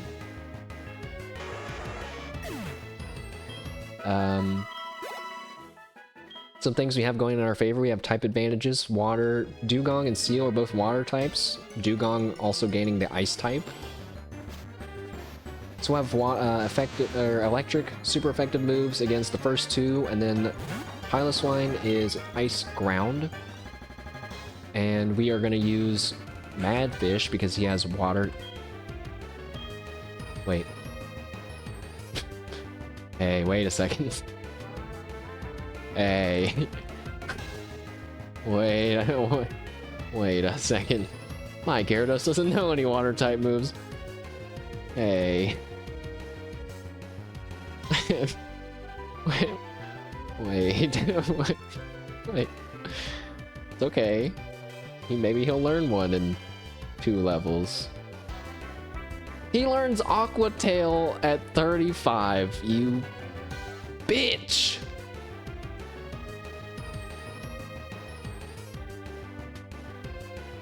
I shouldn't have lowered the level cap earlier, guys. No! That's okay. I'm just gonna teach him Surf, I guess. But that's not gonna be nearly as strong as a physical water attack going at him.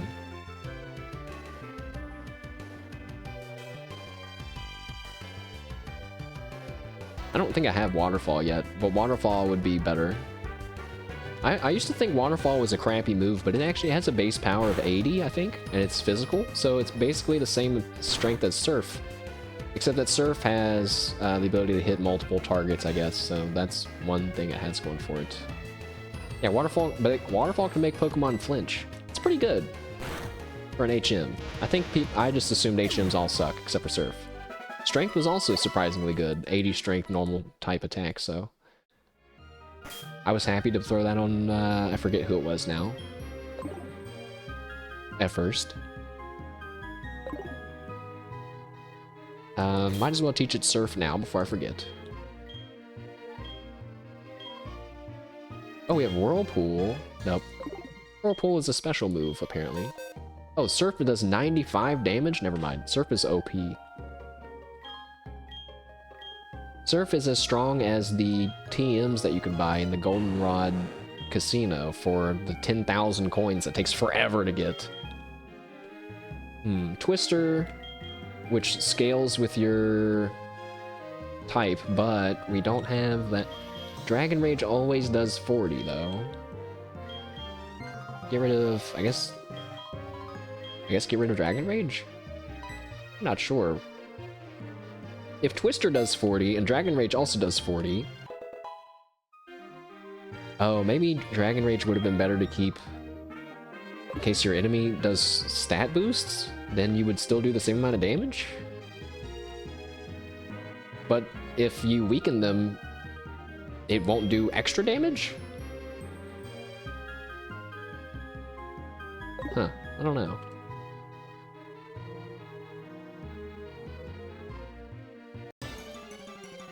Oh, that was almost an alarming situation that just happened.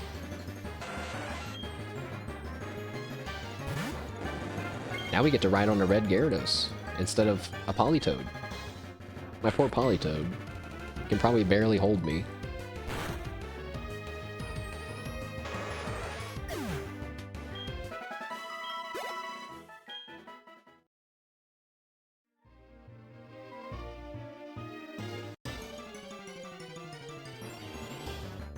Politoed's fighting for his life.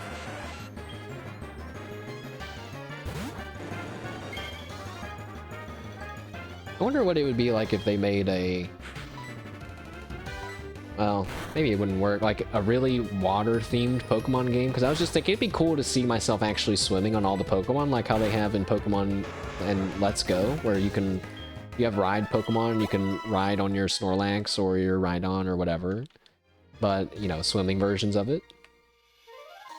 Then I was like, but you'd have to like have a Pokemon game where you're mostly in the water. That would be weird. Because, you know, half of them live on land, so I don't know. I guess it could still be mainly about water, and you occasionally go on land.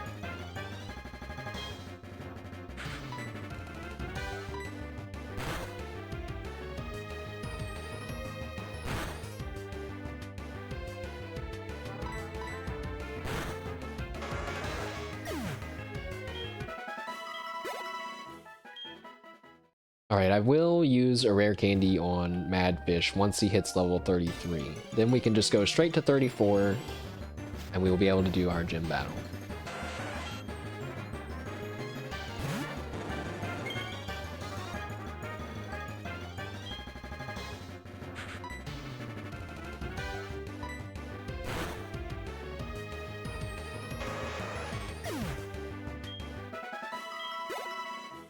I did tune into Callie's Pokemon Emerald Nuzlocke run and how that was going. She's only lost like 5 Pokemon.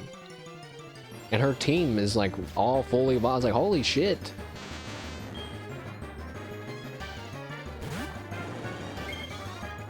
I should check out the VOD maybe, because I'm like, is she also training her? I can't imagine her EV training her Pokemon.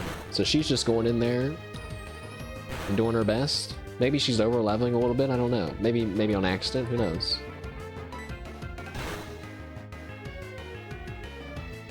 I like the level caps, but I think the next time I do a Nuzlocke, I might consider the use rare, have 999 rare candies and just boost to the next thing. Because otherwise otherwise it's this. It's this, which we know we can do, okay? We know we can do this. We don't have to, though. But, you know, for the first Nuzlocke, you gotta put in the work, I think.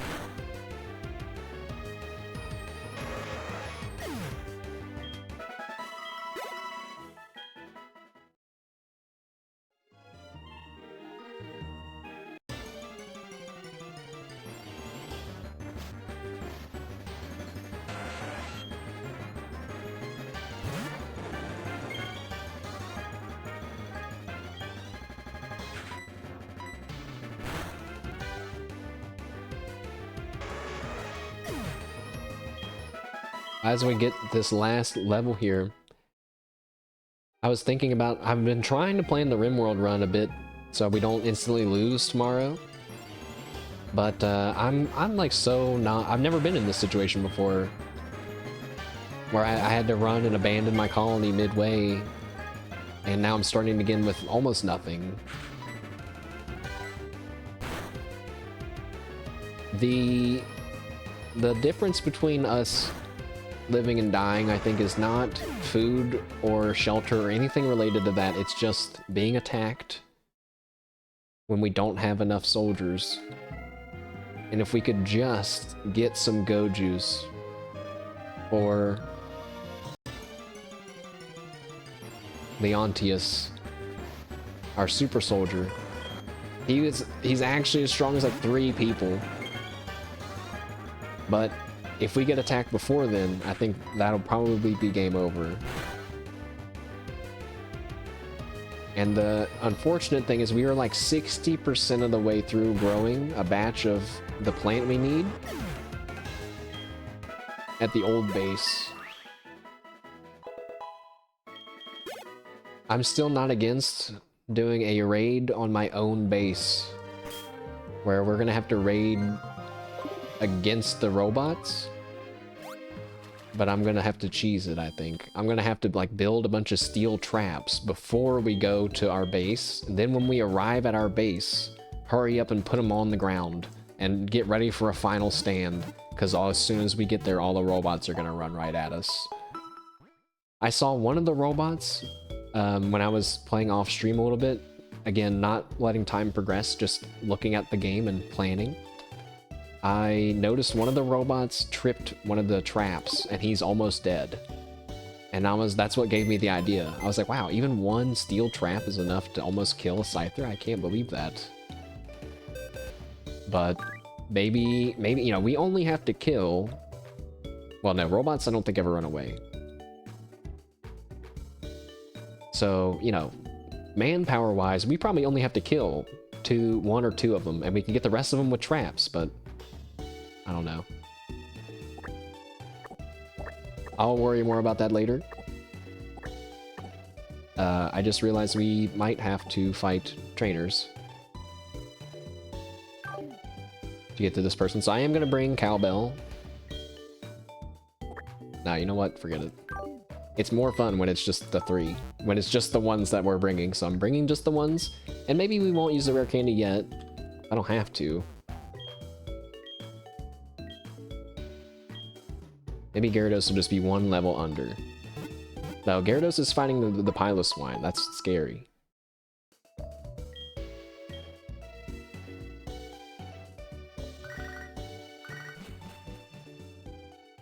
Wait, is Gyarados weak against ice? No. I guess because he's water type? I forgot a flying type Pokemon and we're stuck on this island.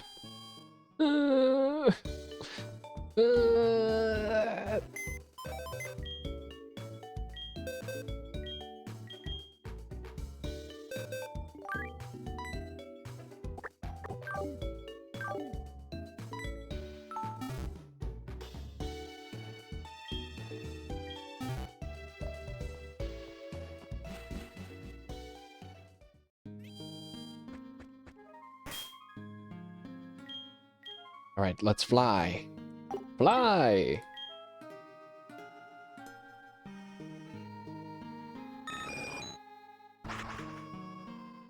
Pidgeotto is like a classic looking, feels good Pokemon to see. Very nostalgic, I guess.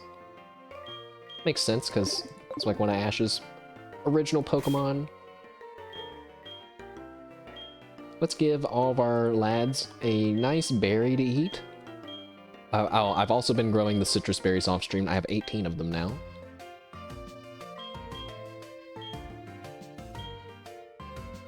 It kind of feels like cheating giving all of my Pokemon citrus berries, but I didn't make that rule before I started. So this is one that I'm happily exploiting.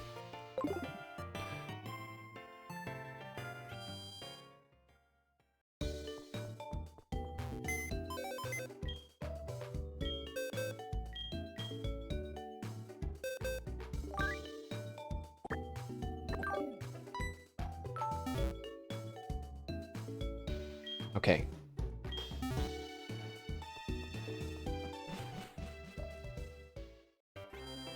Nice. Here we are.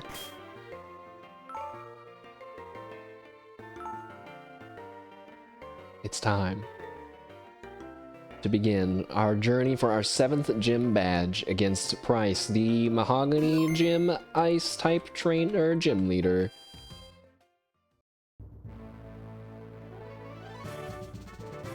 Oh no. Sliding ice puzzles. Pryce is a veteran who's trained with Pokemon for some 50 years. As you'll find, his attacks will make you shiver in this freezing gym. Are you ready to be frozen solid? I mean, keep up with the hot fighting spirit against ice. I didn't think about that. What if we get frozen? That would really mess us up.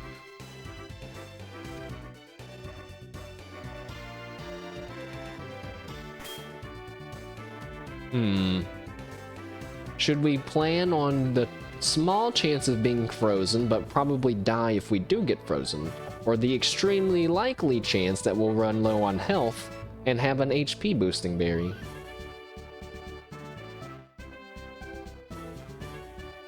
One is more safer on average, but one is like, will save us if something bad happens, which you almost know it's gonna.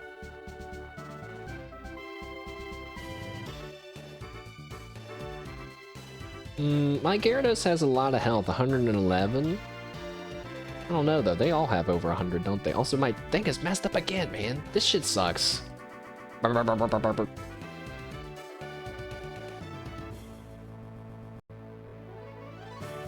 more time.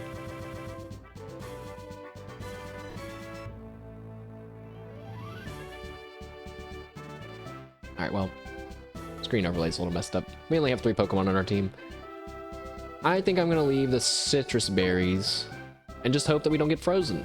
Even if I do get frozen, I feel like you can't just sit there and be like, no, you should have known you were gonna get frozen, mashed potato. It's like, no, man, getting frozen is like a low chance. You should not be planning for that, you know. So now watch as I go get frozen. All right, red Gyarados.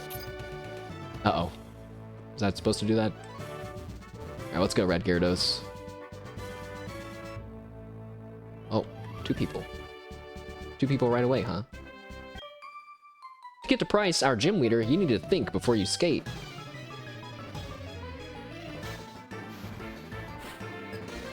Skier Diana wants to battle. Alright. A Jinx. Level 29. Oh, we have Bite. Use Bite attack. Oh. Jinx got a high defense? Never mind. See you later.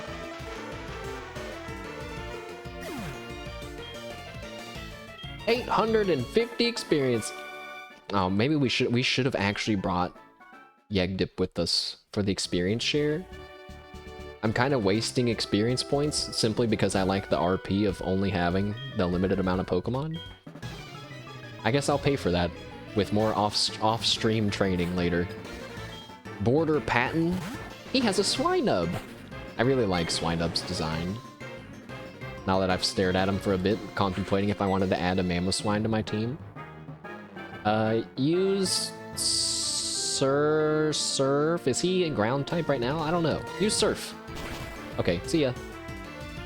Oh, I forgot to. We gotta turn animations on. Oops.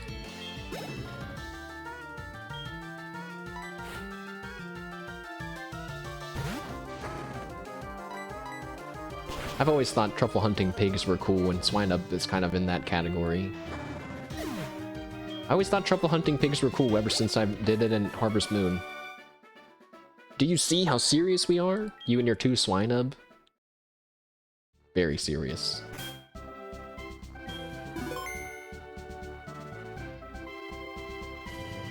Okay, so we have to think before we skate, huh? So, like this way. I'm a genius at puzzles. 2 more trainers? What is this? 3 more trainers? Hey, are you shivering? Are you scared to fight me? I'm not. A seal.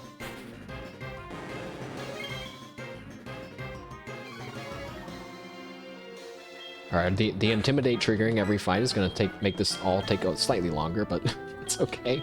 Use Surf anyway, it's a very strong attack. We get the same type attack bonus. Now if I remember right, Ice Shard is either a move that always goes first, or never misses. Hold on, I'm gonna look, because it might be important.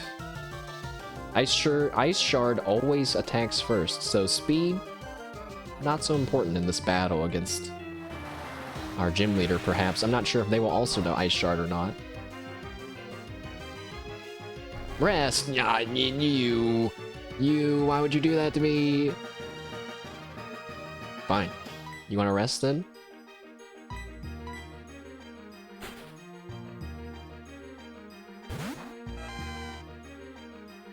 Yeah, you're scared. You're quaking in your boots right now. Tumbles? Discharge.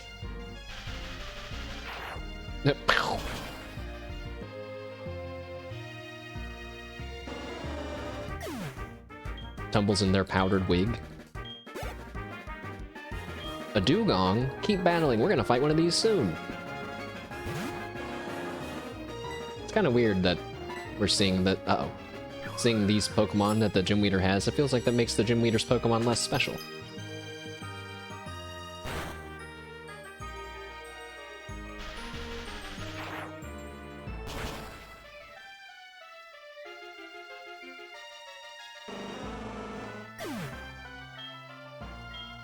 It would be a lot of fun to play a Pokemon game that has like a mod that shows you the detailed numbers, like how Showdown does, where it's like, it would say like Tumbles used Discharge, it did, you know, like 111.07% of its health, like enough to kill it and a little bit more, for example. It'll say stuff like that, which is pretty cool. I think that it's kind of fun to know that stuff. Puzzle time. I don't know. I'm just gonna send it, and I'll fix it later. Check out my parallel turn. Okay. Smile. I've never skied or snowboarded before. I don't think I'd be very good at it. Although I think I would rather ski than snowboard. Maybe not, though. They both seem a bit hard. I think skiing is supposed to be easier, though, right? Aqua Ring? No! It's a healing move?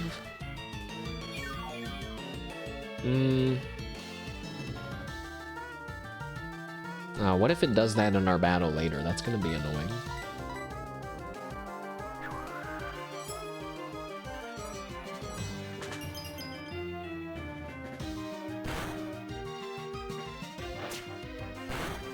We don't have Crunch, just a little bite. It's probably gonna take another 2 bites. Unless we can get the flinch? Okay.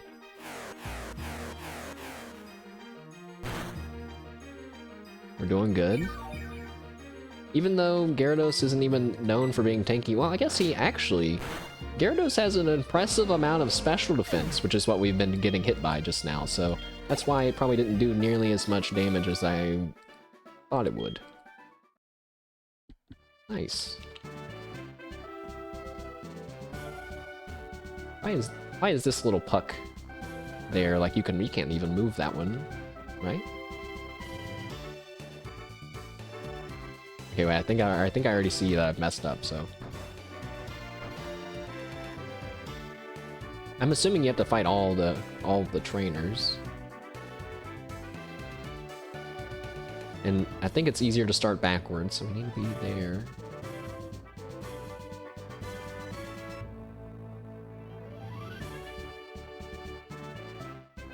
Never mind. I didn't mess up. Just like this, down, this way, and up, then this way, then go up, left, then up. I know Pryce's secret. That's ominous. He probably wouldn't like you saying that. Gerardo? This guy's name's Gerardo. He sent out a shelter? A tasty shellfish snack for my rage fish. Use bite attack. Stop using Ice Shard. Stop, it's my turn. I'm faster than you. You can't just use Ice Shard anytime you want to move before me.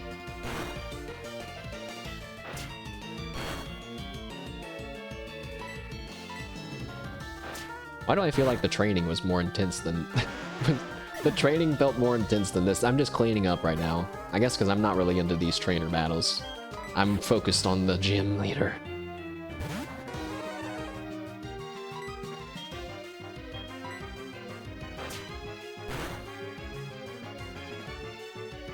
Good flinch. Cloyster, I think, has crazy defense, so let's use a special attack.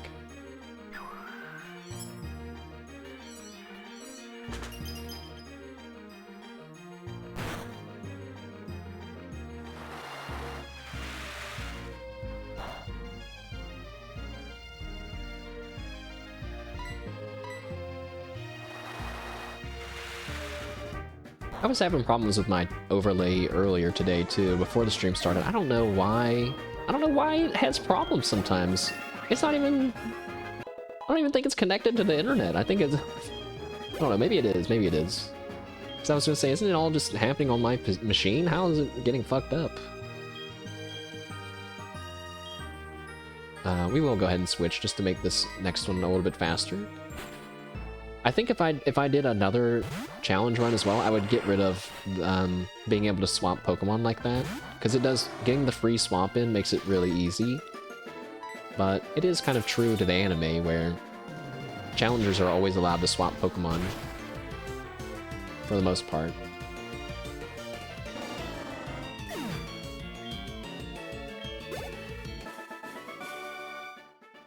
Okay, I'll tell you Pryce's secret, he says. The reason Pryce is strong, it's because every day he sits on top of very cold ice and trains his body and spirit. I see. Wait, Gyarados, trade sides with me. Wait, never mind. Oh, now we're not facing the right direction.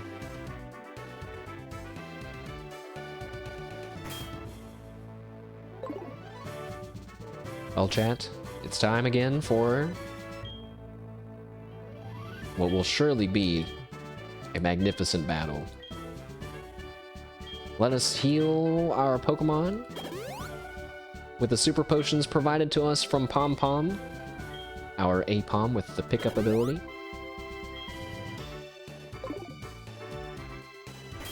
It's going to be a 3-on-3 Pokemon match between a Seal, Dugong, and Piloswine versus my Tumbles, Sonic, and Ragefish. Starting with you, Tumbles. Are you ready, Tumbles? Tumbles is very eager. I think it always says that in the gyms. Let's do it, chat. Here we go. Actually, I'm gonna save. Just my old gamer habit can't help but drop a save.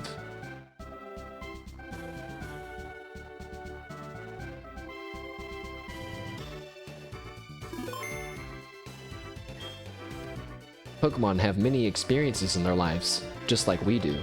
I, too, have seen and suffered much in my life. Since I am your elder, let me show you what I mean. I've been training Pokemon since before you were born. I do not lose easily.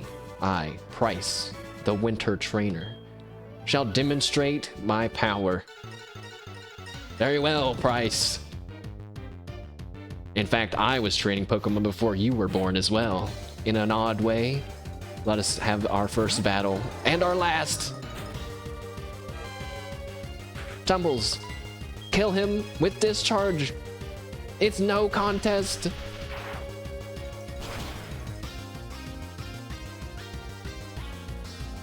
Clean sweep, easy clap, get out of here!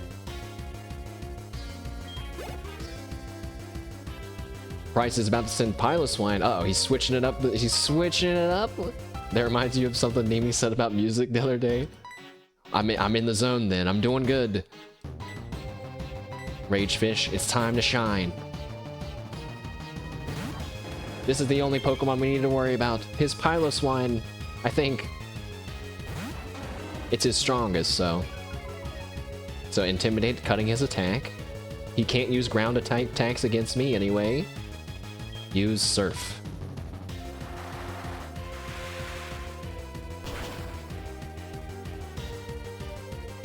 Oh! Alright. He's gonna get a little bit of action here, but we should get him with another Surf. Hail. Oh. No, that's okay. He's not... The Hail isn't gonna be around long enough to make a difference.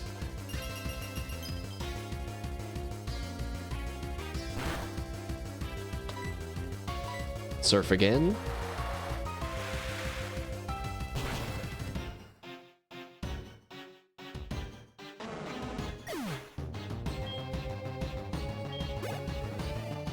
And then...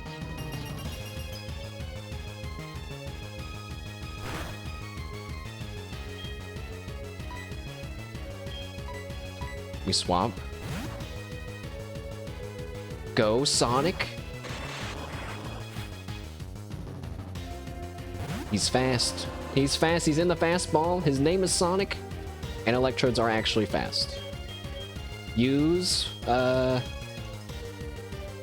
Charge Beam.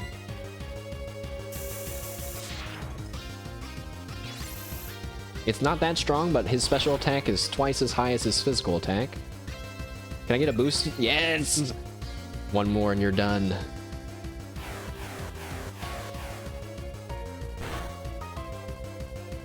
I didn't like how much damage that did, even though it didn't do that much. It's still like, oh god! Okay. Don't miss. Good. Another easy victory for us. No problem. If only I could say the Elite Four will be like this. A critical hit, Sonic's on fire.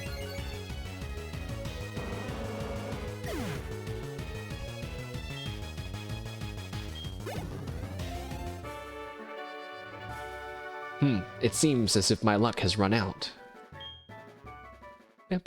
We did it! I'm impressed by your prowess. With your strong will, I know that you will overcome all of life's obstacles. You are worthy of this badge.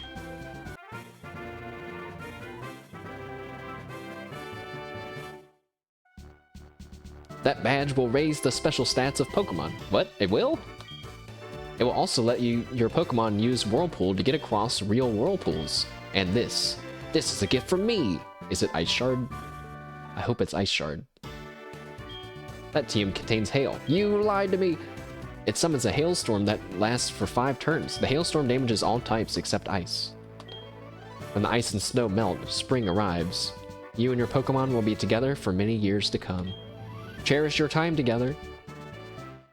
That's so heartwarming to know that I read that as a child and am now currently still adventuring with my Pokemon.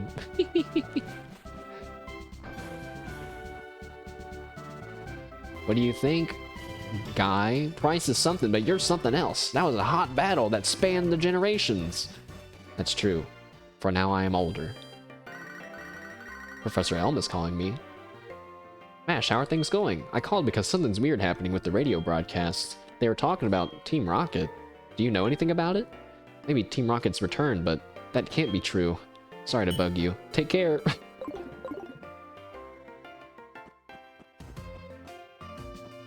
Nice. Nice work.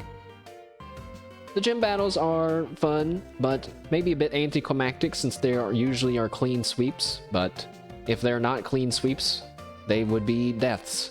So there's a very thin line in between those two things. And hopefully, you know, I'm glad to be on the clean sweep side still for now. Well, chat room, we've done it. We've done what we've set out to do. Training complete, new gym badge under our belt, and ready to continue on with the story. And of course, that will be the end of our part for today as we head to the outro. And I say thank you for hanging out with me during our Pokemon stream. It was just a training one. I thought it was going to be pretty boring. I was worried about what to talk about, but as always, I'm thankful for people keeping me company, and hope I was able to be entertaining at least for a moment there. Yes, we have 3D Nimi coming up soon. I'm going to be getting some food to eat, and Autofister Timesmith Repo collab. Tomorrow on this channel, we'll be doing RimWorld, our RimWorld Randy Random hardest difficulty run. That's already in progress, and if you ask me, is on the verge of dying or flourishing, so it could be a good time to rejoin. I will hopefully see you all in. Thank you very much again, and have a good rest of your weekend. Goodbye, Chad. See you later. I wish I was gonna eat Shake Shack right now, but I guess I'll eat something else. Bye!